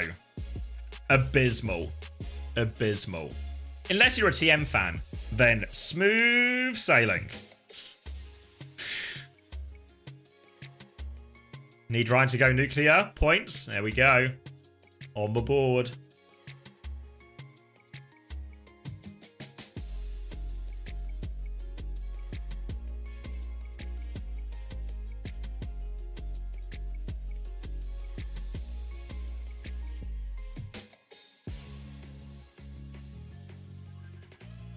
I'm uploading. I'm not uploading it to YouTube Shorts.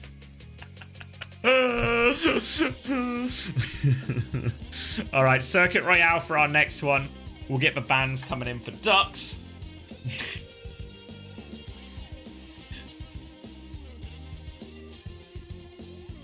Back up to rank 32. You know who I saw was going quite hard in fantasy? Unreal was still top 10 last I looked. And Wheats was doing really well too.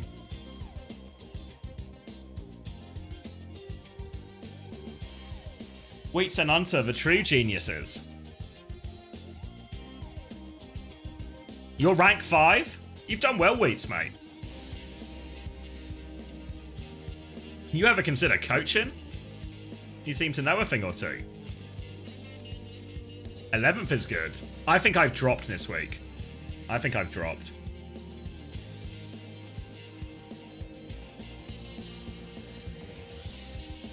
Proof you're the best scout ever and don't have insider info? Incorrect, Wheats. We all know Flack is the best scout ever. You can come in a close second, though.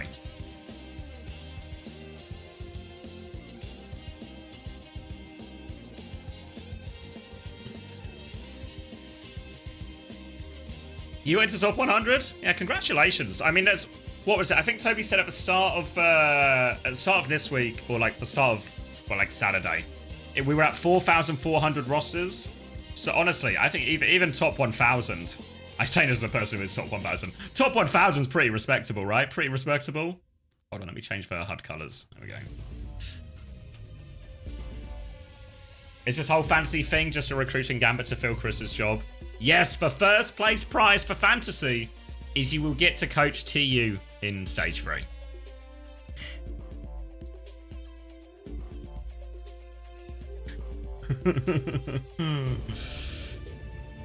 Will the fantasy... Yeah, we're doing... Each stage is its own thing. So we'll have a brand new one. Everyone starts from 0 at the start of stage 3. I think that's a punishment at this point.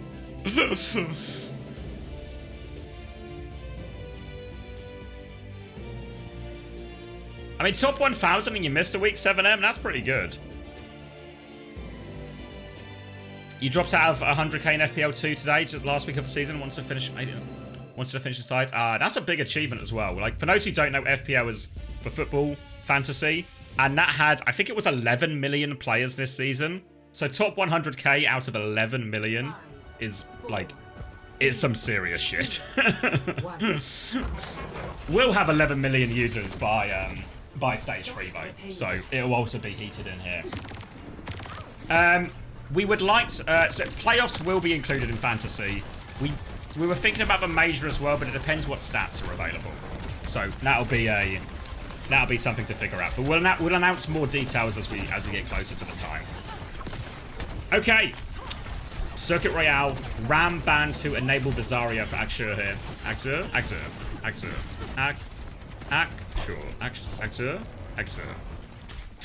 I'm in my own head about it too much now. But they're on Zarya Mei, and Zarya Mei will fry this Orisa. Wall timing's very difficult for Astro. They have to concede a lot of space. We're already approaching the final corner. Just say Zarya.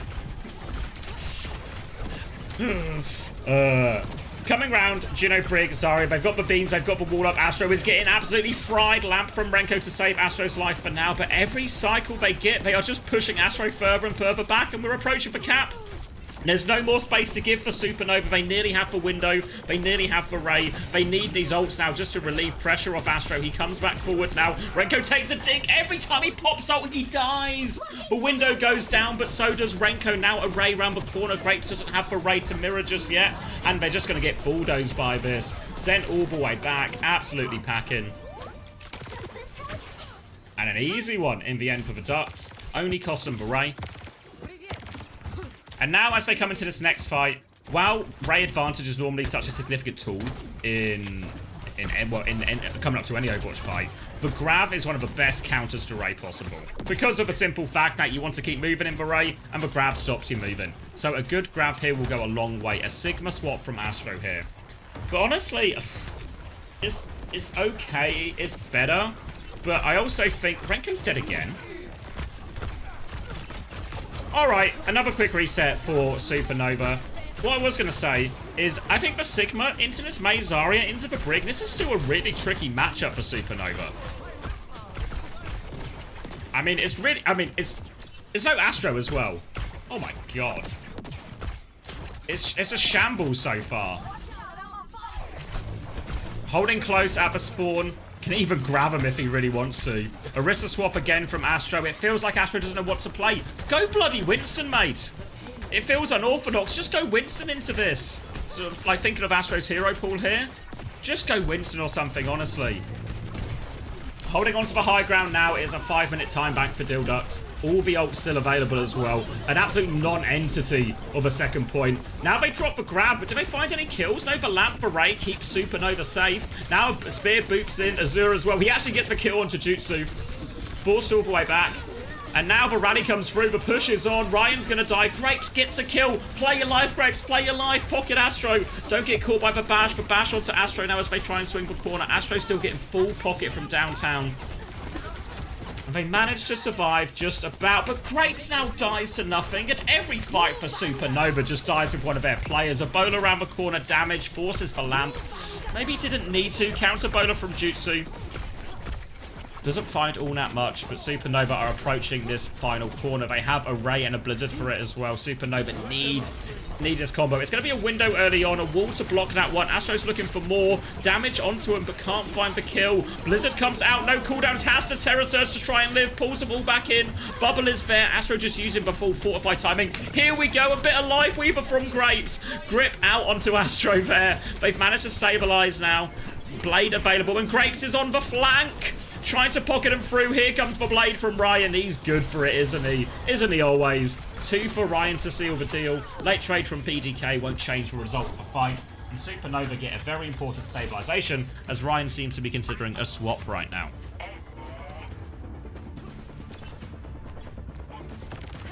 No swap. Change your mind. And back out. No, it's a swap. He reconsidered his reconsideration and has now made the swap onto Tracer. Coming coast to take the high ground here are the Ducks. No ults just yet. None to speak of. Grapes will have the tree to deal with this next onslaught. The problem is, can they use the Petal to get Astro onto the high ground? They can, yeah. Petal onto the high ground, so Astro can actually match this position and hold the corner. Good on you, Life Weaver. Here's a big flank coming in from Ryan. PTK has eyes on that. A tree to block it off. I think they tried to body block the choke, but they were able to find their way through and past that tree. PTK is low. Tracer behind. They're coming to mark this one now. Ryan's in a lot of trouble. He tries to blink all the way back to his team. Wants to get to the tree. Ryan's still playing around. He's killed Frothy Philly before dying, but Bowler's going to get another one. The trades are good here for Supernova. It should be enough to get him through. Axura's just going to try and save this energy, I think. Can't commit further forward. They've lost Razor on point. They really want this energy if they can. Astro's low HP, but so's Azure. They need to get this energy. They're peeking up top now. Azure's just staying here. No fear. He's going to drop down. I feel like there was a timing there to try and get out for him, but he just sort of stood there. Stood there and accepted his fate. Now Supernova can push forward, looking for a few late kills. Ryan will get one stagger. All the way up to the choke, and now a Terror Surge window combo. Now, this is a pretty lethal combo, actually. You get some of those take aim bolts through the window as the Terror Surge sucks everyone in. Stuff will die. Even the rally might not be enough. Razor's trying to make his way through left-hand side, but no motion on that one. Completely shut down. More time off the clock. 3 minutes of the time bank on this third point already expired for Dildux. Nearly have a raid to push with as well. No active plans for the Face It POV, player POV thing. I always forget it exists, honestly. Now beaming through, window in response to try and hold for space. Pulse bomb on, and that goes straight through. Redex, thought he had blocked it actually, but clearly not. What do I know? If you were here yesterday, you know what I mean. Terror Surge available for Astro. Get a good reset off that the window and pulse bomb. Dildux have this ult bank though, but time is dwindling. Might have to use one of those support ults early to get in. There's the rally round the corner. Bash onto Astro, but he is gripped away, and now this rally is chasing nothing. That is one of the ults for free. Pocket coming through. Lamp's actually used. Yeah, worry about that take aim explosion. No lamp, they concede all the space. Grapes is going to have the tree. Does tree beat Ray? I guess we'll find out. Here's the Ray, here's the tree. Bowler over the top though for the trade. Renko's going to be taken down. Grapes dies in that as well. Terror Surge out to find the kills. Astro finds a trade. Trades will help them big time on the recontest here. If they can find another one, it'll go a long way. Astro can find another one as well. He's still on point 2. He's anchoring this for ages. Spear out onto PTK. Astro finds a third trade. Outrageous from Astro. Orisa always been one of his best heroes, and reminding everyone of it here. They will now get a full strength recontest here, Supernova, with time to spare. Do have to worry about this grab. They need their Orisa to try and tank for grab. Astro's got Winston now. He's gonna jump on them, tank for grab, and they're gonna life grip him out. Axur needs to be patient here. He needs more than one person in the grab, or they'll both, or what? If it's one person, they'll get life gripped out. Needs to find the connection. Jump onto the high ground. They're just playing for trades as well. Pressure onto PTK. Drop onto the low ground. Needs to come back and contest point. Needs full pocket. Axur is walking in. He's also low. The pulse bomb onto him. The grab goes out. Where's this grab? Ryan's pulled the blade and killed everyone. Where is this grab? Still playing for trades. For Lifeweaver on point. Grapes is going to fall. Razor, they might still do it. Wait, where was that grab? It was high ground. Oh yeah, I see it, yeah.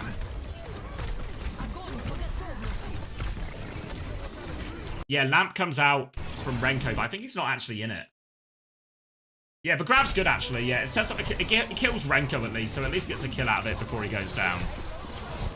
There was a Lamp, but it wasn't enough. I don't think he was in it anyway. Alright, let's... Yeah, Renko was in it. So it's not like the highest value grab, but they at least avoided the trap of grabbing someone who's going to get life gripped or something. Wait, is Lifeweaver BAP an actual backline? I thought people were just being silly.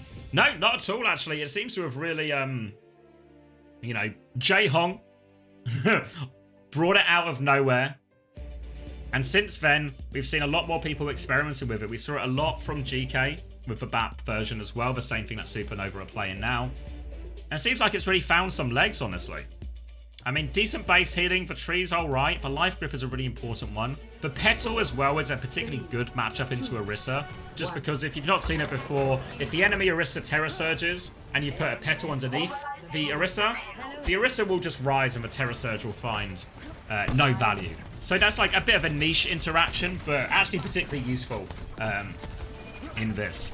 And really, what Lifeweaver struggles against is fast divey comps. What Renko struggles against is basically anyone with a gun, it seems. So another early pick. They're right at spawn still, so Renko will be back quickly enough. But yeah, I think for Lifeweaver, on these slower, pokier maps where you don't have to worry about these dives and these Sombra and Tracers and all this stuff, but Lifeweaver can get a decent amount of utility and the grip is really powerful. Wall comes out here, but it's more of a defensive wall just to try and back up to this next corner. Throwing bolts in, and it looks like really Dildux are just going to do what has become the sort of new standard of hold on Circuit Royale, where they just hold in this back corner. Looking for a speed ring for the swing, but it doesn't get all that much. Now they can peek the corner. Supernova does have a slower version of the comp. Everyone's just playing on the tight corner right now as Grapes is just going to try and pocket everyone through. Using the Pestle onto the high ground. Getting people up there. Now they go for their swing timing. Wall defensively again, and they just try and disengage. Every time Ryan tries to make a move, they just seem to be using like a wall and step back for Ducks. They farmed a lot of their ults now. They have the Razor push with here comes the tree, and oh my god, Razor and Renix just get one shot. Terror Surge, Ray still trades kills, Bola thrown into that. It's an almighty combo from Dildux to pull themselves back into it. Needs to find the finishing blow, but PTK is good for it. Ryan and Astro trade it. Now it's just Ryan and Astro versus the world, but the world is only Axur. So it's actually not too hard of a world to conquer at all. Late contest coming through here from Razor, but he needs to buy so much time. There's a Brig to support him as well. Has to recall now. Keeps it contested. Take over now coming back from the Doomfist. Axur is back fast now, but difficult one. Renko's going to window. Doomfist goes through to punch it. Lamp is available. Can't kill the Lamp. They trade Axur, and now they should be able to tap it in. Blade from Ryan to make sure the job is done. And he will make sure the job is done. Just PTK to worry about. Astro's going to trade late, actually. This is still technically contested, but there's no way for Razor now. Grapes with the final blow. And a 4-minute time bank for third point. Now, we talk about it all the time. It's true on every escort map, true on every hybrid map. Snowballs are important. And there's no map where the snowball is more important than this Circuit Royale second. The Zarya swap has come through from Axur as well. We've seen the problems this has caused the Orisa. Not with the main this time, so not quite the same pressure. And Astro does have a Terror Surge to get himself out of trouble. And it's a Terror Surge Bowler combo as well, remember. Oh, he's going to drop it early onto actually damage. Forces for Rally out now. They have to take a bit of a back step. A grip out onto the Genji, though, but none. The Bowler is good from PDK. Confirms that kill. Razor's harassing them from behind. They're a player down as well, and they are in deep trouble, Supernova. Renko is on the high ground. Good for one trade, but here comes PDK. Bubbled onto that one. They'll take care of that. Has Grapes got out alive? Has Grapes got out alive? He's not got out alive at all, has he? Come on, Grapes, mate. You could have just dipped. Could have just dipped for me there, couldn't you? Come on, it was a lot. Just dip. Save me some KD. All right. Only the tree coming back for Supernova now. We are planning to move the payload, right? Taking this high angle, trying to poke their way in. Nothing for Jutsu on that one. Astro's trying to walk up, but difficult into this area, and there's a Ray available as well. Petal to try and challenge for the high ground a little bit now. Jutsu got a bit of a wider angle, but has to be worried about this ult timing. Slow and surely poking their way in. Pulse Bomb is good. Lamp should be available. Renko uses that one to ensure he lives. Did they grip as well? Doesn't look like Renko took any damage. I don't know if they gripped as well. Potentially used both of the cooldowns there. Tree on point now, and Jutsu's going to die through all of it. They just kill through this tree. Renko couldn't get close enough to it. And honestly, the tree is really seeming not a great match for a lot of this aggression.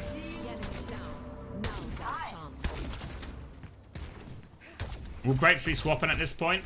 Yeah, onto the Juno now. 2 minutes on the clock still, so we'll have time to get a Ray up. Oh, Brig instead, back Brig.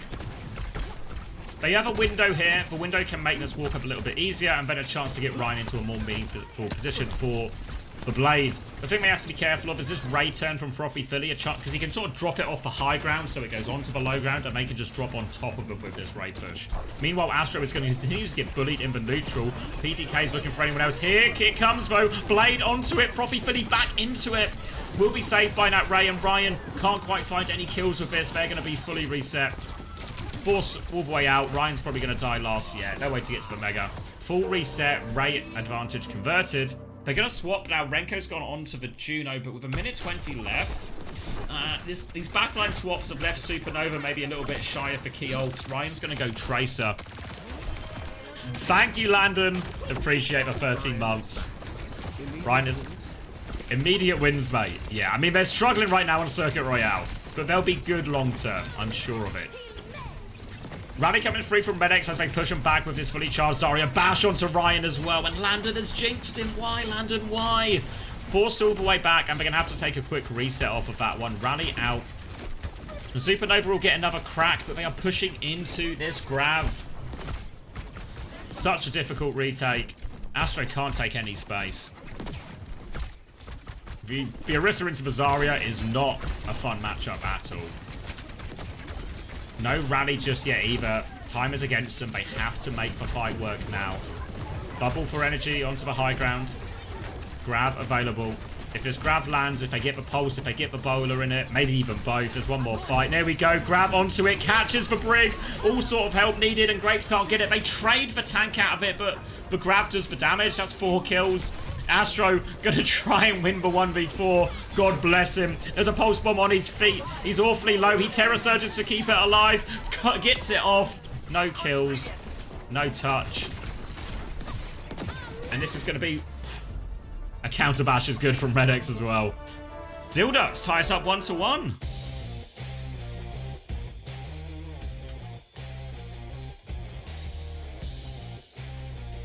Okay, is this gonna see a bit of wealth redistribution here? That Dilduck's first map in OWCS? Yeah, first map. All right. Supernova go Wunasapi. Maybe try and protect the Orisa, ban Zarya or something. All right, where are we going? Second map, 9.5 for PDK. Grapes, positive. A half point positive. I'll take it. Astro positive as well, minus 4.5 for Jutsu. Ryan, 0.5, stays positive. It was actually PDK on 9.5, Axure on 8, And Frothy Philly 7 with a big 9. All right.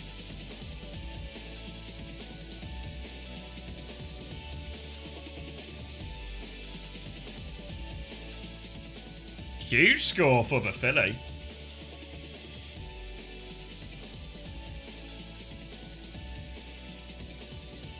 All right, Preds for map 3 coming up. Obviously, Supernova's choice now. Commander X's Rose Toy is actually having an incredible week.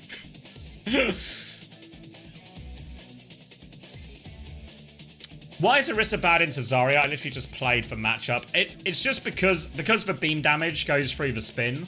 Normally what Orisa is so good at is clearing space, holding corners, because you can use the spin. You use your spin, then you can use your Fortify, and then by the time that expires, you normally have a spin available again. So your up cycle in terms of like one cooldown, second cooldown, first cooldown again is really big. But Zarya completely interrupts that because your spin timing is rubbish. It doesn't do anything, you're still taking full damage. So you get your Fortify force really easily, and then all of a sudden a lot of times you have no cooldowns quite early on in this neutral, and you end up having to give space. So it just makes the neutral really difficult. Once the Terra Surge is still like a decent enough ult against all of that. But especially like when we saw the Zarya on the attack when it was combined with the Mei, and the Mei's left click and the walls are causing problems as well. It's just so hard for Astro to do anything with his cooldowns that isn't just desperately try and live, really. And that's why it struggles so much. Normally you'd see like a Ram or a Winston swap. I don't know, I don't feel like I've seen Astro play that much Ram, but I have seen him play Winston. So I really would have preferred to see one of those come out from him at a certain point.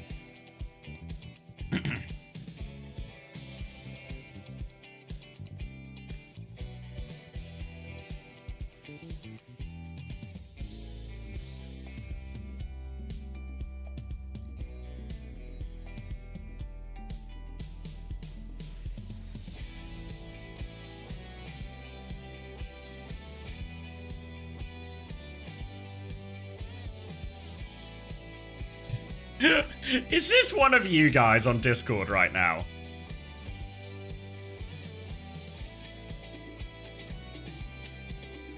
Are any of you a Hatim on Discord? Do you want to see this message I just got?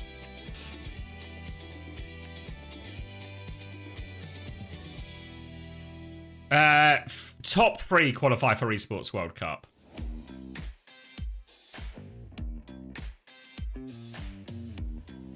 Pop the message up. Hold on, yeah. It's a bit faffy, but I can get there.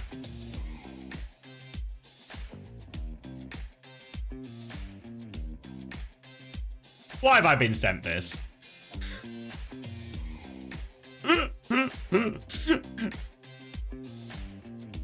I share a server with this person. The London Spitfire server.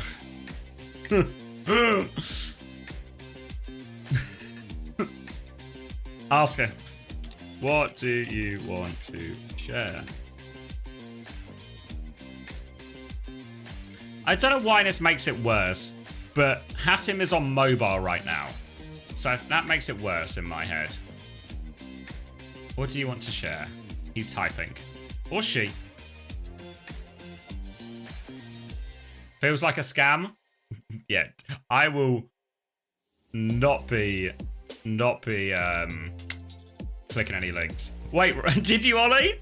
I got an exact EM from him like a year ago. Did you find out what he wanted to share, Ollie? Well, he's just sent me a load of pictures of, well, presumably from Ugandan children.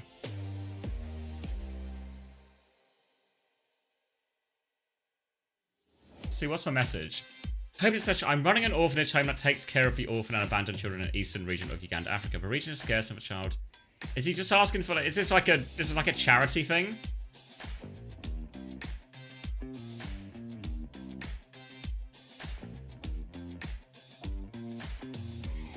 He's just asking for sponsorship for a charity thing. Yeah, I mean, he's only sent images.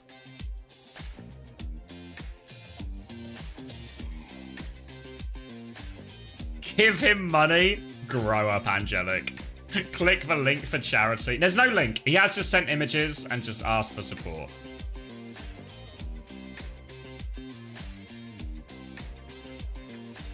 Did you talk to him, Raptor, or did you just dono wall him? Show the images. It's really like really hesitant to add a Discord, screen share or Discord. What do you call it? Source on OBS. Send him the Hitler drawing of you. I'm not gonna do that.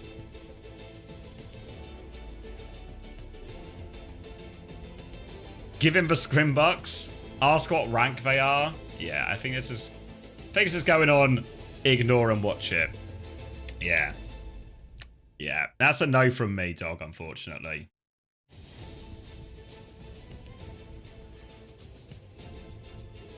Ask if him there's any nice links. No. Yeah, sorry to the children of Uganda, but it's a not today.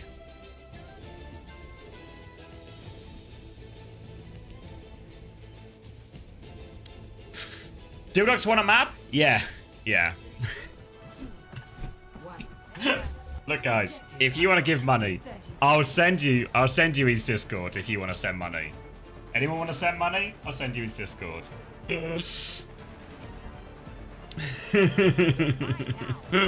I'll call your bluff on this one. Alright. Zarya, ban. Orisa, enabled. Orisa, mirror. Ryan on Tracer, Razor on Sombra. Taking this wide space early on, Dilducks trying to get what angle they can, and they have pushed Supernova back for now.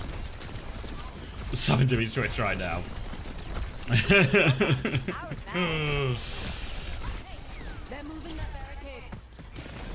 Still a slow neutral. Ryan's going to try and get through this right-hand side. The hack from up top from Razor, and Ryan wasn't ready for that one. Ryan from BO, never seen a Sombra drop on him like that before. He's going to get opening picked. And now on the back foot, player down, hack through onto Astro, and Supernova are forced to concede a lot of space. For Freya, damage from PTK is brutal. They're trying to get out. A bowler eaten by Astro, spin available just in time. They keep trying to run, get out this, but Grape's not so fortunate. And Dilducks with a good start here, and all of a sudden, I thought this would be straightforward for Supernova in this series. I mean, I did admittedly think the same thing about the Quick versus Frosttails. Even though they're two newly promoted teams, I thought Quick far above Frosttails, Supernova far above Dilducks. But what do I know? Ray is going to be available slightly quicker for Frothy Philly. A chance to really snowball this one for the checkpoint. Frothy Philly has it ready to go. Astro is walking forward. Renko has it to mirror now. All really aggressive onto Redx. Redx taking a lot of heat right now. Full pocket trying to say in Beret, but Grapes get the kill. Terror Surge to try and turn it, but it's not going to be enough. Astro also drops his in that one as well. Everyone is pulled in. Astro traded for those opening kills. Wait! 2 more kills. The backline falls immediately. It's going to be a scrap, but Ryan will clean it up. Jutsu survives as well. Holding on.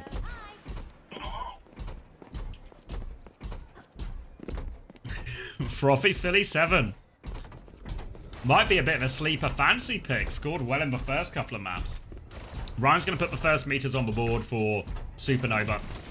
And they have Rally for this next fight, as does Redx. But this treacherous EMP timing is available again for Dilducks.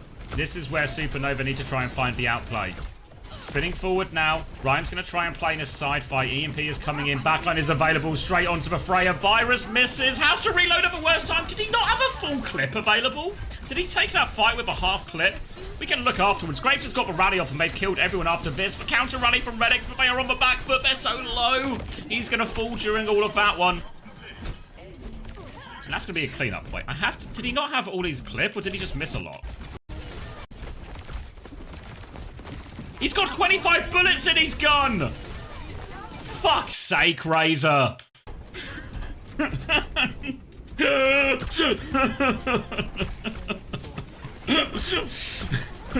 Alright. Chance to get the checkpoint now for Supernova. And they have a bowler ready for this next fight, as does PDK. Other than that, pretty neutral, all things considered. Juice is going to go for this deep angle. Runs into a Sombra, but Grapes is here with him. That's an easy pick onto Razor. Early death, more free meters for Supernova. Now they're doubling in for kills. They do trade Grapes. Oh, don't trade anyone but Grapes. Now the bowler at the choke. Pressure onto the back line. Zones them back. They try and turn onto the Orisa. Just about gets out of that one, does Exure.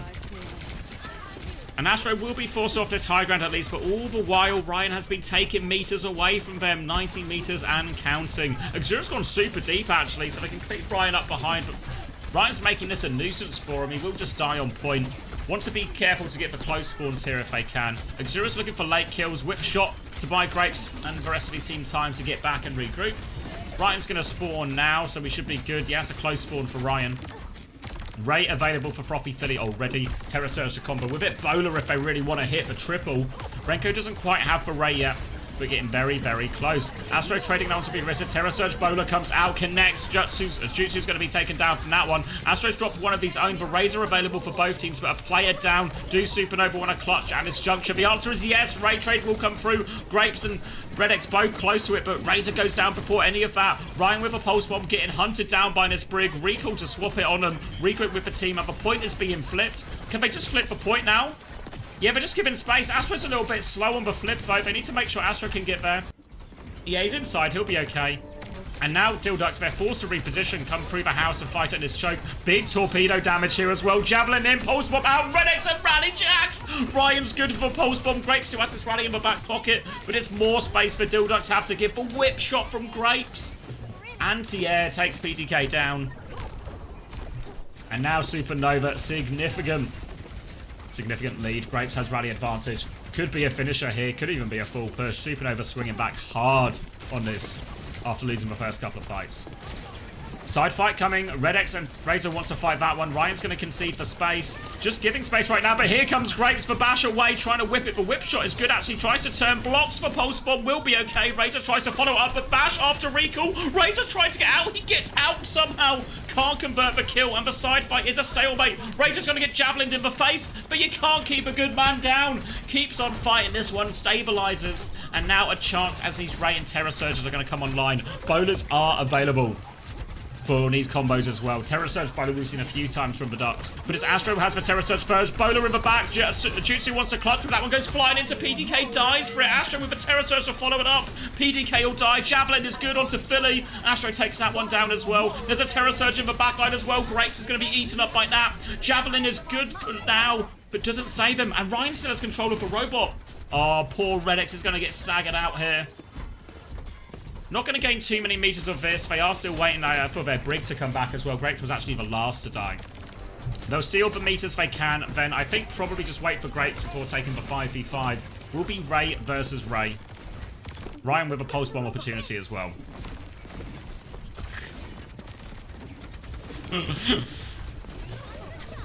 Being forced out for now, but Jutsu's just won that Freya duel in main. Now a chance to walk forward. Ray is going to be dropped, matched by Frothy Philly. Now Redx is getting very close in this rally as we go into it.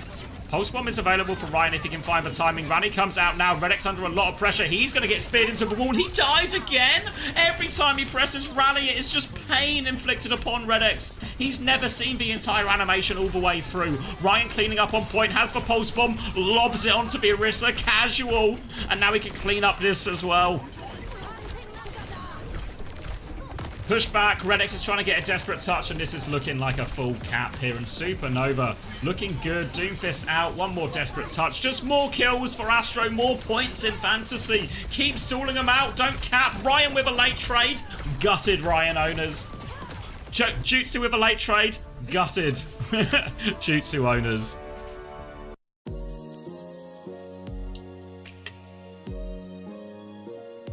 And all right.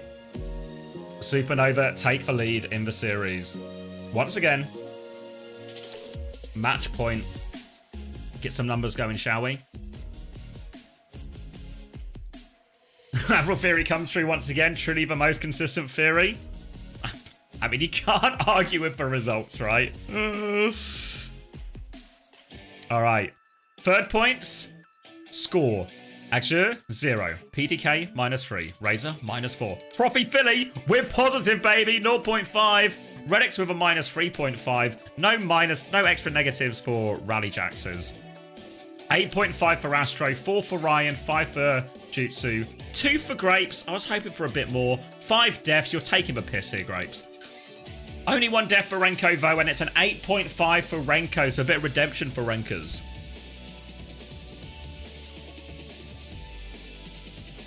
So, total scores so far, Astro the big winner, 15 for him, 10 for Renko, 9 for Grapes, 9 for Ryan, 4.5 for Jutsu. Frothy Philly is still at +9, by the way. Yeah, Grapes got traded a lot early on. And yeah, that Terror Surge at the end as well. How wankered are you planning to get on your stag?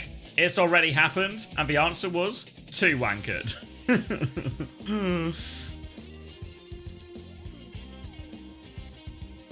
Yeah, Avril Theory, it's something like, I think the specifics is, if you have a 100-meter lead on push, and the enemy team has less than 50 meters, you're pretty likely to win the game. No Jaeger bombs, no. It was cocktails, which was... I think I would have preferred Jaeger bombs, honestly. Because cocktails are killer.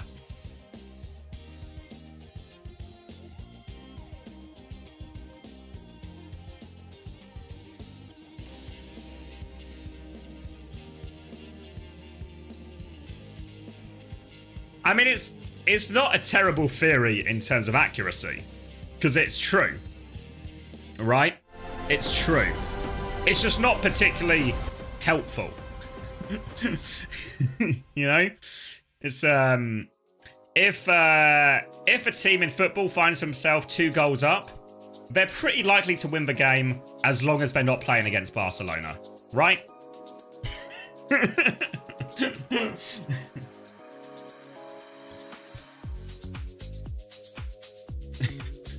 Unfortunately, actually, 2 goals up is the worst amount of goals to have against Barcelona, because that just triggers something. True, but not profound. Yeah, that's the way to say it.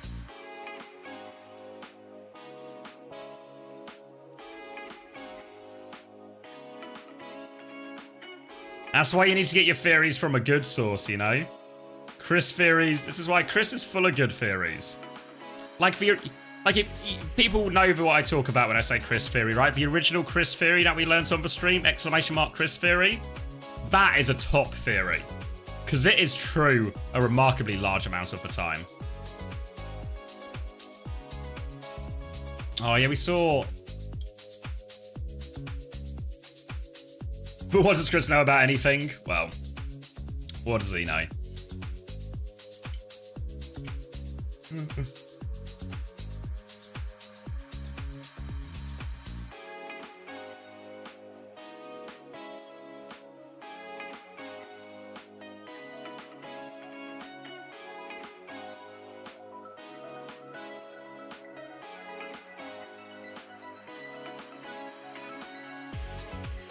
Tennis theory? Yeah.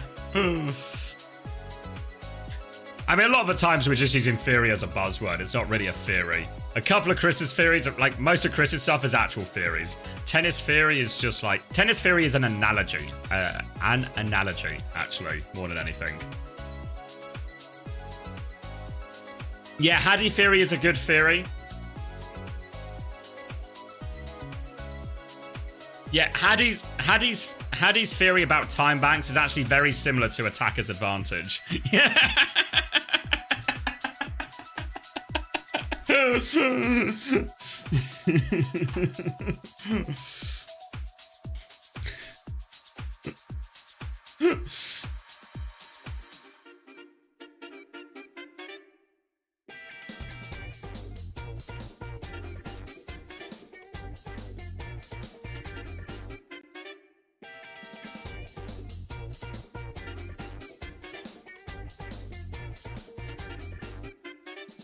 Need a UB theory, actually? Honestly, actually, UB theory on push, it holds strong. Like, the idea that... Was it only on Esperanza? Because I feel like we talked about it first when... But is it universally true on push?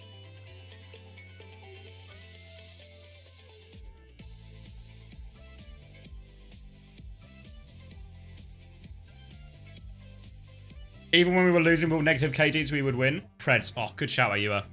All right, New Junk City next map. You're going to have to be quick if you want to gamble. But you guys are quick. Can I design no insane drug addict too? Go back to your drugs.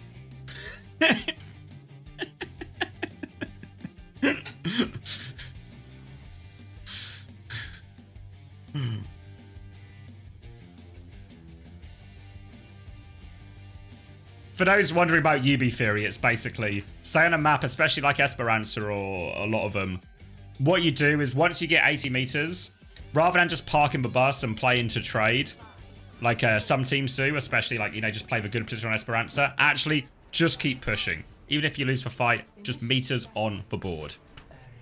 It's like basically a counter to the God hold we would normally play for on London on Esperanza.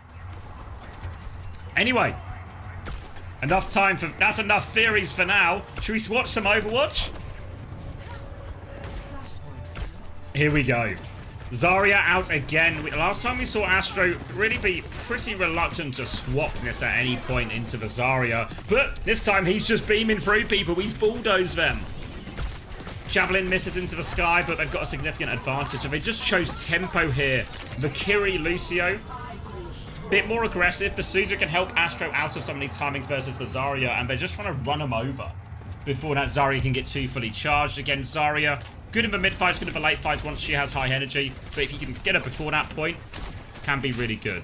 Still going to have some problems with the neutral, and now, since the Dildo's on the attack, they can take a couple of cycles here with bubbles, build up the energy for Axur before they commit to anything. Ryan was hiding for the ambush, and Redix is in trouble, but they will be able to get away. Grapes is still pushing this, but Razor clean with it, shuts him down. Astro has still killed PTK as he tries to come through the choke, forces an ice block out here as well. Kitsune rush from Renko to finish the job, and that will clean up a fight. But a tasty shot from Razor to keep Ryan in check. Astro's going to push. They really want this energy. They get that energy reset as well. And now Dildux, they're going to have to rush in this retake. So all these things we were talking about can play a little bit slow, can get some energy, etc. That's going to be really hard. Look how close Astro is holding as well. He wants to use his Terror Surge early. PDK going to try the Sojourn as well. Look at this, waiting for the ambush, forced a bubble already. Can anyone get the touch? No, they don't have a choke. It's just going to go. Yeah, Astro realizes their time is fucked. We'll just save that Terror Surge for a rainy day. And they'll get that first one for free Supernova. Well, they just didn't make it pseudo rush, but pretty cheap, pretty cheap. Now move over to point B. Onto the high ground first is Dildux here, so they do have this position advantage. A wall onto Astro, who's going to dip down underneath to break line of sight with the enemy, but keeps line of sight to his backline. Ryan's trying to come in the flank. Javelin on PTK off the high ground actually pushes him into Ryan and forces for recall. Terror Surge comes through, doesn't get too much damage, and Astro's going to get deleted for that one. Terror Surge on the Kitsune rush, going to take a lot of damage as a result, and now they can push forward, clean up these kills. A couple more fracture, they'll get the cap at the same time. He has some of the best mechanics from PK himself. All right, I can buy it. I mean, he's done a lot on the Zarya, but it's been a pretty favourable matchup. Astro is now going to try an alternative. Honestly, he can really play Winston into this. Not sure why he's so reluctant to Winston. He's going to play Hazard instead. Trying to come through. Bubble is up. Grav is there. The wall is good. He's just isolated. Beat and Suzu to save him. He's still coming forward right now. Blizzard is available for Razor as well. He drops that one in. There is nobody coming through this choke. But there's a Freya angle in main. That's got a kill. Little boot back and to Axur as well. He's trying to mark Jutsu out of the game. He's got him on the run. He's chasing them all out. Grapes is there trying to help. They're harassing from a lot of different directions. Grapes is doing a bit of a drive-by on point. Supernova have made it chaotic, but with Astro dying so early, I don't know if they can commit to this. Where are we going, Grapes? Just play your life for the love of God. I've got points on the line. Kitsune rush back through main to keep the push going. Redix uses the beat in response. Onto the high ground for PTK. Just about gets onto that, but no rail to use. Not able to get saved from that one as well. High energy Zarya on the point, but Ryan is looking for a bubble opportunity. Razor keeps him in check again with that body shot. And Ryan's having a hard time against this mate because Razor's not missing. Kitsune rush from Philly, who is 1 HP, trying to get topped up. Ryan confirms for kill. Axur in the middle of it as well. And the Kitsune rush isn't enough. I thought they would be able to burst out of that for Kitsune rush. But no doing. And Ryan will be able to clean it all up.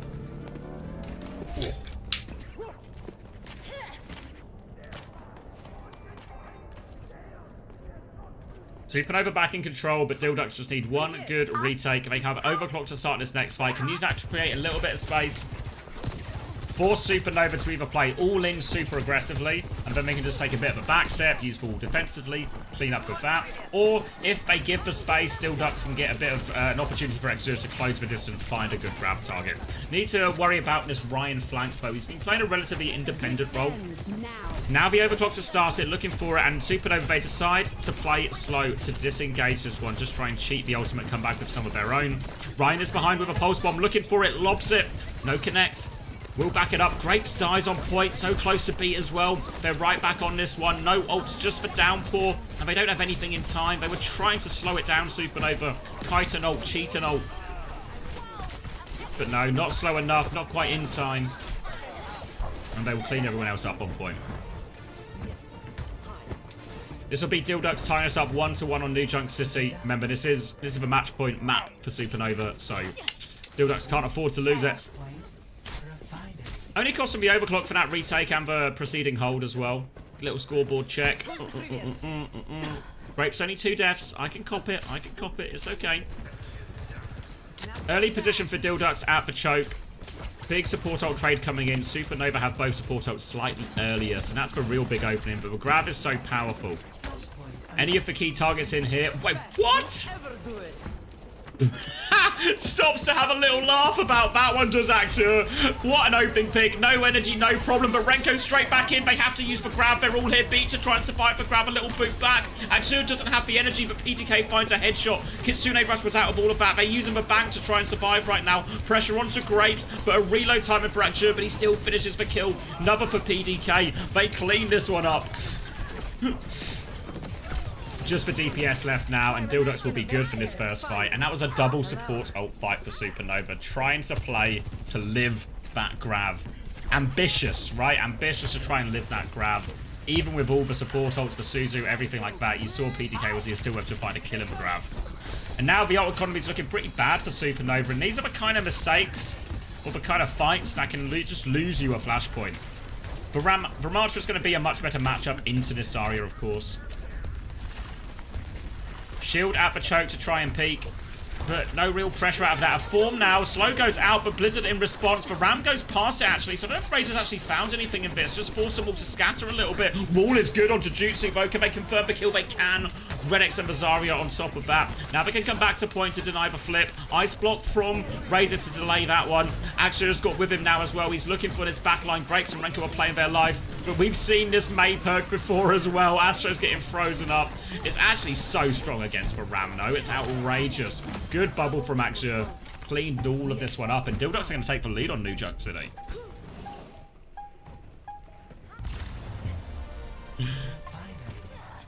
Grab for the next fight as well. And it's still not a lot of ults. Now, overinvestment from Supernova. It might just be the whole map, honestly. If Dilducks can win this one efficiently.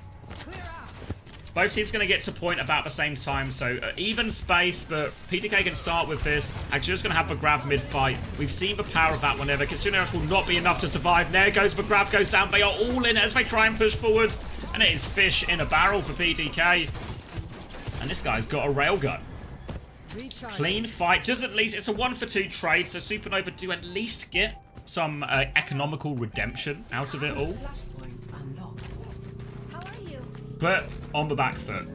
Philly and Redex are about to have support ults as well, so as we get to this next fight, we're probably still looking at a support ult advantage for Dilducks. Astro's Annihilation can really be layered into all of this, you know, if a beat push comes and you pop Annihilation. But they're taking the fight very quickly here, actually. Maybe considering going for 2 fights. They've just bullied that Zarya. The beat comes through from Redex to try and turn the fight. They kill onto Renko immediately, so no support there. Grapes is very close to the beat. Annihilation is popped, but Astro, he needs help. He might need this beat as well. Grapes has the beat. Is he going for it? They're going to try and hold it. Astro's done enough.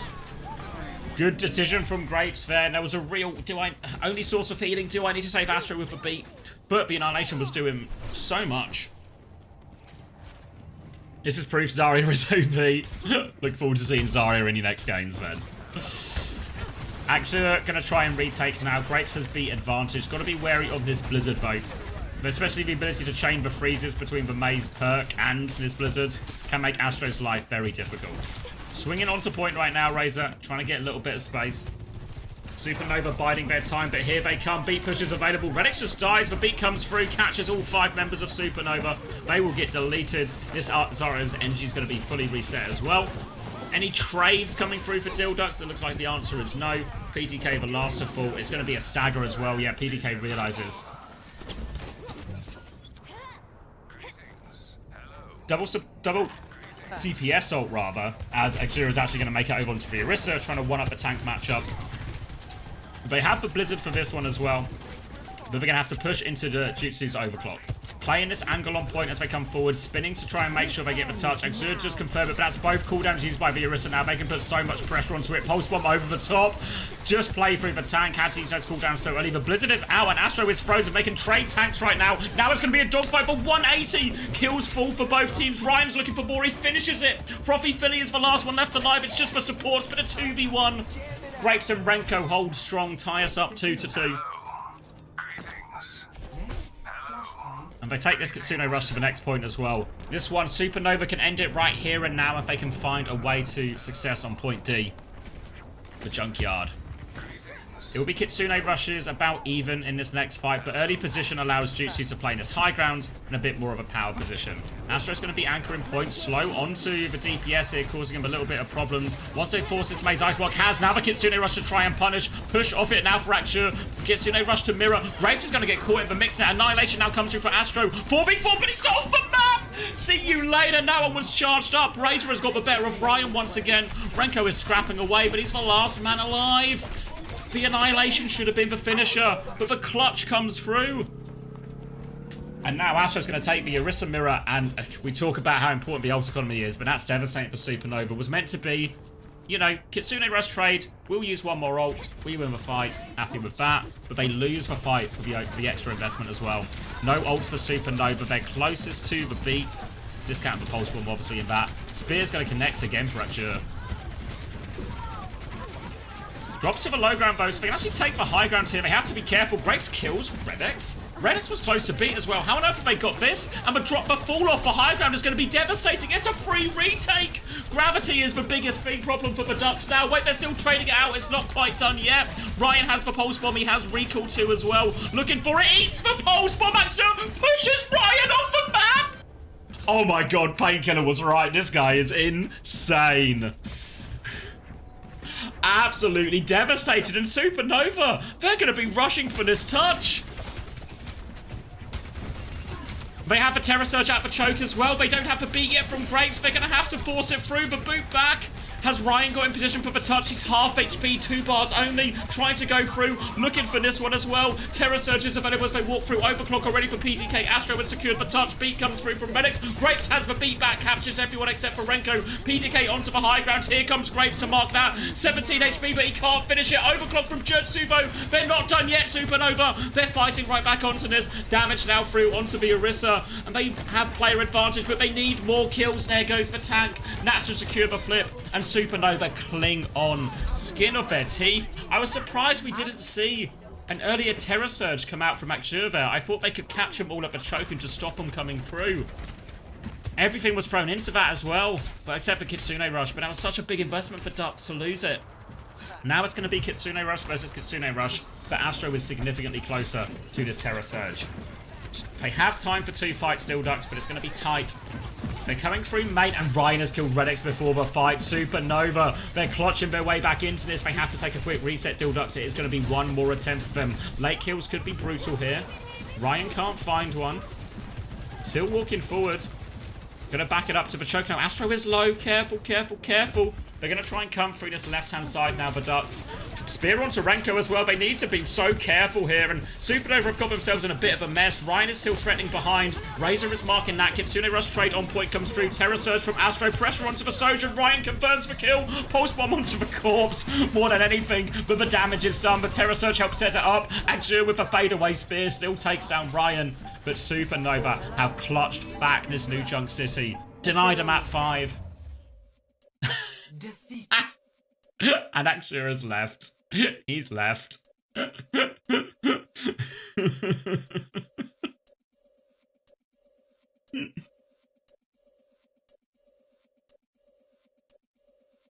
did well, Ryan, mate. You know what your problem is, Ryan? Last fight of the map, win or lose, you always die. When you lose, it's understandable. But every map you won, you also died right at the end. That's the one that one stings for the fans, you know? That one stings. All right. So Supernova, Ryan back in the lineup. They get their first win. I'm trying to get another one. All right. Cash at one for Supernova. Should we see how Ryan did?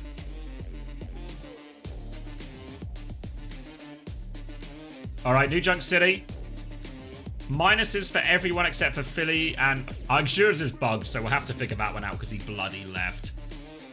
On the Supernova side, though, Renko on 4, Grapes on 4, Ryan on 5 for top scorer, Jutsu 2.5, Astro on 4.5. So total scores for this one. Thanks for the first time shots. Total scores, Astro with a 19.5, Grapes with 13, Renko with 14. So recovered from a bad start, Renko. Ryan 14 as well. Jutsu actually the lowest score on 7. All pretty good points, I think, for the sort of average prices we're talking here for the Supernova players.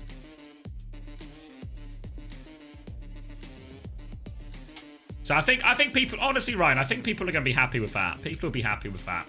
I'm certainly happy with the points I got out of Grapes. Where am I going? Overwatch Fantasy.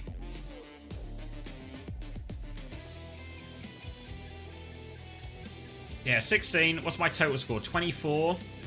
It's not great, but it's better. No, don't. There we go. Don't repair my machine.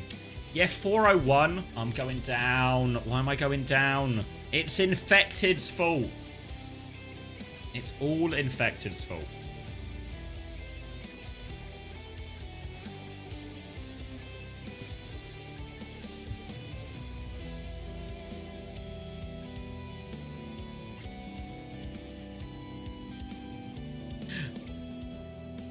Yeah, Jwoo didn't do great as well. But at least Jwoo had like a fixture that was... like, the problem is I expected Team Liquid to win. That's what's really, like, thrown me for a loop. Oh, so this is for top... Look at his best players. This is for the week so far. Is it insane that Majin is the top scoring player?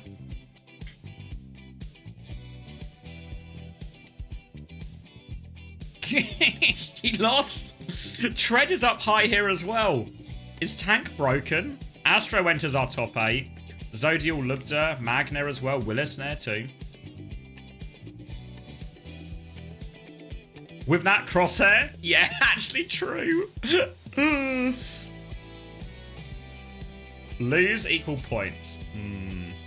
Diva players inflate the stats. Yeah, I think Diva and Ball just like, because the way it scores is a lot on eliminations, right? So certain heroes, Reaper's good for it, but also Diva really is as well. In terms of you get eliminations. It's really generous with eliminations in Overwatch. So if Furissa does 4 damage across the map, and then the Tracer hits a pulse bomb, elimination, you know. So I think Diva does like a really good job of just like every elimination the team gets, the Diva gets as well. While also being, like, still quite hard to kill and stuff, you know? Had a massive week on everyone except Infected. Yeah, I mean, I don't hate how my team did. I'm not, like, Rocket carried for sure, right? Like, Kellex Nat was fine, like, 7 points in that game. I know they 3-0'd, but I could be better, but it's not the end of the world, right? Grapes did more than fine as my budget support pick. Rocket, obviously no complaints. Jwoo and Infected. I mean, Jwoo's dying. I think I'm replacing Jwoo next week. To keep it a $150 with you.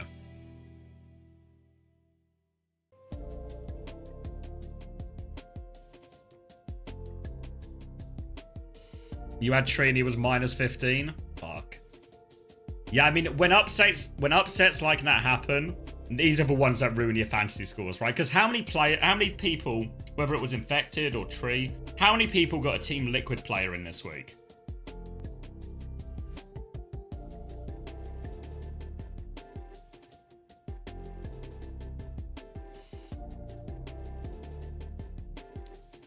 Shafted on RuPaul, yeah. You have people playing each other. Yeah, it's annoying when that happens, right? Because you end up, you need both teams to win, or you need both teams to somehow go positive. But it's just the way the cookie crumbles sometimes, you know. The other players, I mean, ironically, I was really keen to replace Lep. So Grapes came in for Lep. How much did Lep score? Did I waste a transfer to score less points? No, Grapes got more points. But my logic was that Lep was going to lose. So I was worried he was going to go negative, you know, so I was pretty keen to replace him. Because in reality, I sold Kellen, who actually got plus 15, despite losing, for Infected, who comes in to get blasted 3-0 and lose me 3.5 points. Willie, Rocket, Ryan carried me? Yeah. Yeah, Willis did super well. For a quick chat after Supernova's dub. It is not Ryan, it's Grapes. It's Grapes. But you know what? Even better. I love Grapes more than Ryan. Have that guy. There we go. Yeah, You're welcome. Well, first of all, of course, congratulations on the victory. Let's talk about the match. Got a little dicey here and there. They rolled out with a Zarya that seemed to trip you guys up. Hammerless. Is that something you Willis, expected checkmate, from Rocket, them? Simple. How did you adjust there? I said before the map went in, after the ban ram, they're probably going to play Zarya, but we decided to bash our heads against a wall and play Orisa Genji and lose. But yeah, it's pretty. After Ram was unbanned, just go Ram, run her over. Thanks for keeping it honest. Obviously, your schedule is a little bit dependent on everybody else as well, mainly like Sakura Extinction. How do you see that next match that's coming up going down? You got your money on Sakura or Extinction? Probably Sakura. I think they're a lot better. I'd agree with that, yeah. Okay, a lot better. Well, it's nice to see you perform at a high level here with Ryan back in the lineup. How do you feel like, you know, Ryan being back changes things for you guys? Because obviously week 1 with Astro on the DPS lineup didn't really look the cleanest for obvious reasons. But Ryan being back from Korea, like, how does that unlock this team? How good do you think you guys can be? Right, let me finish this interview and I'll answer. I don't want to talk over Grapes too much. Ryan, I mean, it unlocks Tracer, which is awesome. We love to have a Tracer unlocked. He has really good vibes, you know, really just fun environment, and he's just insane. So it really just helps our whole team. He can play a lot of different stuff too. Like, he's not just Tracer only, but it really helps us play a lot of different comps, lean to our strengths more, all that kind of stuff. We'd love to hear it, and we'd love to see more of you and the team. Grapes, thank you so much for joining us, and best of luck in your upcoming matches. Cool, thank you guys. Great to hear from. All right. So yeah, quick one. How do you guys handle people? So if you sell a player, so let's say you own a player, you say you spent 100 points, you own a player who goes up in price. You get to keep that player, it doesn't break it or anything, but when you sell that player, you sell that player at the new price. So if they go up by 2, you get 102 budget essentially, but only once you sell the player. So if people go up in price and you own them, quid's in for you basically.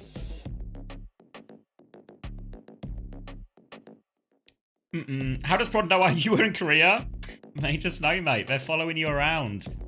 Ryan, you're a big deal. People need to know where you are for their fantasy choices, for their predictions, you know? Player of a match? Big Ryan? Is that true? Let's see.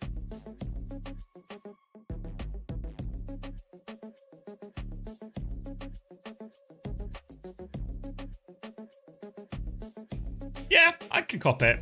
I'm on the bus. You're on the... People were buzzing when you were on the bus, mate. Yeah, I think it's fair enough.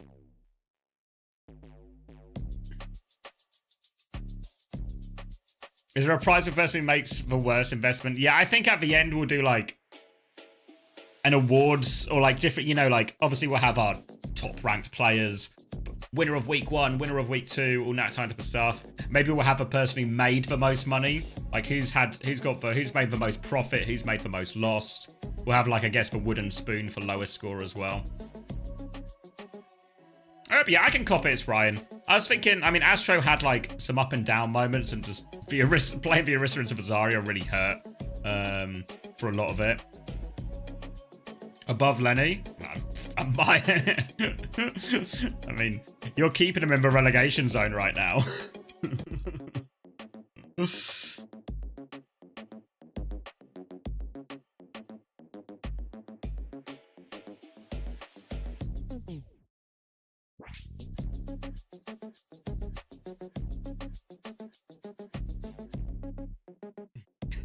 Rob's eyes, yeah. Your eyes aren't deceiving you.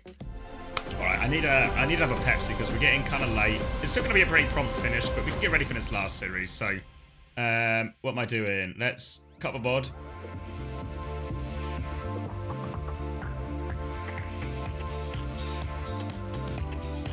Also, I'm just kind of thinking out loud. I'll start with Preds before I go as well. Do you know when in that message I got from my friend in Uganda, and then Ollie came and told us that he had that exact same message a year ago. This guy's just been doing the same thing the whole year, for like a whole year.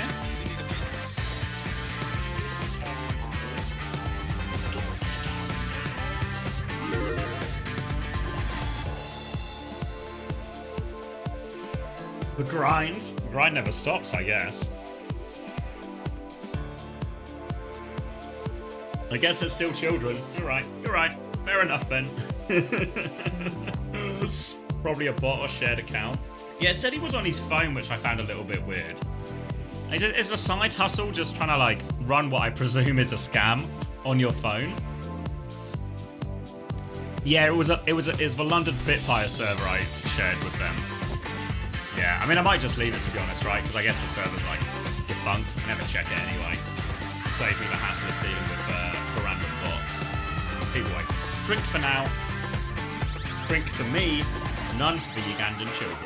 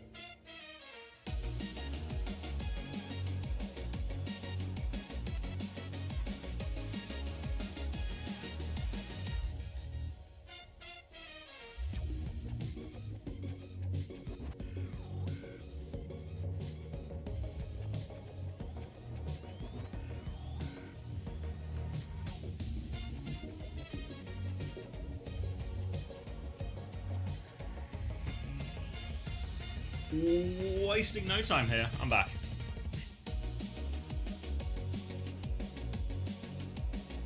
Where are we? Where are we? Where are we? Have I updated the stream title?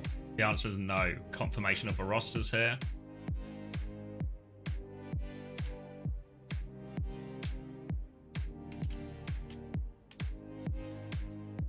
Versus Sakura. Did I remember to cut the VOD? I sure did.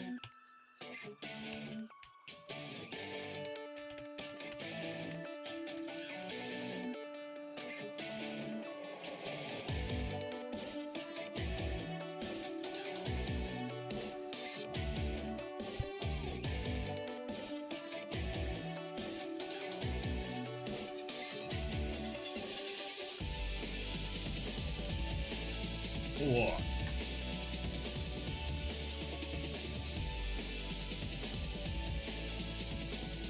Oh, okay. I'm pretty tired, but we're there, right? We're nearly there.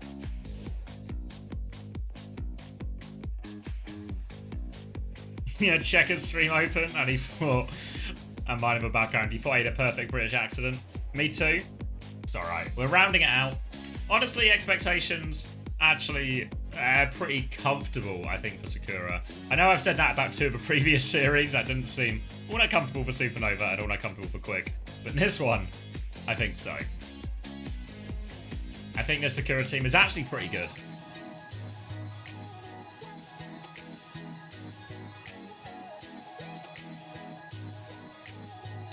Why did they these Hittori highlights? Just showing her drunk driving.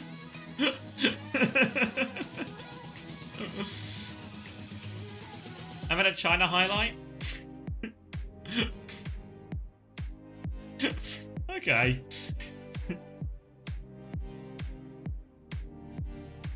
No, they got relegated, didn't they? Got relegated. Wait, were they just showing the old Sakura team?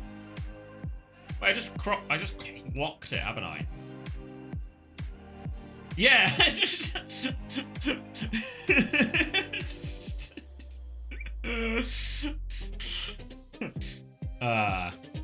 sloppy. NA production moment for sure.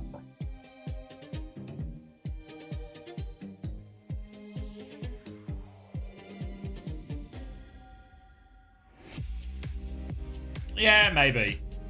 But even if they were talking about it, it seems irrelevant. Like, show me highlights of the players we're about to see, you know?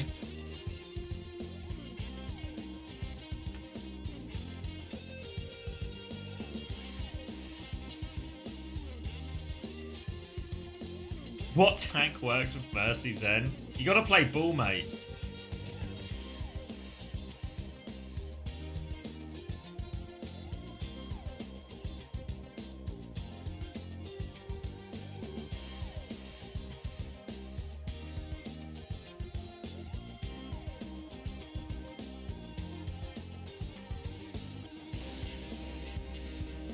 Hog or Sig? Yeah.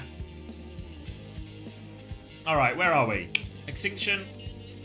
Pick the map. Take us to OWCS. Wait, did they give up first ban then? Interesting. Yeah, they must have given up first ban.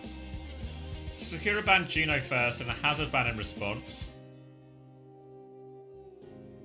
And Unto Gambit, I know. Trendsetter, that guy, isn't he?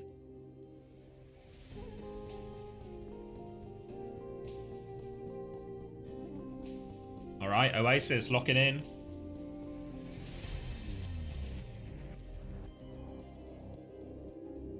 Okay, so, yeah, uphill battle for Extinction. But we'll see if that translates into reality. It's going to be a Mercy Mirror, it seems. Maybe you'll get some inspiration here for what to play with Mercy. Alright, I'm getting ready to close with Prez and we can lock in for the final game of week 3. Capture the objective. Need peace to lock in and give you 20 points? That might be good for it. Onto the high ground early on is clear. Initiating defense matrix. Gonna function as a dive comp, really, the D.Va here. Looking to not really mirror the Orisa all that often, go over it. There's a Sombra in play for Nevermind as well, so once we get to the old portion, we have to bear in mind there's EMP turnings if they can counterplay. Cinnabar is down early, though. What the hell happened? Disaster start. Was anyone even with Cinnabar? Presumably Peace was over there as well. Either way, a big opening. Suzu has been forced out early as well. Nevermind already moved onto the high ground. The Void's getting detected. Can live, and Hitori is going to clear the rest of the point. Even a late kill onto X10. Pushes him back. And that'll be a first flip for Extinction. Maybe some late kills here. TP out available for Z, but only into a Javelin. Hitori, good for the cleanup now. And a strong start for Extinction. Scuffed, look at this. Kitsune rushed 82%. Alright. Significant advantage here, so Sakura have to be... Oh, not now. Boost, boost, boost. Hold, stream, hold. We've only got one game left. You can do it. So Kitsune rush advantage. Sakura are probably going to have to disengage this, really, but the D.Va comp with the Kiri Lucio should be good at disengages. A little bit of space onto the point, trying to force this one out, bait it out. Hitori looks aggressively in main. It's a 1-for-1 trade alpha point. They need to be careful not to concede the flip. They can't go too far. Hitori's going to come back and clear out clear. There's another word, trap to avoid. Tries to boot the D.Va in, can't. Clear's going to get onto the high ground. Javelin won't get them off either. Now pressure onto the Lucio. Nenwai's going to take a lot. Kitsune rush has been forced, but Z now has it to mirror. They commit to this one. Hitori is going deep, looking for these backline trades, but can't find it. Nenwai is there, though, actually. Finishes the kill. Clear's taking a lot of damage. No self-destruct available for him. Extinction just going to be good for it. 2 fights in a row, it looks like. Yeah, baby D.Va Clear needs to find a way to reset. Mercy from Wub. Mercy from Wub. Will allow the reset coming in. And now Extinction have all the ults to just finish this 100-0. EMP's going to be up. Terra Surge beat. Cinnabar still 10%. Could be a big difference maker here.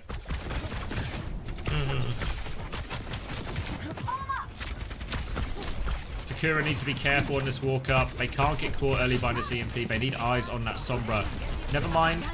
We'll just drop the EMP onto point. Will we able to get, yeah, self-destruction? No self-destruct able to get off. The EMP does too much. Scuffed has been traded, though. Beat comes through from Nenwai. Only catches a couple of them, though. Cinnabar's beat is good for all. Well, all the remaining players. Terra Surge in as the Tempe fades, and that's 2 for Hitori on that. Huge conversion. Trades out from Peace, though. Is it enough? Peace is still anchoring the point as well. Avoids the hack, but recall is forced. It's a 2v2 on point. Lucio Tracer versus Lucio Sombra. They can stall it out for a while. More players are flooding back from spawn as Peace keeps it contested. Now it comes in. Nenwai finishes it off. They need another touch. They've got a bit of time with the flip, but they are flooding back. Clear.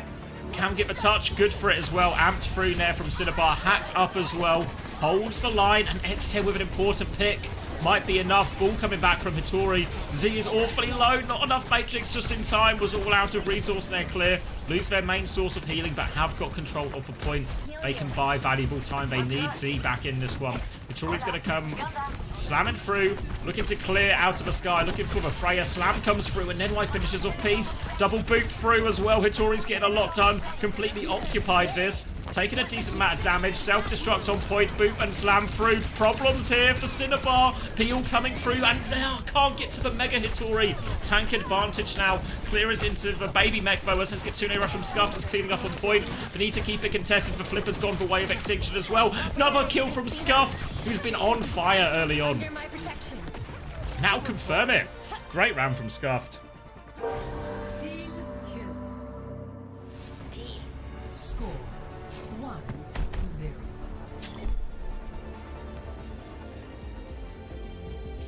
A fun fact, there are only 3 men in this match. Yeah, lots of Calling All Heroes representation here, right? It's probably where I know, maybe with the exception of, like, obviously, like, Clearsy and Hitori. Probably where I almost recognize more of them from. Obviously, Wub and stuff as well. Will I stream the ESL Vision versus Alcad then? Yes, this is the conclusion of the, I forget exactly what it's called, but the ESL competition, right? Because the winner of that competition goes to the last chance to qualify for the Esports World Cup. So I will be covering the finals of that. Is it Friday? Yeah, Friday. All right, Hitori going to keep the ball here. Very good map for it as we move on to City Center. Kiri, Lucio for both teams as well. Early scout onto the Sombra. Any TP away, but never mind. Just too slippery. Gets right on out of there. Backing it up. And Clear will reposition onto the dildo. Extinction playing very wide and quite slow, looking for Hitori's timing, but Sombra and Bull trying to line it up. Hack comes through onto Cinnabar, but no kill. Clear has come to respond to this, but might actually find themselves in trouble. For supports come to help Clear out of this one now. Pressure onto the Sombra, but can't force the TP. Peace looking for more, but they've conceded the flip during all of this. Peace has to recall, just needs for Blinks to get out of there. Hitori's looking for more, keeping this point contested. The flip's so important. It's so easy to contest this for a long period of time. You can't get the flip for free. Hitori trying to pressure the backline, harass, and move them out of position. They're keeping it contested all the while. Wubs swinging onto the high ground. Pressure onto Clear in the back. It's for Sombra who falls first, though. Still a good angle for Wub.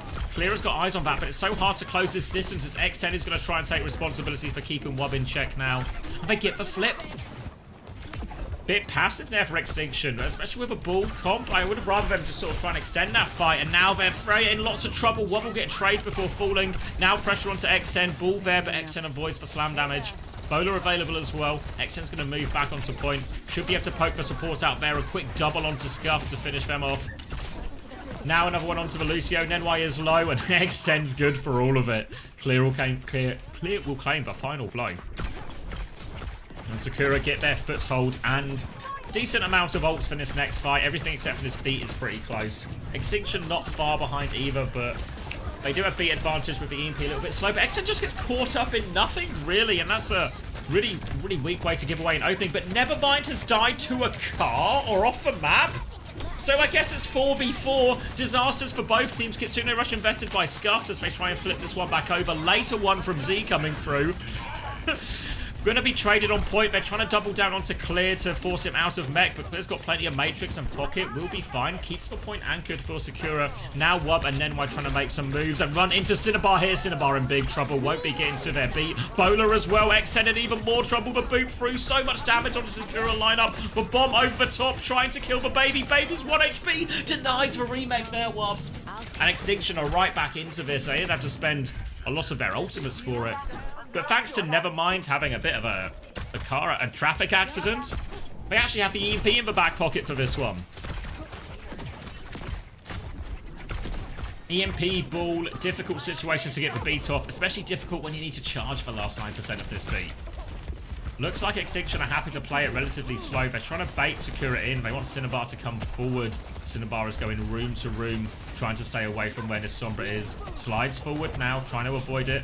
Where is Nevermind? On top for high ground, EMP onto 2. Cinnabar only just gets the beat now, so no chance to counter that one out. The beat comes in, 4v5. Going to try and win it. They're doubling down for kills. They're pushing so hard. Nevermind's kind of out of a fight, but Clear, he can't find anything. Scuffed has got away. No, Scuffed hasn't got away. Finishes it off, but they still need the flip. Hitori is looking for trades. TP away from Z, who is low after this one. Pressure on a spawn camp onto the Freya in Hitori's mind. But the bolts are doing a lot of damage, and Hitori has to run from the Freya. Tanks have to respect this hero. Forced back to the point. Extinction still in control. Sakura not quite with enough kills to get the flip. And we'll get a full reset. 5 versus 5 onto the point here. Peace, pulse bomb attempt, looking for the backline. Clear and shut down, Nevermind. Scuffed is going to be forced to TP and Suzu, very weak. Nenwai is coming back to peel. Peace has just got him contained right now. The backline has to keep giving space, and Peace finishes that kill. Looking for the Lucio as well. Nenwai's good to get back into spawn. They've lost a lot of people. Yeah, they've lost everyone else. Wow, Nenwai gets out. Sakura back on point, and it's going to come down to one last brawl here. Kitsune Rush is going to be up for both teams' minds too. Nenwai significantly closer to the beat. Could be the difference maker if we get that far into the ult exchange. Hitori getting the initial touch, getting marked out by Cinnabar, but Cinnabar might regret this. The rest of Sakura respond. The bowler is good as well. Mine's off in desperation as Hitori falls. Kitsune Rush is going to be mirrored now by Z much later too. Beat comes over the top. Self-destruct available for Clear if he gets in too much trouble. Freya Jewel. Bowler is good. Shuts out X10 solo. Wub will finish that kill. Can they take over? Clear still has the bomb and a lot of HP. Peace trying to respond. Recall has been forced. Wub continues to live these adventures. Trying to camp that trace, so they have to keep the touch going. Clear now has the Sombra in his sights. Oh, Wub clutched out one of those jewels, but it's not enough. Hitori can keep... Oh, she can't even keep him a touch. Just save for fantasy points, though. And we're tied up 1-1. Score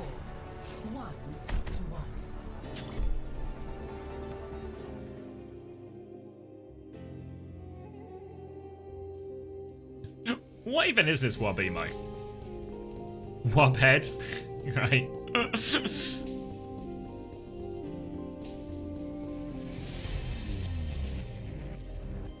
Hitori was on the EMEA version of Sakura. Oh, yeah. Seppu has you. He TP'd off? Wait, did I miss it? I was reading chat.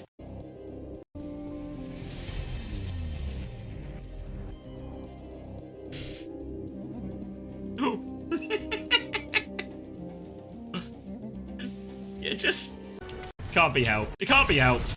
Alright, sorry. We'll be a little bit behind, but we'll watch all the action.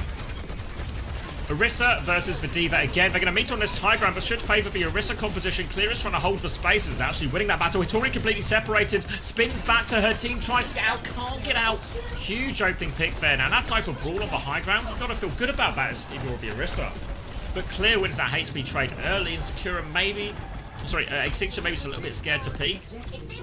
Decisive first fight for Sakura. Not too many ults to speak of. It feels like as we've gotten deeper into this Oasis, they're finding more and more times to punish Nevermind here. Have to be proactive with punishing this Sombra, clearing them, not letting them get the setups they want, not letting them farm these EMPs. Because the ult's so hard to deal with so often. Wub trying to poke his way onto the left-hand side right now. Fighting for Tracer. Bit unsure about which direction he wants to go now as they move up to the choke. Wub, eyes on this left. Trying to poke out Clear and force for point a little bit. Peace is going to make a money move though. Just gets the kill. Nice and easy. X10 maintains her position on the high ground. Topped up and keeps swinging. There's a Sombra behind, but X10 has no interest in that. They're a little bit beaten and bruised, Sakura. But they've stabilized, converting that opening pick. Yeah, Ebola ready already for X10. No joke, eh? Kitsune rushes are going to be traded versus this. Lots of ults to come up mid-fight as well. Scuff's going to be moving on to the point with this Kitsune rush. Mirrored from Z to hold space. X10 is awfully low. Nevermind has killed that one. The power of the Sombra in that matchup. Now walking forward, Hitori's looking for it. Trying to trade onto the backline. Looking for this. Lucio has to drop Mega. Will be out of the fight for a while, but Wub is getting it all done from the high ground. And while this Kitsune rush trade, Wub just took that high ground position with support pocket. And Wub gets it all done. Can they kill Peace late? Should be able to. Recall. Should be able to. Yeah, the virus burns through the remaining part of that HP. Hitori's actually underneath, but they should... No, they can't get her out, actually. Hitori gets traded for that disaster on the hold for Extinction. Sakura can go right now. Move, move, move. Eyes on the Sombra as well. No escape for Nevermind. Suzu comes through, goes for the EMP. The beat to save Nevermind as well. What miss for Bola? All the ults turn it. Extinction spend the bank to save that one. No tank, but they win the fight. Great save onto Nevermind there, who looked surely cooked. It looked like a reckless EMP that was just going to result in a trade. But the peel is there. Suzu and B. It cost them a lot though, right? Cost them a lot. Cinnabar with a huge beat advantage now. Perfect answer to this Terror Surge as well if Hitori gets people caught up. As long as Velucio's not caught up in it. Now looking to swing and take the high ground again, but Extinction might just tempo in main while this happens. But Point Force comes through, pressure onto the backline. Clear has the self-destruct, is low though. Terror Surge just forced that beat out. They're all going to leave Hitori for dead now. They flood towards Point with this self-destruct, but Pom kills Nevermind as well. They kill two on Point, and you see the power of the Kiri Lucio. The Diva and Tracer are already on Point, and as Hitori pushes aggressively with that Terror Surge, Cinnabar, Z, they drop the beat to survive. X10, then they just all flood forward to join their team on Point. Retake and Sakura one fight away from closing out this Oasis. Pulse and Bola to do it. Extinction slightly closer to this Kitsune rush. Wub's going to swing towards the high ground again. No one marking this position, so Wub's going to get it for free, actually. A pretty passive hold from Sakura, but the Pulse Bomb is good. Bola out in that as well. And Wub has got the angle, but he's got no team left. Will hit the Bola, will trade X10, but Wub has so much more to do. Getting hunted down by Peace, and Peace should be good for this cleanup, surely. Bit of help from Z, and Sakura will take map number 1. You saw the idea there, obviously.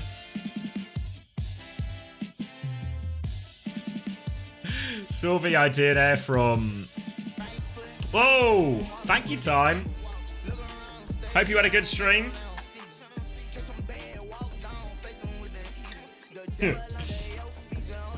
Welcome everyone, just in time for some NA action. Hope you had a good stream time.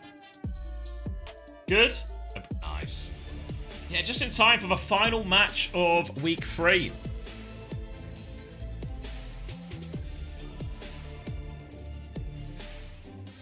And honestly, Sakura won the first map as expected, but plenty of fight from Extinction. Doesn't look like it will be a straightforward series by any means.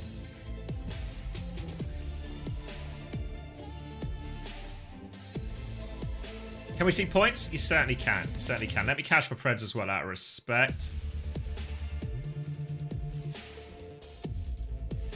Where are we going? Done with that one. What players do people have from these teams? What's the vibe? All right. Nenwai with +4. 4.5 for clear. Again, the Diva privilege, eh? Just gets credit for every elimination. 2 for Peace, -3.5 for X10. Cinnabar, break even, -0.5 for Z. 0.5 for Scuffed, 4 for NY, 2.5 for Wub, -1 Nevermind, -0.5. Yeah, pretty low. I mean, pretty even, right? So pretty low scores across the board. How's NY got 4 there? Load of damage. Decent healing. 18 for 5. Yeah, I mean, just significantly less deaths than everyone else, right? X10 on 12 deaths is actually... I mean, really... That's really high. Really high. Now, yeah, I'll give you some negative points. You can see the damage difference as well, though, right? Like 5k more damage. I think they both played Freya the whole time, if I'm not mistaken.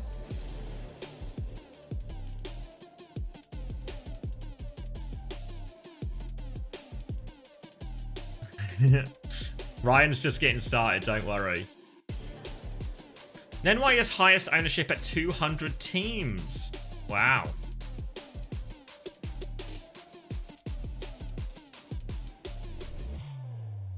Lenny only got 11.5. Alright, yeah, not too shabby. Where are we going next? Suravasa next. Oh wait, I can fast forward a little bit, can't I? Because we went back for starting that first one. Ooh. But yeah, alright. Seems like this could go both ways this series.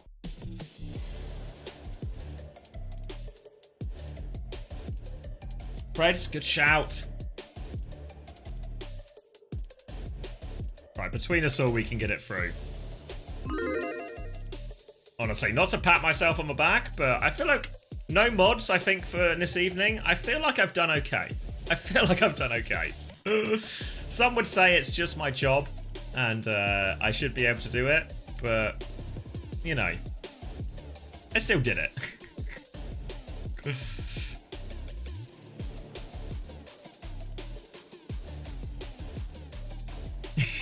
Thanks, guys.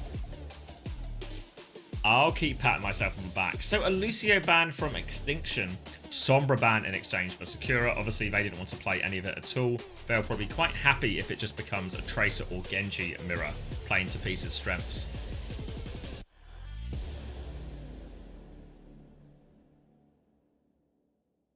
Starting some kind of conspiracy, are we, Okami? Alright.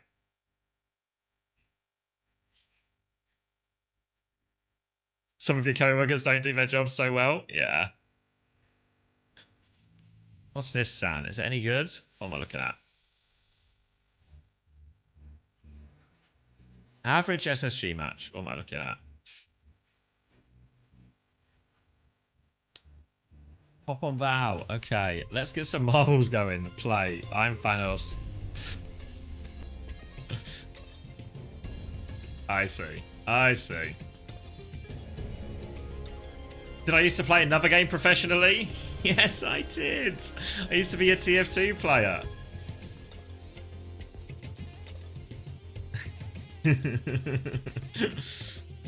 I guess, would you call it professional?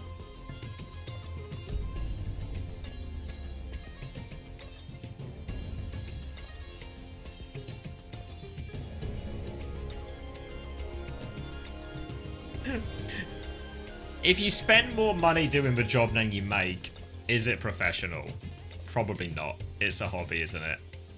It's a hobby. 5, 4, 3, 2, 1. Initial flashpoint. Yeah, the fantasy site was made by Toby, who is one of the mods for the channel. So yeah, he made it, and it's pretty fucking tops, actually. So yeah, really, really happy with the work he's done. I hope he's proud of himself, because I'm proud of him. I think a lot of people are enjoying it, and it certainly added a bit of a new dynamic, though. I won more than $22. Liquipedia is fake news. Don't believe everything you read. I won more than that. I won 2 international competitions. Come on. Hitori will be playing the Hazards here. So yeah, Lucio Sombra ban, which means Nevermind is going to go onto the Tracer. Peace will be happy with that mirror. Hazard into Diva. Relatively even matchup, honestly, all things considered. Both tanks viable in this, but it's Peace with the opening pick in the backline here.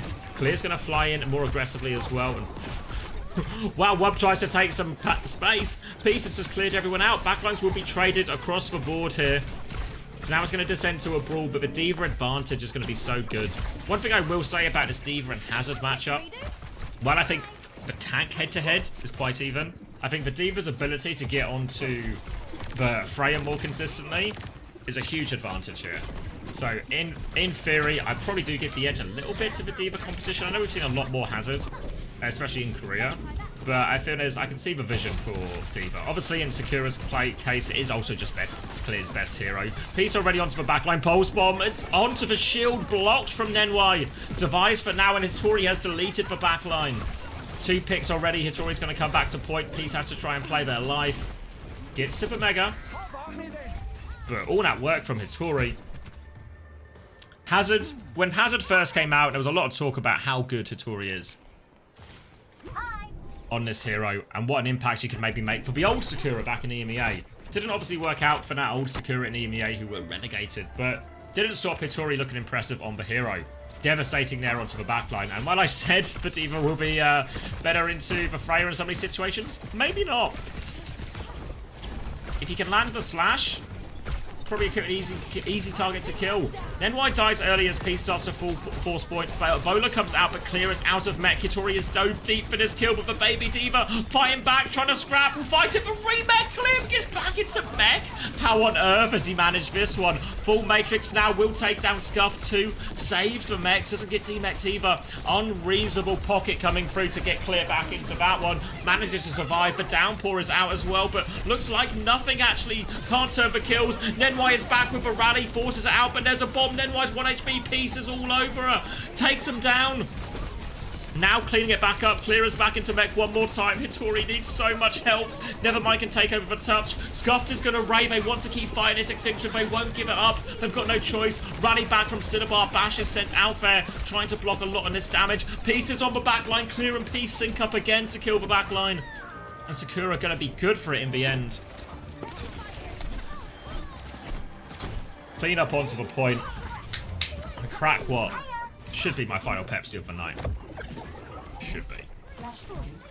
Good win for Sakura there. Made to work for it. All the ults invested, trying to clutch it out, which means we're back to pretty much a close neutral with Peace hiding in the corner. Are they going to see them? Do they check their corners? The answer's no, but the pulse bomb's a miss anyway. Tries to force the kill onto X10. But cannot. Sorry, not onto X10, onto Wub. Pressure onto Scuffed, and Peace is still a menace. Peace has just killed Scuffed through everyone. Clear is there as well. And this Diva Tracer. The pincer, the hits, it's too much. Peace doesn't have a recall or a blink to get away from a brig. But the damage is already done. The early kill onto their main source of healing, hard to recover from. And right now, it's just a Clear and Peace show.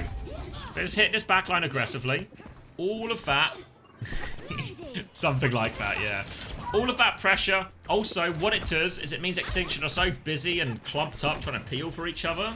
It's just easy for X10 to have free reign to throw in bolts and do all this damage. Again, you see Clear on the left-hand side. Trying to set it up. They've actually conceded a bit of space back to point, so Extinction can start forcing the objective for free here. Clear comes to match it. Whip back there. Mirroring the position of Hitori now just to keep this point anchored. They're trying to poke it out. Hitori tries to clear with her slash. Wob is flanking around looking for a kill, but it's Peace who gives the better of a trace. Battle will flank again, just Clear and Peace. They find the timing to go.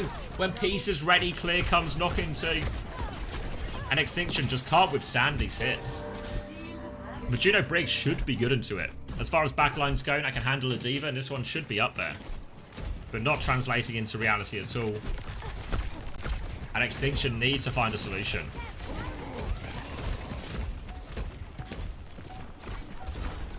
Peace with the pulse bomb early. Wall from Hitori to help with the rotation. It's Nevermind in the back who's going to try and get the touch, but Peace has moved over to Mark. Now Hitori coming from the front. They do trigger the overtime. Clear has killed Nenwai though. Just completely Scuffed was sort of peaking point. I don't know where it was. They're trying to play these wide and support these positions, but it's just making it easier for Peace and Clear. They're either stuffed in the choke or they have no space at all. And there's a middle ground there where you want to take a bit of space. Late kill onto Peace there. You want to take a bit of space between your Juno Brig. You know, you want to support your Freya taking these angles. But the Brig and Juno, they need to keep line of sight. They can't be too far. Because right now, Peace and Clear are just tearing this backline apart. 2-round lead already for Sakura. Rallies will be about even. Slight disadvantage for Cinnabar. But even before we get to the ult trade, it's more about these neutrals. The rally obviously will be a get out of jail free card in theory for Nenwai as his next hit comes in. Pressure coming through. Hitori's going to try and jump back, punish Clear, but Clear's going to fly away.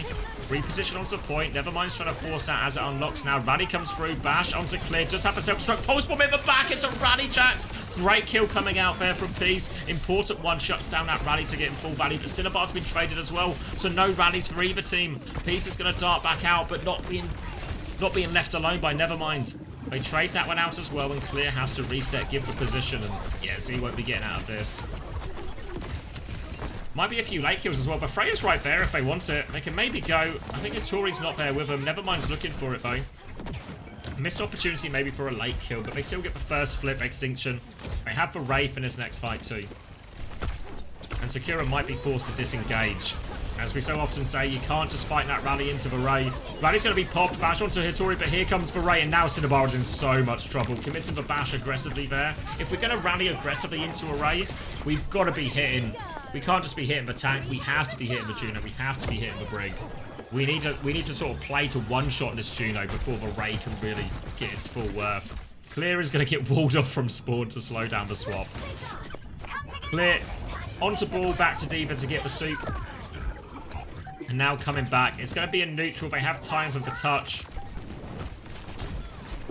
Clear's going to get in. Pieces behind already. And they choose to go forward. They're ignoring the point right now, Extinction. They want to kill the backline instead. Clear's coming to respond. But Pulse Ball's a miss from Nevermind. They've not found this. They try and deny the flip as well. They're trying to do it all. Hitori has found one kill onto the backline. Only a 1-for-1 trade. Nevermind is challenging this flip. Peace has to stay on point. They're all coming back to point now, but they're low Extinction as they come back. Peace's recall has been forced. The bowler is good. Kills Nenwai. Touch takeover is possible. X10 can take care of that. Now fighting for Juno. Can't quite finish. There we go. The take aim damage, explosion damage, just finish it. They get back onto that one, Sakura. And Extinction, they choose to fight forward. They choose to try and fight off point to give themselves a 5v4 while Peace is behind them.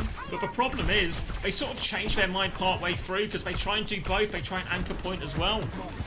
Oh, thank you, Ziad. Thank you, Ziad. Congratulations for yesterday. The Fantasy King, Ziad. Hope you had a good stream, buddy. Just in time for the tail end of North America. Welcome, everyone. Turn away for a second, but Sakura are scrapping it out even though they've given the flip. Ray from Z seems to be getting the job done. Too powerful. Peace will go down. And Sakura get themselves back on it. Extinction now have one more shot to keep themselves in this map. But the good news is, double support ult. They can get to this. Even if they have to rally early, it's not the end of the world. Sakura here might be wise to try and just hit them early, but it's going to be Tracers running into each other, and this will deny Peace any sort of early setup. Peace is straight back with their team. Sakura now just sort of all positioned in main. It might be a disengage they're going to play for instead here. Couldn't get Peace into position. Now the bash comes forward. Rally still available for Nenwai. Shield very low. Walking through onto point now. Now the Ray comes forward for Rally as well. Both X10's got the bowler trade though. They're making it chaotic. They're all around him right now. Bash forward from Cinnabar. Good bash to avoid this Ray. But Ray goes forward. Cinnabar bashes right past it. And Sakura, great position now. The support ults have got nothing. Absolutely nothing. Clear now onto the backline. Here is Peace. And it's been happening all map long. It's been happening all series long. Clear and Peace will clean it up. And they absolutely give them the slip there. Disaster. Disaster for Extinction. Have to give some credit to Sakura. They made all the right decisions, right? X10's going to take a risk with a flank. Solo flanks with her ult. Nails it. They end up using both ults in response. And then the kite is really good. Like, they are forced to point right. So they actually kite. They just run right past them. Wave them goodbye. And that's now 2 for Sakura.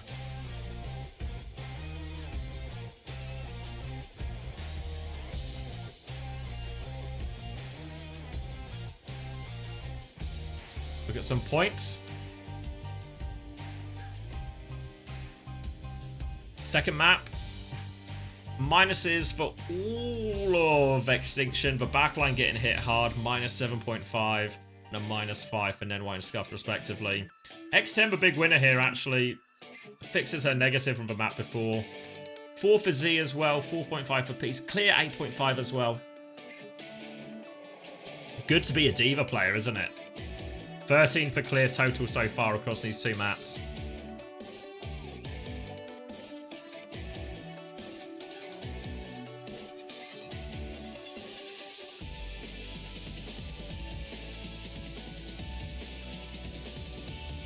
Do I always just go Ram into the D.Va Juno Brig? I mean, I think it would be fine as well. I don't know. I feel like there's like... I think the Hazard's fine into it, honestly. Like, I don't think it's a necessarily favourable matchup. The problem is they're just getting obliterated by this D.Va Tracer hit every single time. I feel like that's like... it almost makes Hitori's hero relevant. Irrelevant. Yeah, I'm not sure. Is Zomba just available this entire time as well? And there's no, like, busy with school or away or anything like that. With Ryan in Korea.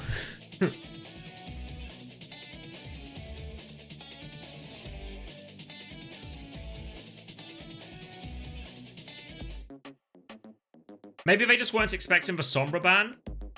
Right? Because that's why we end up in the Tracer Mirror, because the Sombra ban came through. They just don't play Zomba at all. Oh. Look, thought that was really one of their most promising players last stage.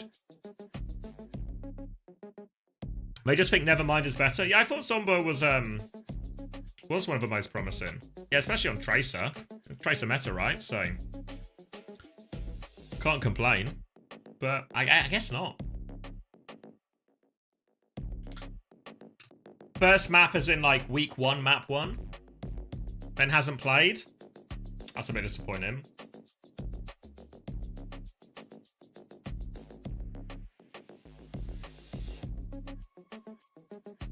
Yeah, bun in agreement.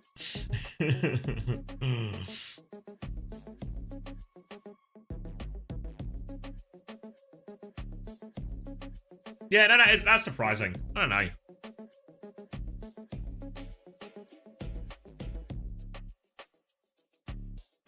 But yeah, I mean, to be fair, like, as you do like power rankings, I mean, NA, I mean, it feels like it's happened in all regions, like maybe like more competitive.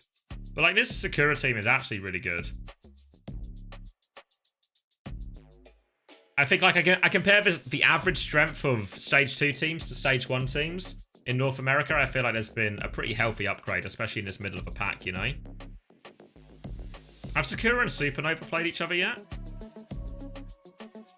I feel like that's gonna be a really tight game. That's next week, actually. Yeah. She went 35-2 on her only map. Get her out of here.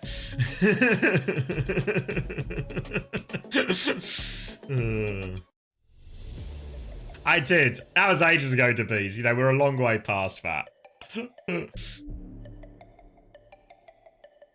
That was like my first time watching her play, I think, and it wasn't a pretty one. We've come a long way.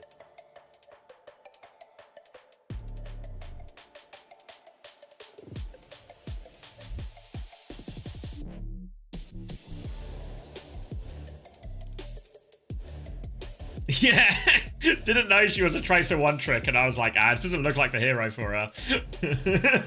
Then, well, you know, I've been wrong before. and I'll be wrong again.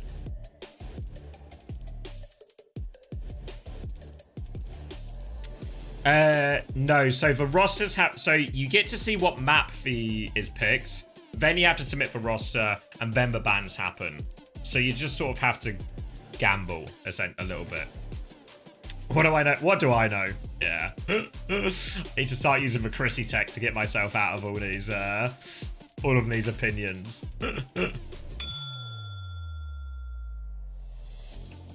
What's the ding for? So yeah, so there's an element of anticipating what's likely to get banned, or maybe, you know, if you get to ban first, what you need to protect as well.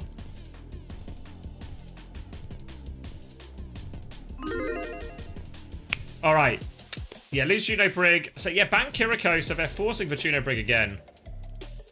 Sakura are going to ban the Orisa.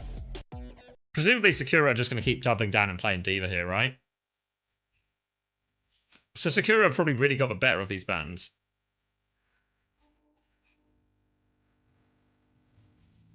Because we're just, it's just because the Orisa ban just means we're going to get the same matchup again, right? Hitori going to want to play Hazard. Could play Ram, right? Could just match for D.Va as well.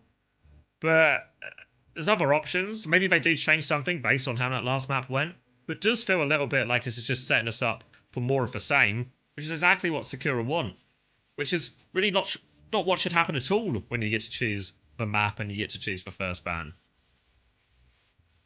They're going to play Mauga? I mean, maybe they've got a solution in mind, right? They've got something else. That has to be a presumption here. Benefit of the doubt for extinction.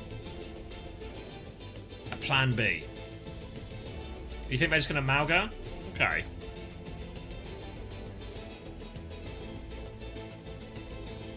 And the D.Va's not a horrible matchup into the Mauga by any means either, so the way it's going for Sakura, I don't expect to see anything different from them at all. Hanbin Fury, when in trouble. When in trouble. When your back feels like it's getting pressed against a wall. Just turn into a giant Samoan man.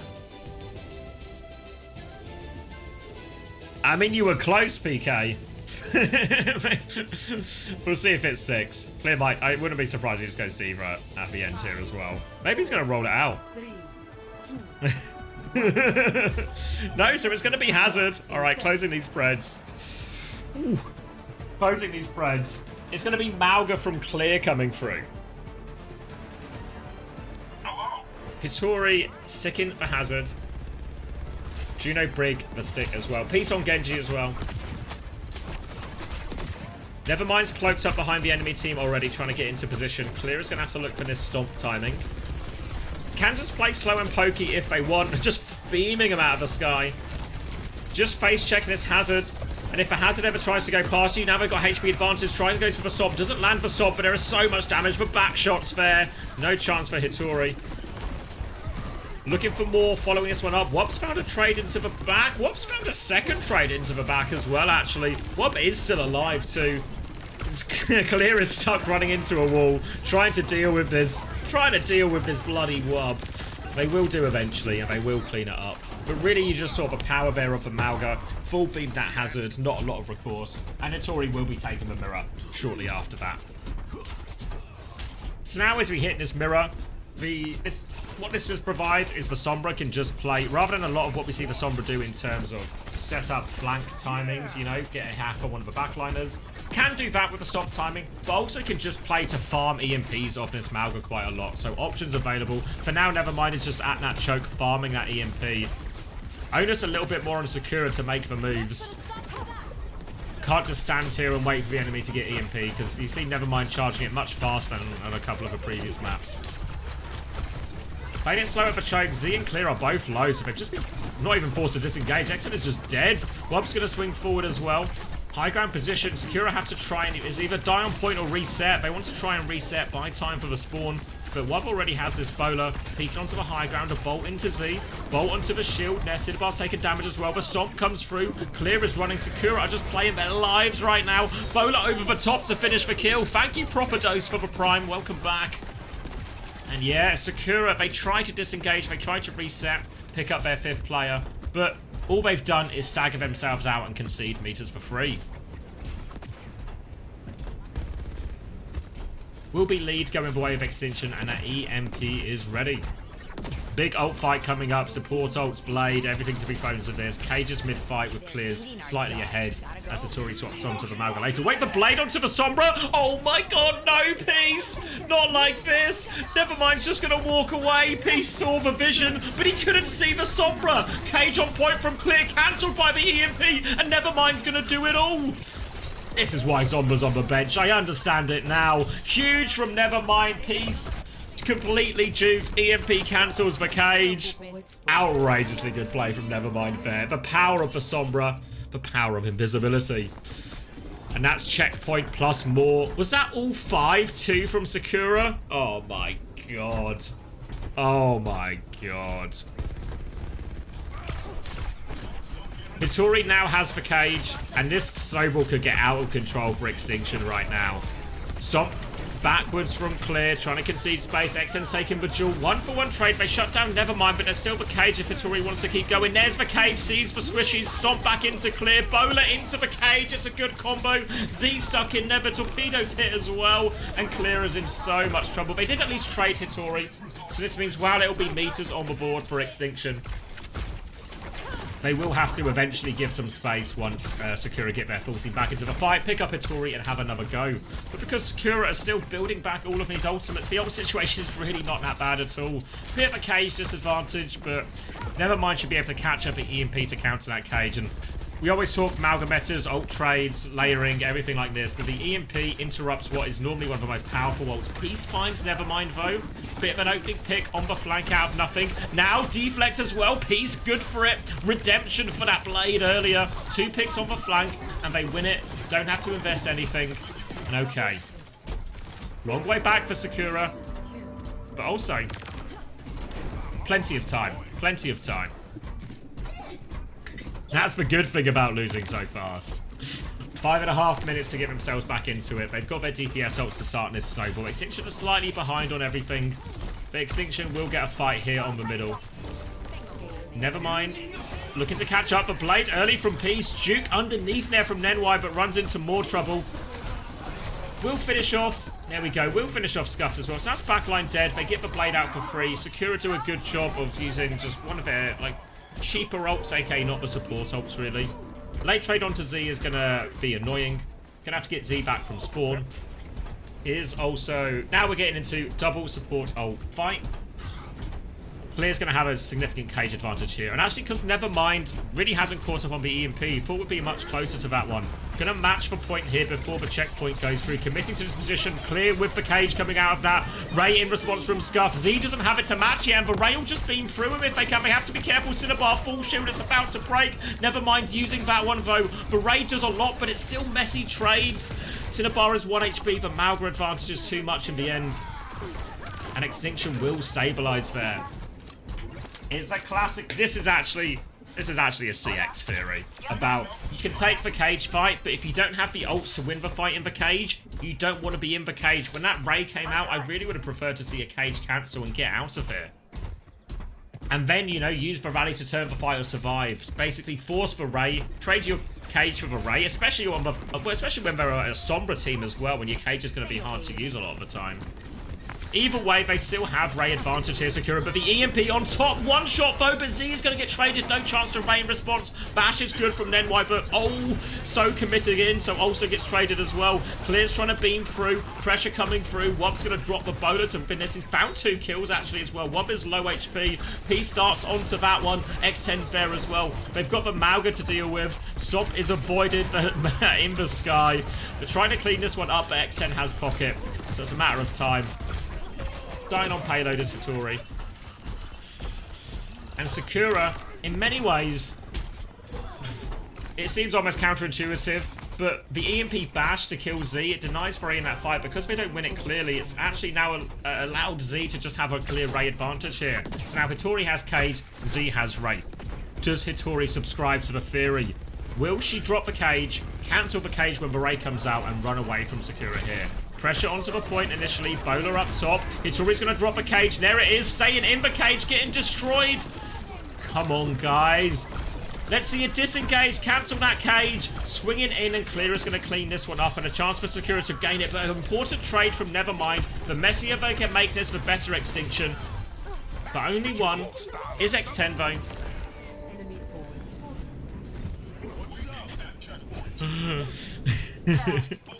It's real, guys, I promise you.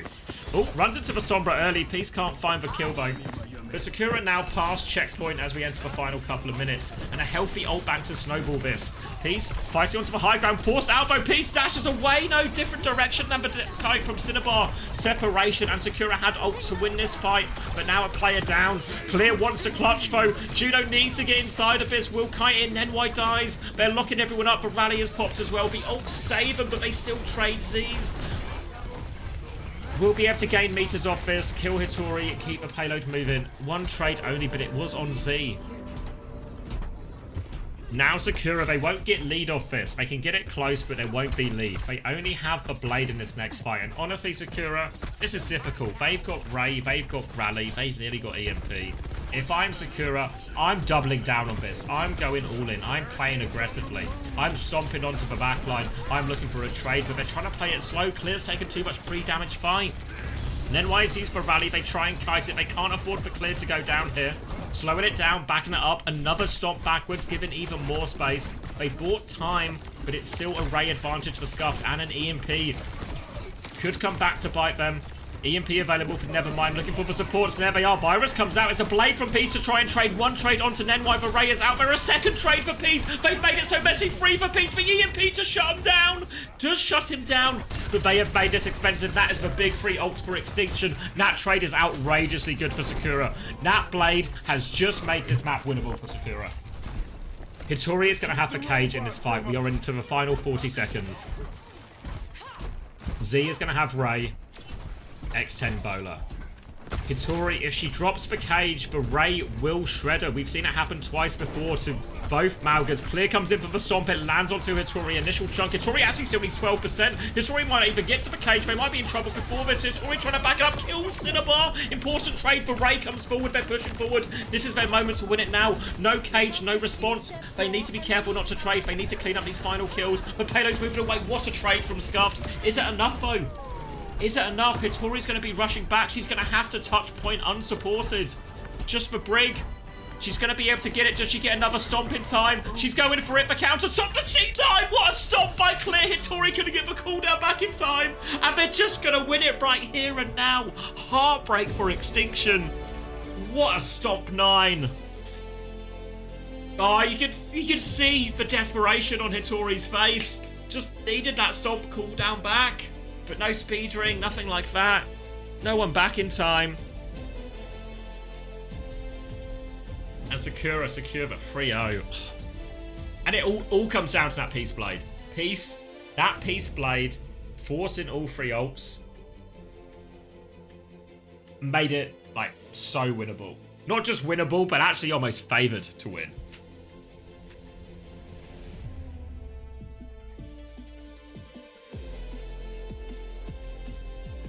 Yeah. A shame for Extinction, right? Because it felt like there was moments in this, like especially that Rinasapi, where this series could have been taken like a little bit deeper in terms of maps. But really can't argue. I think can't argue with the result. Sakura more than deserving. Player of the match wise, probably maybe some of the pieces heroics were there. Maybe it was just Clear though. I mean, it's kind of... I want to give it to one of those two just because it felt like, you know, these Diva Tracer on this Saravastan we saw were absolutely brutal. So it's one of Clear or Peace. Take your pick.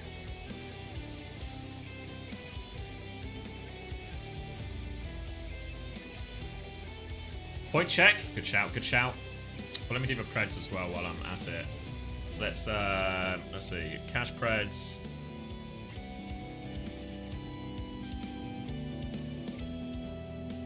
Alright. Oh, I forgot to hit generate. Point-wise, 2.5 for Hitori, -5 for Nenwai, 1.5 for Scuffed. Wubba Nevermind around 0. Big winner though is going to be Clear. 8 points, 6 for Peace, 3 for X10, 2 for Cinnabar. Break even for Z. He actually 8 deaths fair. Look, I mean, a lot of Z's deaths were just late trades, I think, more than anything. So I didn't feel like as impactful deaths, just more frustrating deaths. Total points, Clear is the big winner, 21. Peace 12.5, X10 9, 3.5 for Z. Cinnabar minus 0.5 and a 3-0. Oh, the life of a main support. The life of a main support. Better than Nenwise minus 8.5, of course. So there's worse places to be. Hitori at a dead even 0. Never mind, 0.5, 1 minus 1, Scuff Right minus now, 3. the newest member an of that interview. team, Clear. Welcome to the show. Let's dig into this. Congratulations on a very convincing victory. Of course, you know, there's a big chunk of the roster which has played together already in stage 1. You joined them from Nightmare. Do you guys know Clear has You guys no also had some enemies? difficult matches to start this stage off with, going up against GK and Nightmare. Do you feel like the team has found its stride? Have they fully gelled, or are you still working at some stuff? I think we're definitely improving week after week, and honestly, the losses that we've had were honestly like really close, especially for like being a new team compared to these like already established like really strong teams. So I think the more experience all these players get, and the more we keep grinding, the better we'll get throughout the season. Oh wow! I did want to ask you one question, not really about the game, but how many mice are back there? Oh, how do you choose? That's the full Final Mouse collection. That's every Final Mouse that's ever been made. Oh. Yeah, that's cool actually. That's cool. But I don't really use that anymore. I got the Gengar mouse. As if he has all of them and doesn't use them. That's kind of clean with it. I like that. The best Pokemon. Back to the game, though. Obviously, you prefer the D.Va, and like the team obviously works very well around that. How do you find this meta in tanks? Because a lot of teams kind of favoring Rush, like with the Orissas. There's been a lot of like Ramatra play as well, even a little bit of Hazard. How do you find your own like position in the meta, preferring this D.Va style? I think D.Va right now is really strong. I know that obviously like Orisa, Juno, Brig is like the most favorite comp, and I can see why, but honestly that character is just like beyond boring. So I'm trying my best to avoid that character at all costs. And with the ban system, it makes it pretty easy to do that. So yeah, if you're not an Orisa fan, then come support Sakura, because I'm not an Orisa fan either. Well, I was certainly a fan throughout that series. Now, you got two like a match wins here code for for I lose when I play Sakura Orisa. throughout stage 2, and obviously that's going to give you a bit of a bumper when it comes to not getting relegated. So I feel like you can kind of firmly, like, you know, look towards some of the better teams in the region here. What do you feel like you have to improve yeah, they have on Zeb, to don't really they? take it to some of these next teams, you know, looking at Nightmare, Come on. GK, teams like Yeah, that? that's a What great- is next I for you forgot, guys in because terms of we've improving your game? I think we just need to become more clutch. We need to gain the clutch gene. Like, I think we did a lot better with that today, like clutching out fights where we like down 1, down 2, or like had a disadvantage. So if we can keep doing that, that's really the key to beating these better on paper teams. Yeah, I mean, there's a lot of highlight-worthy performances from you and the team where we definitely see the clutch factor there. Now, also, I believe you are our player of the match, so congratulations. Thank you very much. There we go. Absolutely dominated on the server Yeah, last fair, week as well. fair. It's been an absolute joy to see you and the team popping off. Clear, thank you so much for joining us, and best of luck in your upcoming matches. Thank you very much. Yeah, deserved enough. Great to hear. Saw Big Z in a block yesterday. Still deadly. I mean, yeah, I mean, obviously, the D.Va worked absolutely fine today. No problems. Also won the Malcolm Mirror. A bit closer, but won it. But yeah, Orisa meta, Zeb on the roster. Like we saw, I'm going to forget the name of the team. What was the roster called at the time? But when Zeb got to play, when he was an Orisa meta last year, and Zeb got to play, and that team just grew. Citrus, exactly, yeah. Citrus just became like the giant killer almost. You know, just taking down all these teams that were supposedly going to be better than them, crushed them. Became like a real like big bracket runs for Citrus in a lot of places when Orisa was better.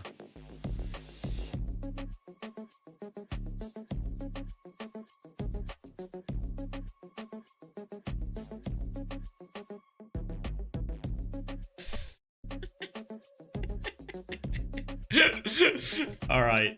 Unrelated to everything we've just seen, I've just got another message. And this message says, "Yo, it's Kev. Is this Mike?" What? Not Mike.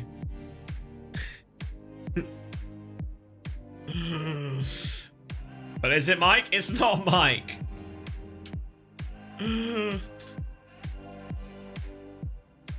It's not his Kevs are looking for Mikey, eh? Not Mike.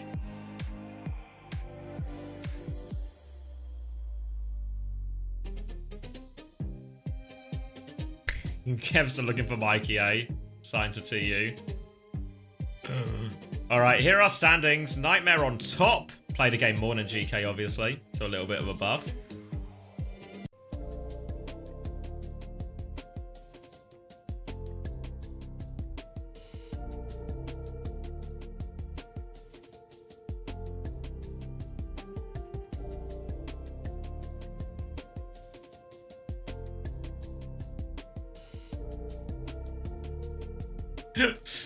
I just said not Mike, and that's just been the end of a conversation. Which like kind of just seems like a bit of a conversation ender, doesn't it? Are you the person I'm looking for? Not at all. Alright, see you later then. Alright, schedule for next week. Shall I look at let's do a little bit of a preview of next week, and then I can get myself off for some rest. Start with Korea, because it's going to be the final week of Korea regular season next week, before we move into the seeding and the playoffs. Let me unmaximize it for you so you can see. And we'll just go down to the bottom. So, lots to play for still. Really all up for grabs over in Korea. It's going to be AG versus Pokerface, Crazy Raccoon versus Zeta. That's going to be a cool fixture. Falcons versus Vesta. Let me just turn this down a touch. Yeah. T1 versus Old Ocean. Meh. Zeta versus AG. So I think let's highlight the good ones. So this one's going to be cool. This one's going to be cool. Zeta versus AG. Pokerface versus Onside could be like a close scrap. Same with Vesta, Old Ocean. But then we're going to get Crazy Raccoon Falcons as well. So really it's the middle game of every day next week in Korea. Going to see good matchup every day. The Korea schedule was felt pretty well balanced this year actually. In terms of we get a big scrap. A big fixture every week. Obviously it's been helped by like a lot of teams sort of stepping up in these situations. Wait, let me keep it this size so you guys can see. And then week 4, Genji versus TM. I think we're in very hard for Genji territory. TU versus Peps. If this one isn't the upswing for TU, then I don't know what is. Alcatia versus Quick. Should be Alcatia in the bag. Yeah, that Sunday EMEA is not looking all that interesting, is it? I think VP should smash VP.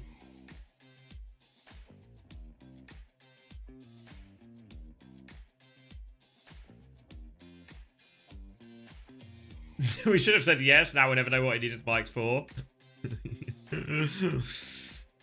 Quick is good for 5. You reckon? I reckon this is the toughest test based on like recent form.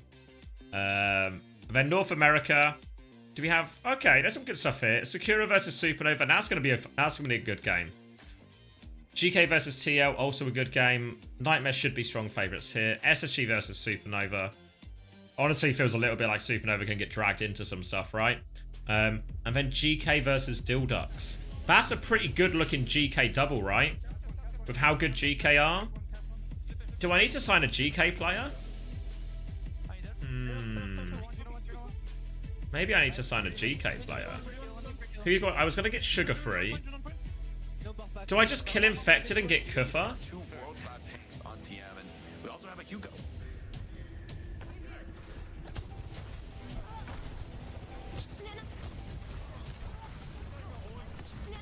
Sign Willy? No, not for the Alcatia game. What happened in the Ultimates game? Is it worth watching back? No, not at all. It was just... it was honestly one of the most disappointing performances, I think. I think I've seen in a while.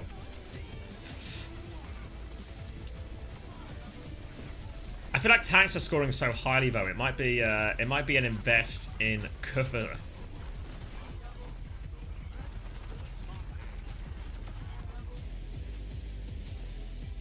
Alright, I'm not going to make my changes now. I'm just going to... I'm going to test some math. So, because what I wanted to do... Okay, let's... Do I need to change grapes as well, actually? He just Supernova have SSG? Yeah, probably, right? Okay. Wait, let me refresh it. Log in. Oh yeah, are you around now, Toby? Someone was talking about if you could change the or increase the login, like the amount of time it keeps you logged in. I don't know what the technical term for it is. 3-2 loss I watched last week.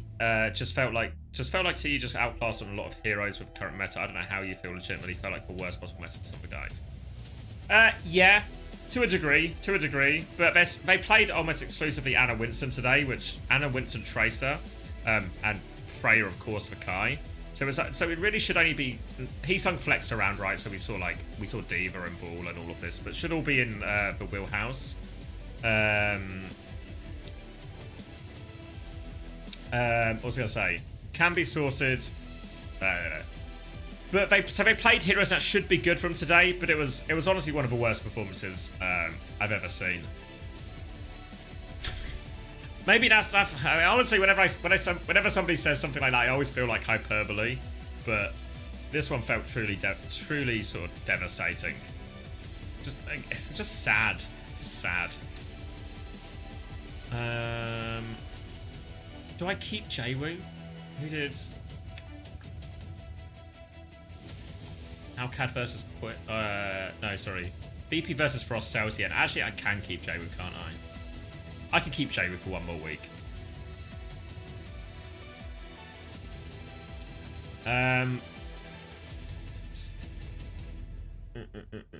Where's Kuffer?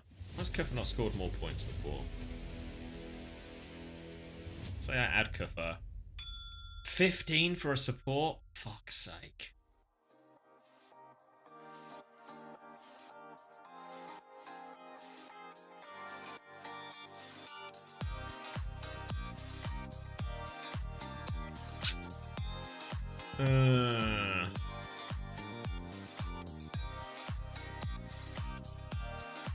It's because Kuffer's 24.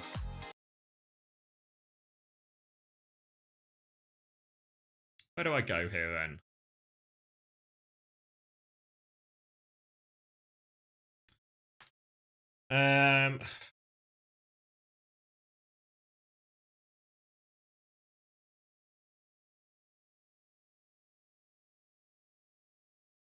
It's a really good week for Jwoo, so I could make Jwoo someone cheaper.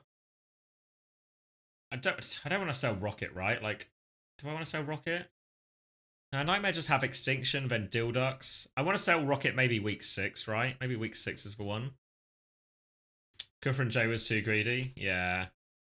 I mean, what's the alternative then? I want someone from GK, right? Wait.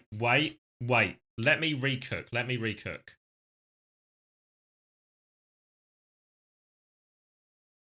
GK. Oh, this is going to be too greedy as well, isn't it? Maximum number of supports. Hold on. Yeah, I hate grapes. Oh! Thank you, Apply, mate. Hope you enjoyed the action tonight. Hope you scored. I hope you scored well on fantasy, but not as well as me. I didn't score that well, so I'm actually preying on your downfall. Did I get any points? I think I've still got it up, Z. 3.5. Which a bit underwhelming, but poor old supports. You're ahead of me by 30 points, I believe. Fuck, wait, let me open it in another tab so I don't lose my potential changes. What, my 298? Yeah, I think this is a bit lower than I started the week at. I've been screwed over by Infected.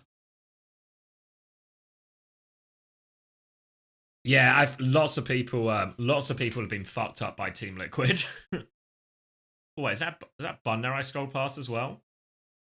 269. Nice. 177, yeah, you're ahead. Yeah. I mean, yeah. Willis has done great work. You know, that's like a pretty good looking team. Heesung Belief fucked me. Was Infected also over me? Yeah, I mean, you know what a red flag is? You know what I should have looked this up first. And Infected is ahead of me. But do you know why Infected is ahead of me? Because he's not got himself in his bloody team.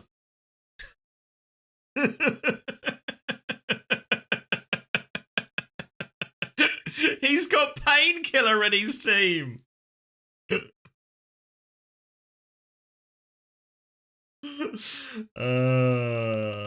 Fuck's sake. actually need to investigate this, don't we? What infected Team Liquid have an unexpected 3-0 loss against Nightmare. Infected benefits immensely on Fantasy. All right. Someone call ESIC. Someone call ESIC right now.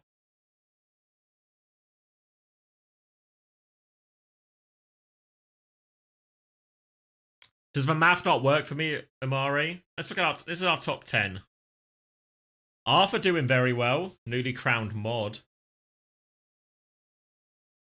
Ondra. Farting Menace 223 looking good. Look at the Willis here. You think I can't make it work, Amari? It's like yeah, it was actually a Willis world. Dip here as well. Dip doing well for some people. Sugar-free holders. Lubda's actually been scoring quite well, like quietly really well in a lot of these. What's happened to Wheats is down to 14th. Painkiller in 21st. Look at this. Painkiller, Painkiller. Also better at Fantasy. Hunter down in 28th.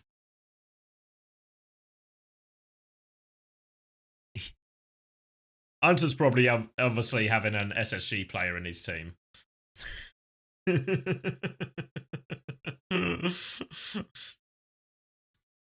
I'm thinking Ramon for next week. I was considering it, but it's like... Because I really want a GK player, because the double looks really tasty.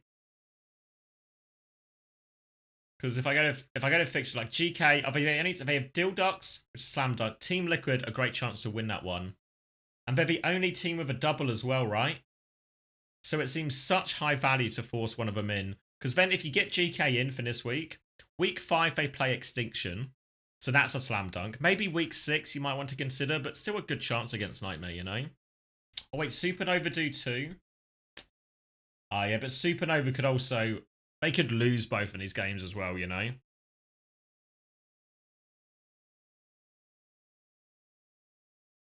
Could lose both in these games. And that's the scary bit. That's the scary bit. Because I wanted to replace Infected, because I'm pretty worried about Infected going into this GK match as well, you know?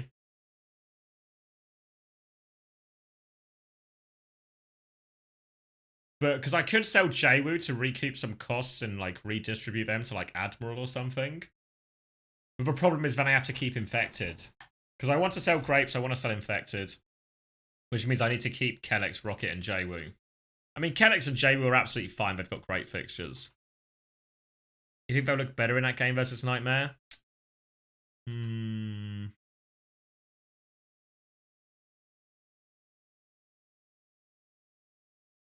I know, it seems to shift each week what the best picks are a little bit, you know? Like, I feel like hit scans have done much better this week than they have done. Previously, I always felt like flex CPS were hard carrying, point-wise, but it now feels like the sort of level of Freya is going up. And the Freyas are just, like, hard carrying. Like, I don't know, I guess I can look, can't I, for, like, CPS, round points... So yeah, what's this last points? Yeah, 25 for Rocket. So I guess he's still top, but then it's like hit scan, flex, hit scan, flex, hit scan, flex, hit scan. That's actually pretty even now. Now I've actually looked at the data. Flex, hit scan. Okay, yeah. Never sell Rocket.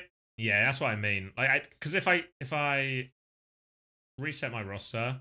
Like, it has Infected versus GK, and then Supernova has a double, but it's like a rough, especially for a main support, that's a scary one to hold.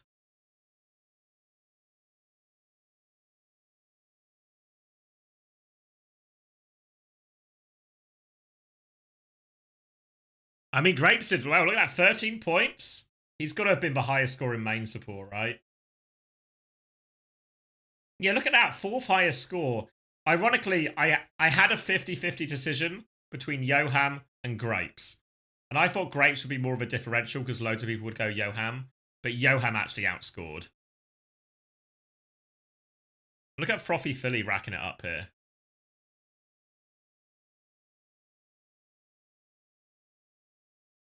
I think it is better to get 2 flex supports, but sometimes, you know, the budget is what the budget is.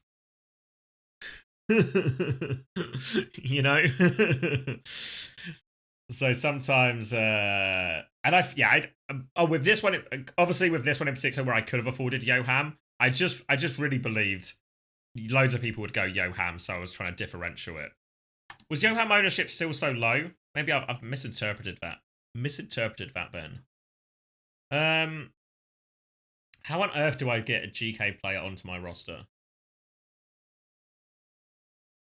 Who should it even be? Wamone?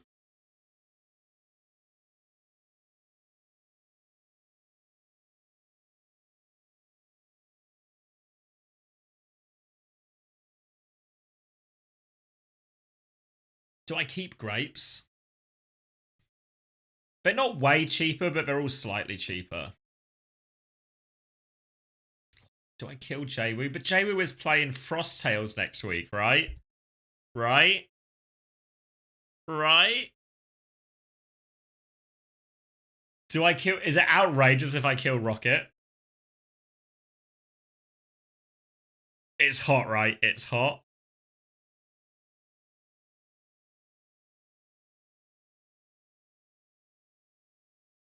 Quick games are not good for points. Yeah, but what they are is they're safe points, right? In like, you know, Virtus Pro versus Frosttails, I'm just guaranteed positive from Jwoo. Can I get Wamone and... Do I double GK?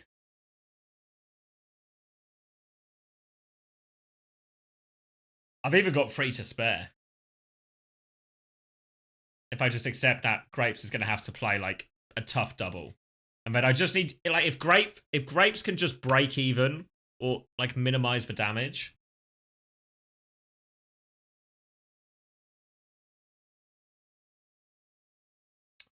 Yeah, I've got the budget to take lethal instead, so I could go either way with it, right?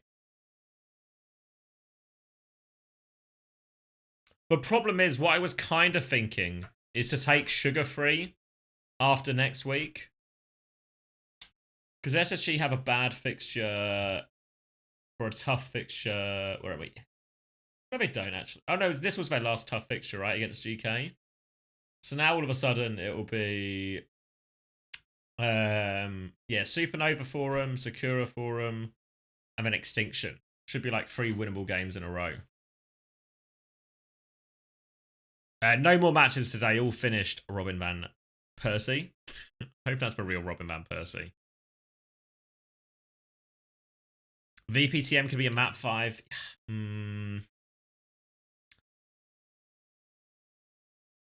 Yeah, TM have quick as well, right? So TM, honestly, if you... Who do I get from TM? The problem is lots of TM players move about, right? Could I... I'm thinking more for week 5 here, but I'm trying to future plan it as well.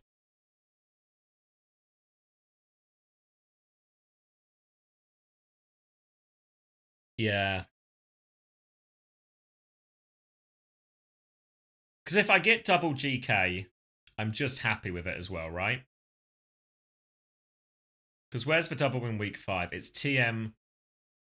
So I could... Where have I going? Who does Supernova have in that week? I've got too many tabs open. I don't need that one. I don't need that one. And this is the leaderboard, right? I don't need that one.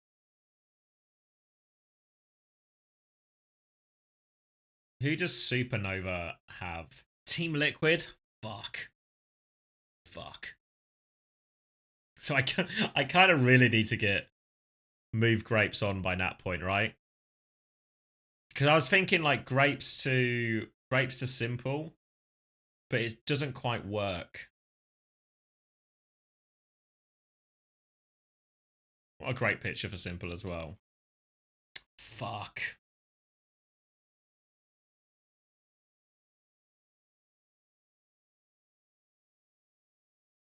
This is going to need some more thinking.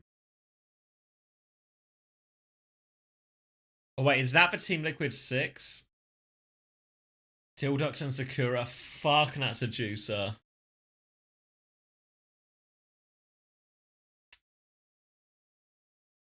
That's got to be one of the best looking doubles going, right? Does Supernova beat Sakura? I think so. I'd probably give Sakura the edge, but I think we're in like pretty 50-50.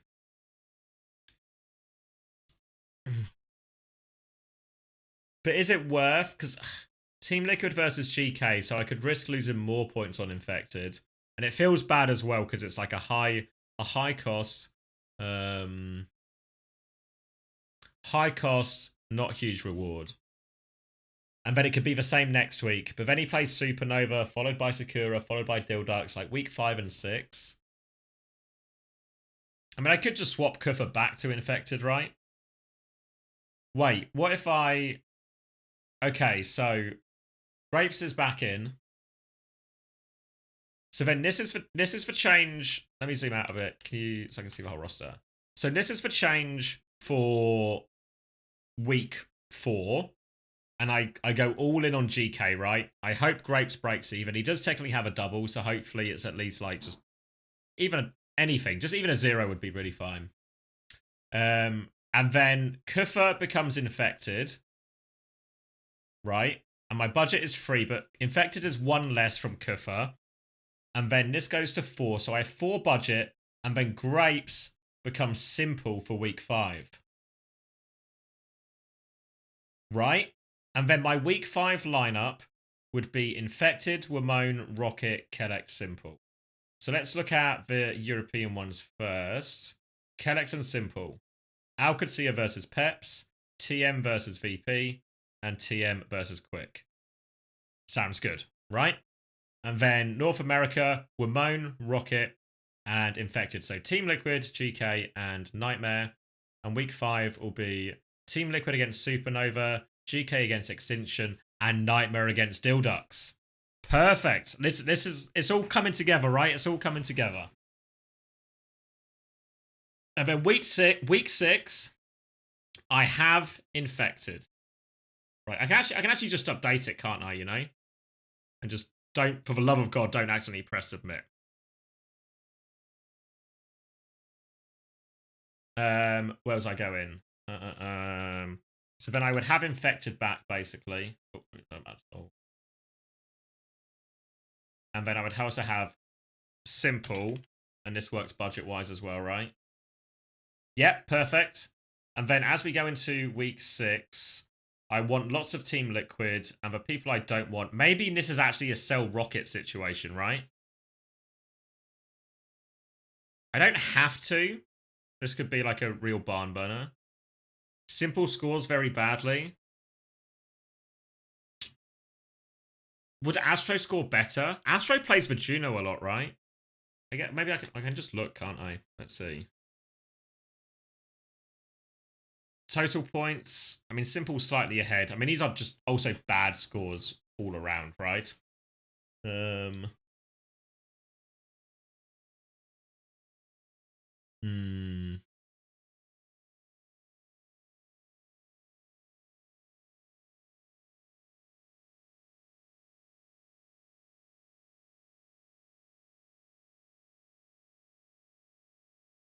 Oh, wait, I can see it sort of 1 by 1. So, Astro... Oh, is this map by map? I'm looking for... Yeah. Oh, wait, no, this is... Oh, this is...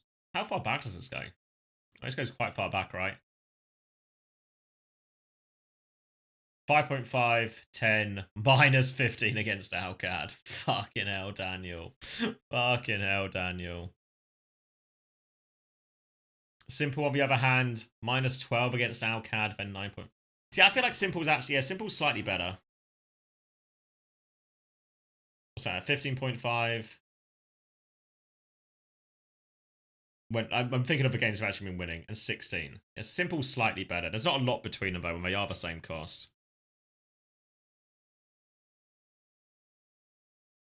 Yeah, I see what you mean, Imari. Because who do I want for week 6 then? So Infected is fine. Wamone's fine. The problem is, I think it also just feels a little bit bad spending money on supports because the scores are always a bit rough for them comparatively, you know?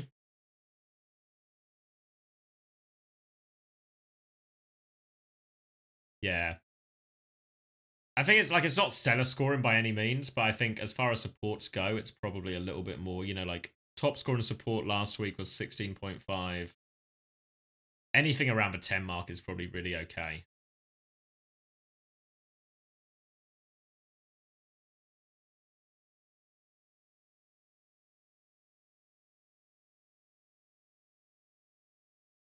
So this is my week 5 roster. I want to double down on Team Liquid, right?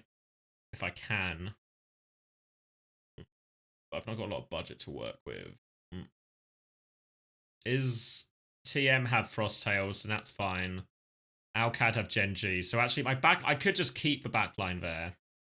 And then it's just, do I change Wimone and Rocket for anybody? I got 21 and 20. I could get Knife in, but that feels gambly, doesn't it?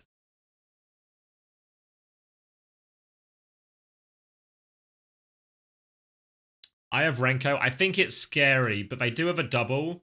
So it's like, it's big risk reward, right? It can go both up and it can go down.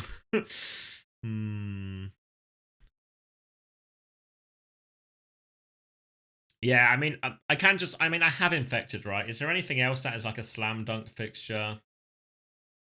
Because GK have a tough game, right? So actually maybe...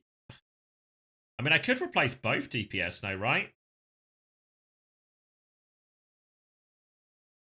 But I have 41 points for 2 DPS, and then I just pick nice fixtures. And I just don't take the gamble on GK Nightmare, right? I expect the game could be close, it could go either way. And instead of... Since I sort of have 2 transfers to spare, I just try and hit good players for this. So Team Liquid have great fixtures. So do SSG. All of those quite expensive, though. TM have a really good fixture. But a little bit tricky who's going to start. Alcad have a pretty great fixture. So could it just be like a checkmate?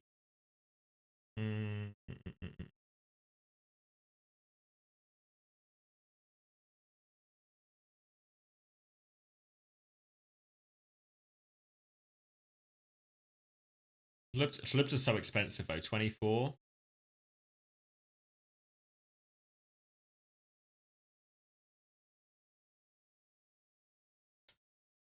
Well, that's why, because originally what I was thinking of Mari before this was I was thinking of this week selling Jwoo and just getting sugar free, just because these fixtures get really good, right? And he's just going to play a bunch of Tracer and he's going to do great type thing, you know, like just point farm. And since I already had for 25 invested into Jwoo, it could just be really fine. But let me run through this example. So let's say if I went checkmate, and then I've got DPS, I've got 20 to spend. I mean, I guess I could keep Rocket, but... Yeah, DPS all kind of pricey, right?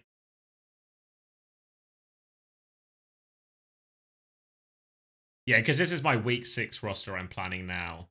But the only other way to do it, let's say if I did want someone from Team Liquid, I have to get Tree right, because I feel like Zero and Knife are just scary ones to get. So if I get Tree, I have an 18 DPS, which is, I think, going to feel pretty awful. Maybe. Unless I just go Quick, right? Who do Quick have again? Peps? I buy the dip.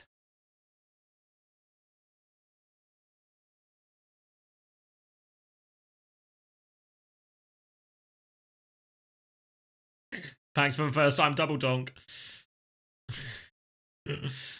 And bet on Quick against Peps. I swapped out Checkmate for this week because I feel like he doesn't score as high as I want him to. Yeah.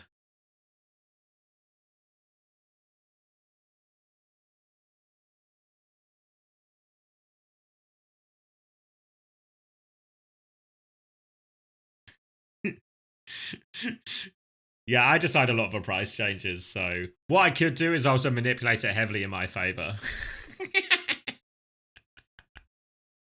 Why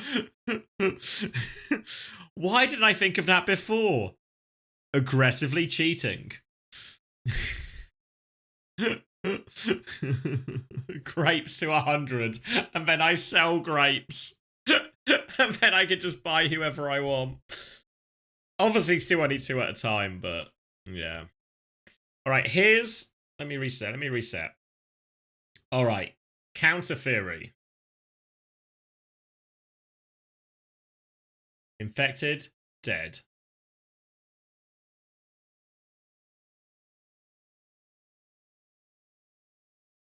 Ziad in. Grapes gone. And I have 17 to work with. Does that open anything up for me? Do Peps have anything good? Or Gen G? Is there such a thing as a good Gen G fixture? Peps have TU. Which good.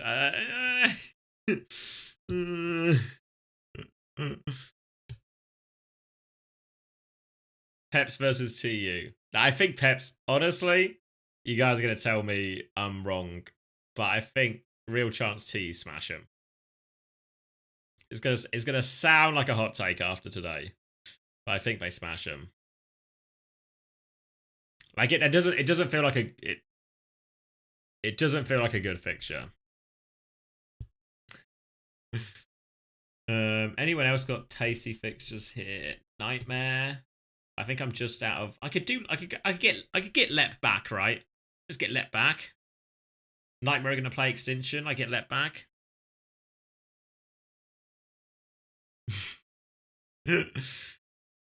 They could, but they could also get smashed. Yeah, but that exactly right. You're not wrong, but that makes the fixture really volatile. And if you end up on the wrong side of a big loss, like the Team Liquid situation this week, right? You just get hit really hard score-wise. So I could just go back to Ziad Lep. I mean, I'm just double Alcad, double Nightmare, and Jwing. But I miss out on GK through doing this, right? That's where I suffer, is I miss out on GK. But Jwing should do really well against Frosttails. And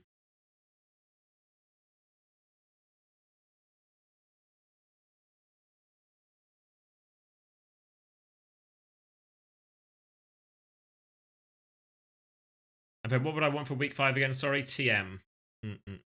But is there a way to get to TM from here?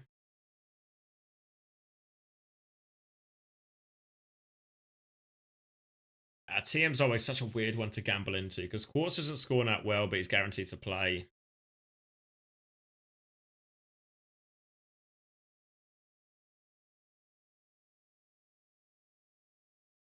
VP have TM this week. Yeah, so maybe, and then week 5. So this is week 5 in theory. This is when I go to... Where are they? This is when I hit the sugar-free button. And I even have a budget in the back pocket. The Nightmare on week 5 have Dilducts, which is slam dunk to keep both of them.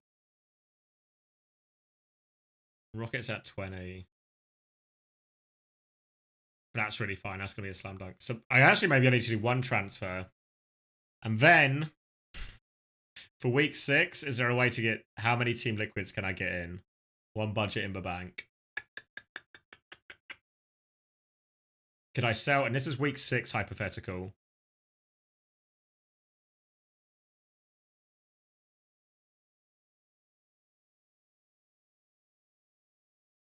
I get Tree. And then I am too short. Who has a bad one yet? So I also want to get rid of Lep for week 6. So I need a 14 support? Who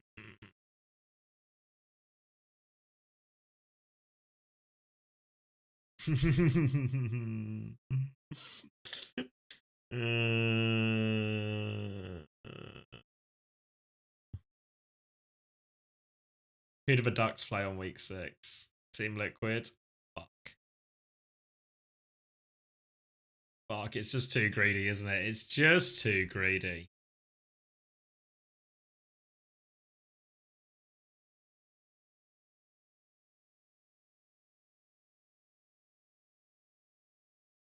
Yeah, but the problem is, in this week 6 hypothetical, I want to get rid of Lep because it's a GK Nightmare fixture.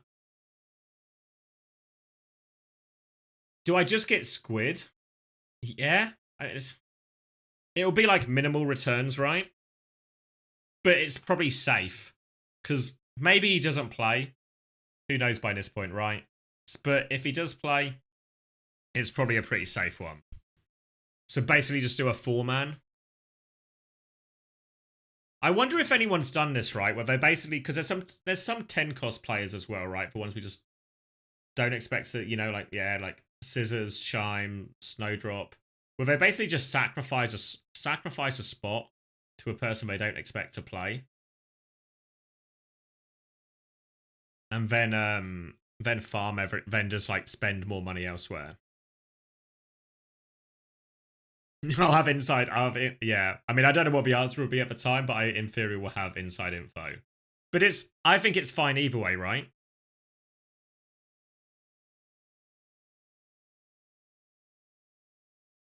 You know, where it's like, if he doesn't play, it's just no points, but I rely on Ziad, Sugar-Free, and Tree to hard farm for me. If he does play, he's actually probably likely to get a positive, or at least a small return, you know, even if it's only one map. So there's no damage, but possible positive.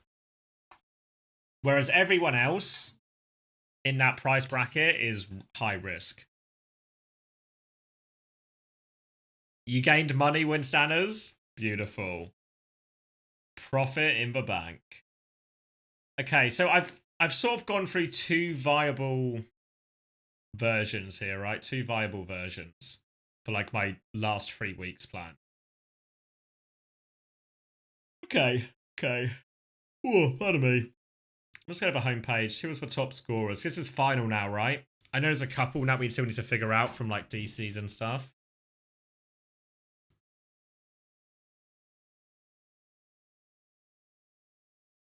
But yeah, weird top scorers here.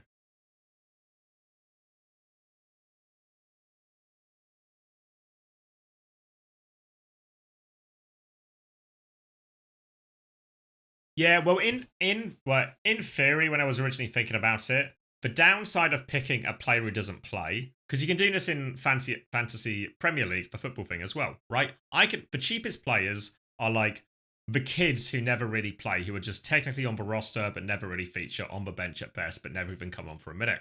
And these players will all be super cheap. But the problem is what they'll do is score you no points, right? So the downside is you have to spend money on a player that score you no points. But what you get in that is it's super rare to get negatives. Whereas here, it's actually pretty common to get negatives. Basically, if your team loses the game, you're really likely to get negatives. So that's where it makes more sense in the Overwatch fantasy than it does. But if we remove the negatives, yeah. Because I don't know what your memory is of this, Toby. But I swear when we've run like sort of, I guess, more trial versions of this before, negatives were a lot rarer. Even though we use the same scoring system. Like, my memory was we would occasionally have negatives if a team got smashed or something. So I don't know if it's just the nature of this meta is leading to more deaths, etc., etc. It wasn't exactly the same scoring? I thought it was. I don't remember changing it. I don't think we made any changes.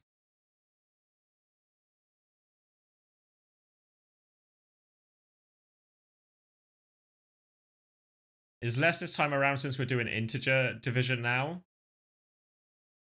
What do you mean, sorry? Explain it like I'm stupid.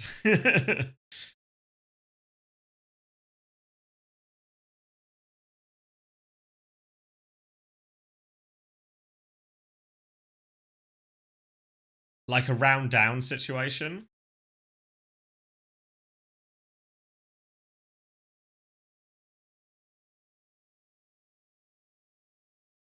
It cuts off excess stats, like only up to 2,000 healing gets 0.5, 3,900 also 0.5, but then 4,000 would be 1. I see what you mean. Yeah, because there was a person who was like, fuck, Ryan was 50 damage off getting me another point. I see.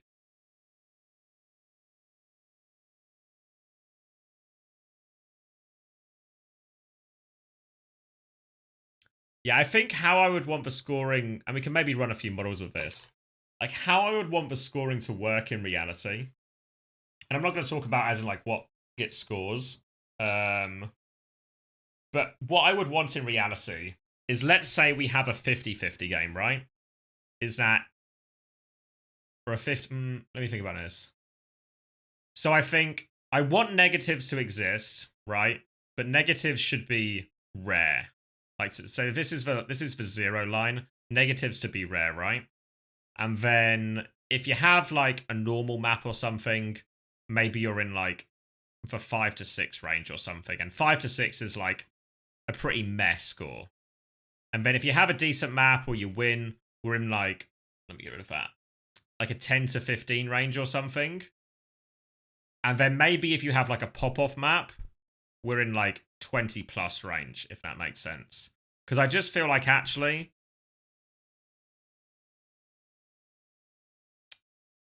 if the numbers are bigger, that's really fine. If you know what I mean, because big numbers are just fun. So like I would rather it like we just move the whole thing up, you know. So we only go a little bit down, but we go further up, so people can have like 30 or 40 point weeks or whatever or something. Have the option to swap from elims to final blows to score something saying. Yeah, but I feel like the problem with final blows is I feel like it. I mean, I guess we get it a little bit with elims with D.Va, right?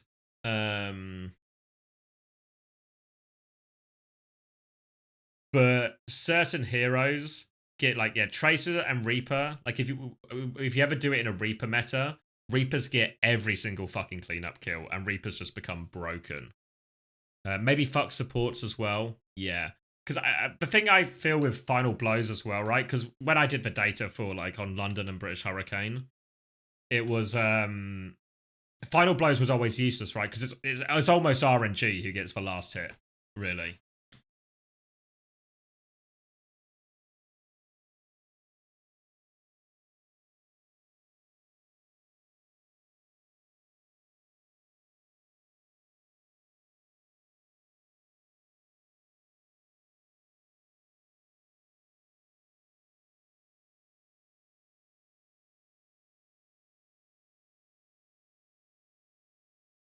Yeah, because in my head, what I was thinking, and obviously we can use the data from this first, from this stage to test some like potential other models.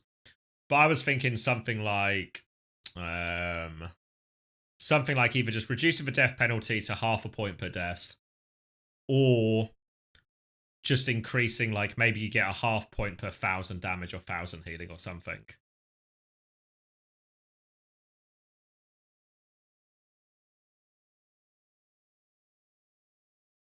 Yeah.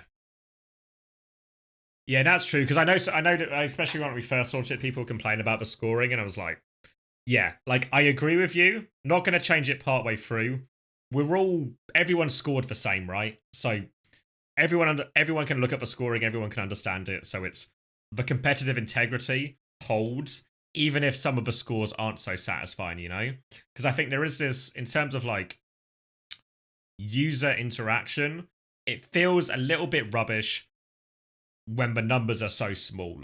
You know, like when your team wins a map and your player gets 3.5, it's a bit like, oh, fuck's sake, you know? Like, I don't think it doesn't feel like it quite matches. Like, I've just watched the game, I've watched my team, I've watched the player win and seemingly do quite well in the match, and then I've got 3.5 points.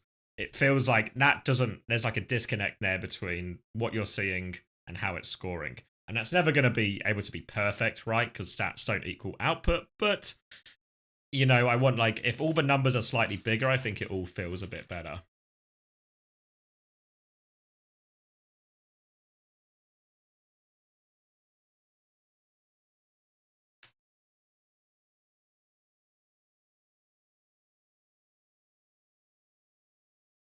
Yeah, there's not a lot of depth with the stats, really.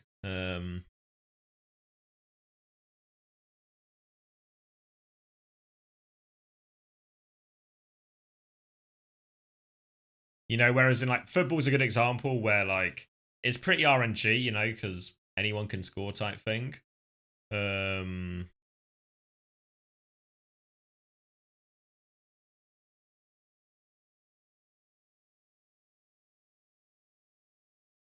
was I going to say? I've lost my train of thought. But it translates quite clearly, right? Because I think, like, when I watch football, right? If I watch football and I have Ollie Watkins on my team who plays for Aston Villa, I can watch that game of football and I can look at it. I can look at it and be like, Ollie Watkins has scored a goal. I'm celebrating. I know I've scored points on fantasy, right? There's no how's he going to do type thing. There's no like reveal as such. Similarly, if I watch CSGO and I've got Zywoo on my fantasy team, I'm like, Zywoo is 30 for 10. This is going to go pretty well in fantasy, right? Message how it was in stage 1 in admin. Let me have a look. I'll bring this up on stream.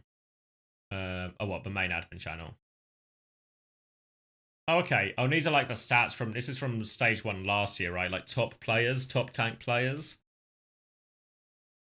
Yeah, and this feels a bit more satisfying. And I know it's like, again, supports, but there's like some really big, like a fucking 58, you know? There's like a crazy one in here.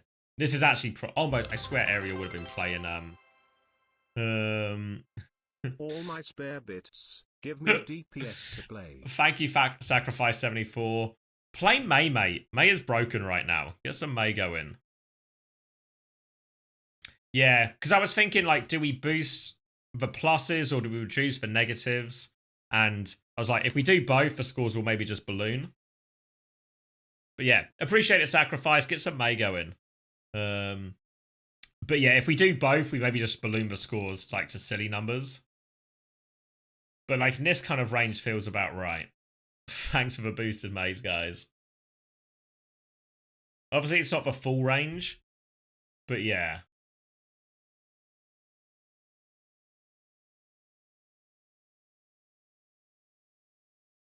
Oh, second and third are supports. Oh yeah, good point, actually, yeah.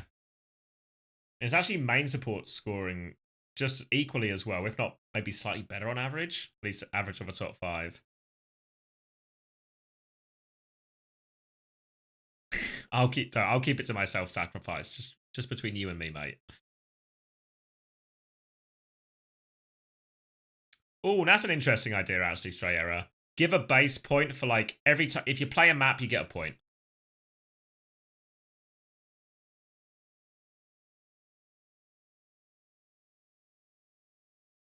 And then if your player is on the bench and doesn't play, they just get 0 points. But even if you play all the points and all the maps and you lose 3, you still get 3. Is there a plan for special abilities? Nothing concrete. Nothing that will happen in stage 2, for example, in like the current iteration. But for the future, yes. We had captain in a couple of our test versions, and it was kind of like the standard captain rule, where it's just your captain scores double. But what it became was essentially, it all just came down to the captain decision, right? If you got the captain decision right, you can fuck everything else up, and you just get hard carried. So double score feels a little bit too powerful, but we were thinking just a smaller multiplier, essentially, just like a 1.5 or something captain choice. Because there's lots of different directions we can go, right? We could have the captain multiplier for 1.5. 2 I'm strong for 5 and 7, yeah. So like some of the like I guess bigger ideas we've had is like chips like that, putting coaches in, because the football fantasy did it this season, where you could spend some of your budget once a season to sign a manager for a couple of weeks. And then that manager basically serves as an extra player and scores points based on the team's results. You know, if they win a game, they get a certain amount of points. If they win a game that they were the underdogs in, they get even more points, you know? So we could have like a coach chip or something as well.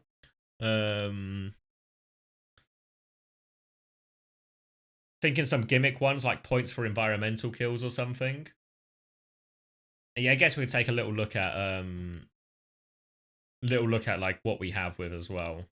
For Chris chip slingshot, exactly.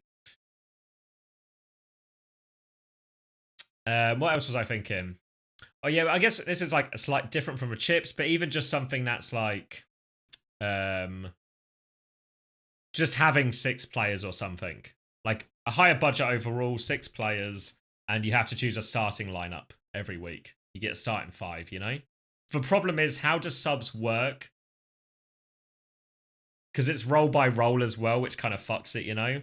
Like in fantasy football, you get 4 subs. So you always have 1 sub goalkeeper.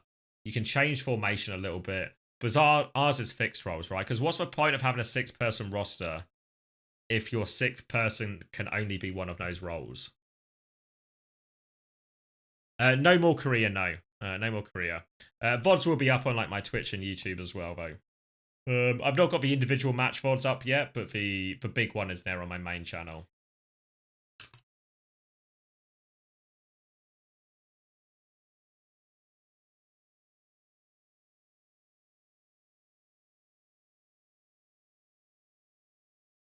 What's it? Yeah, the subs won't work in this unless we had like a really big roster.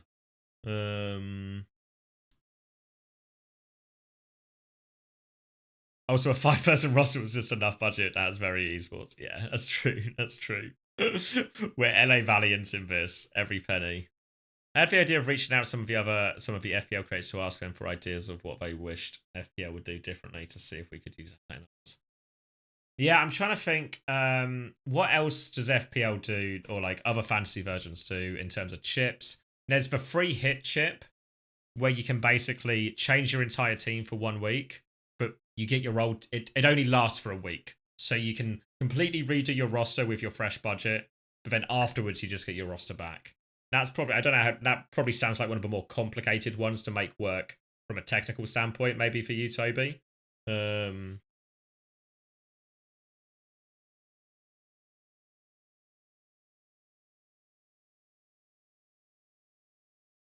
Obviously, something like a wild card. Wild card in fantasy football is where you just get unlimited free transfers or something. It's doable. Yeah. It's also quite a messy one. I think the problem is what I want to be cautious of with chips as well is you have to remember in fantasy football, you get 2 wild cards as chips. You got the assistant chip, the triple captain, and the bench boost. So 5 chips, right? And 5 chips for a 38-week competition or a 38-round competition. So that's actually very few chips per round. Then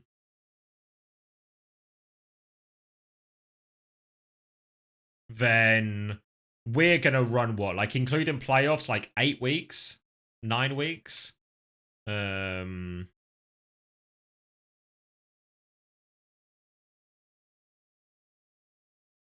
I think we just go down to 1 transfer per week and it can roll over to allow 2 per week. Maybe. The problem is when it's like 1 transfer per week, I feel like you just get stuck a little bit in, oh, I just have to keep changing the same player, right? You know what I mean? Like because if you have 1 transfer, all you can really do is trade like for like, right? Or you have to do it over 2 weeks. So I trade an expensive player for a cheaper player in one role, so I can get a more expensive player in another role. Whereas with the two transfers, you can do that swap, right? Like I can sell Jwoo for a cheaper DPS and get a more expensive tank.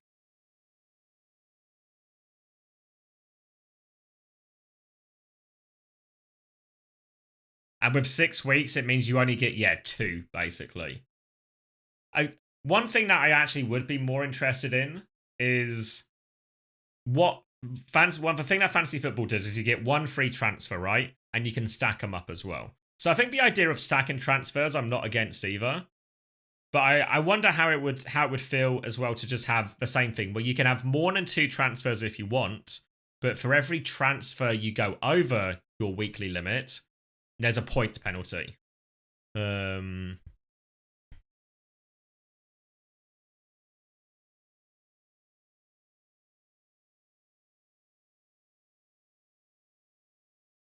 Yeah, that'd be interesting. That'd probably give us a good indication maybe of like active users as well. Because right, same as like fantasy football, 11.5 million signed up, but how many people of those people played through all 38 weeks? How many of them played and made transfers through half of the season? No, I think if you don't use for transfer, I wouldn't want to give you a point reward, but I think the idea of rolling it over, I'm probably more interested in, you know? So you could like use one but save 3 or something.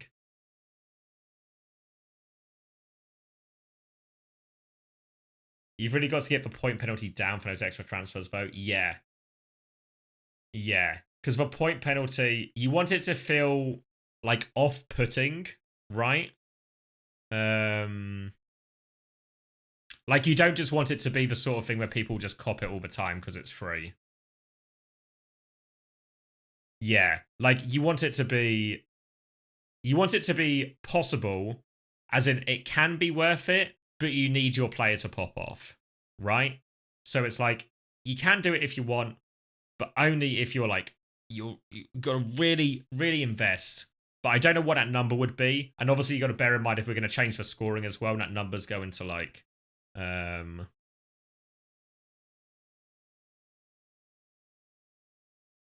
yeah, I was thinking -10 as well, but it depends what our, like, if we update the scoring for stage 3, it depends what that looks like as well. Because obviously that number's going to kind of change, you know? -10 plus 50% scoring for the first week. That feels too much. Well, you mean 50% of that player's individual scoring? No, I feel like I like the idea of it just being a flat fee more. I feel like that's just easier interpretation-wise. You know? Like, I think there's like a simplicity is key type thing, you know?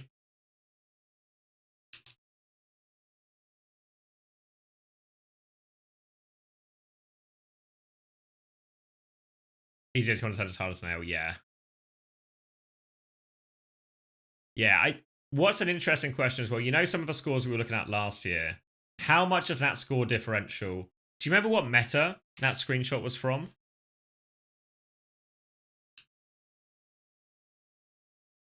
I guess what I'm trying to get to the bottom of effectively is, does the meta, as the meta just become more trade heavy and therefore teams are just scoring lower, and if we went back over to a slower meta, or I guess less tradey meta.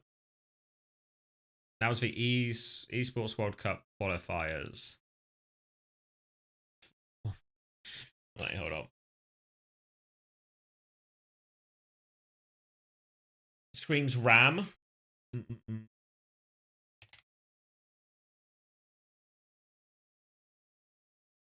So... What are we thinking? Have I put these in different places? What fraud? Like stage 2? Basic Masters Season 1? Do I have that here? Oh, yes. Yes. Okay. Fuck.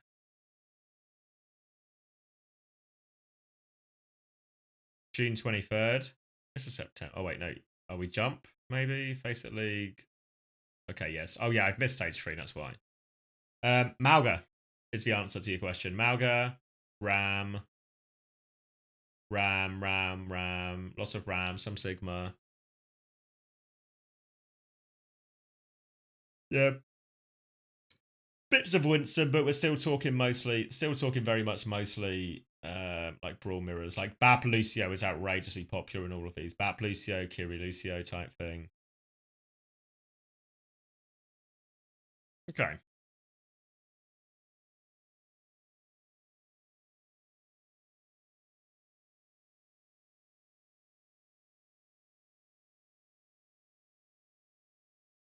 Yeah, I think it's a hard. Yeah, I agree. There's a hard thing to get right, because I think as well, if we have 2 transfers and we allow them to roll over, that's still a lot to work with, right? I think the idea, you know, have the improvements or the changes we make, hopefully to work out to be improvements, should all be geared towards improving the player experience. You know, like give them more tactical options without making anything broken. Give them more ways to play the game or more options in terms of how they approach, right? Which is why I like the idea of rolling over transfers. Now, you know, how many people have been talking about it and talking about their 6-week plan, you know? So now you can talk about rolling over transfers, you have more options to make more complicated 6-week plans. If you have the captain thing, that becomes again like a decision making of like, where is my captain going, which role's scoring more, you know?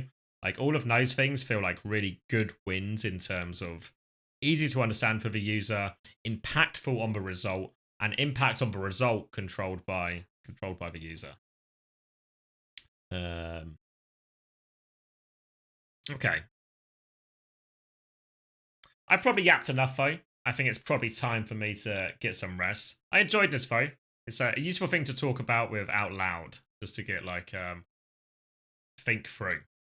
So let me find someone to raid, and I'll love you, and I'll leave you. I'm going to end the YouTube stream now as well, if anyone is still lurking over there.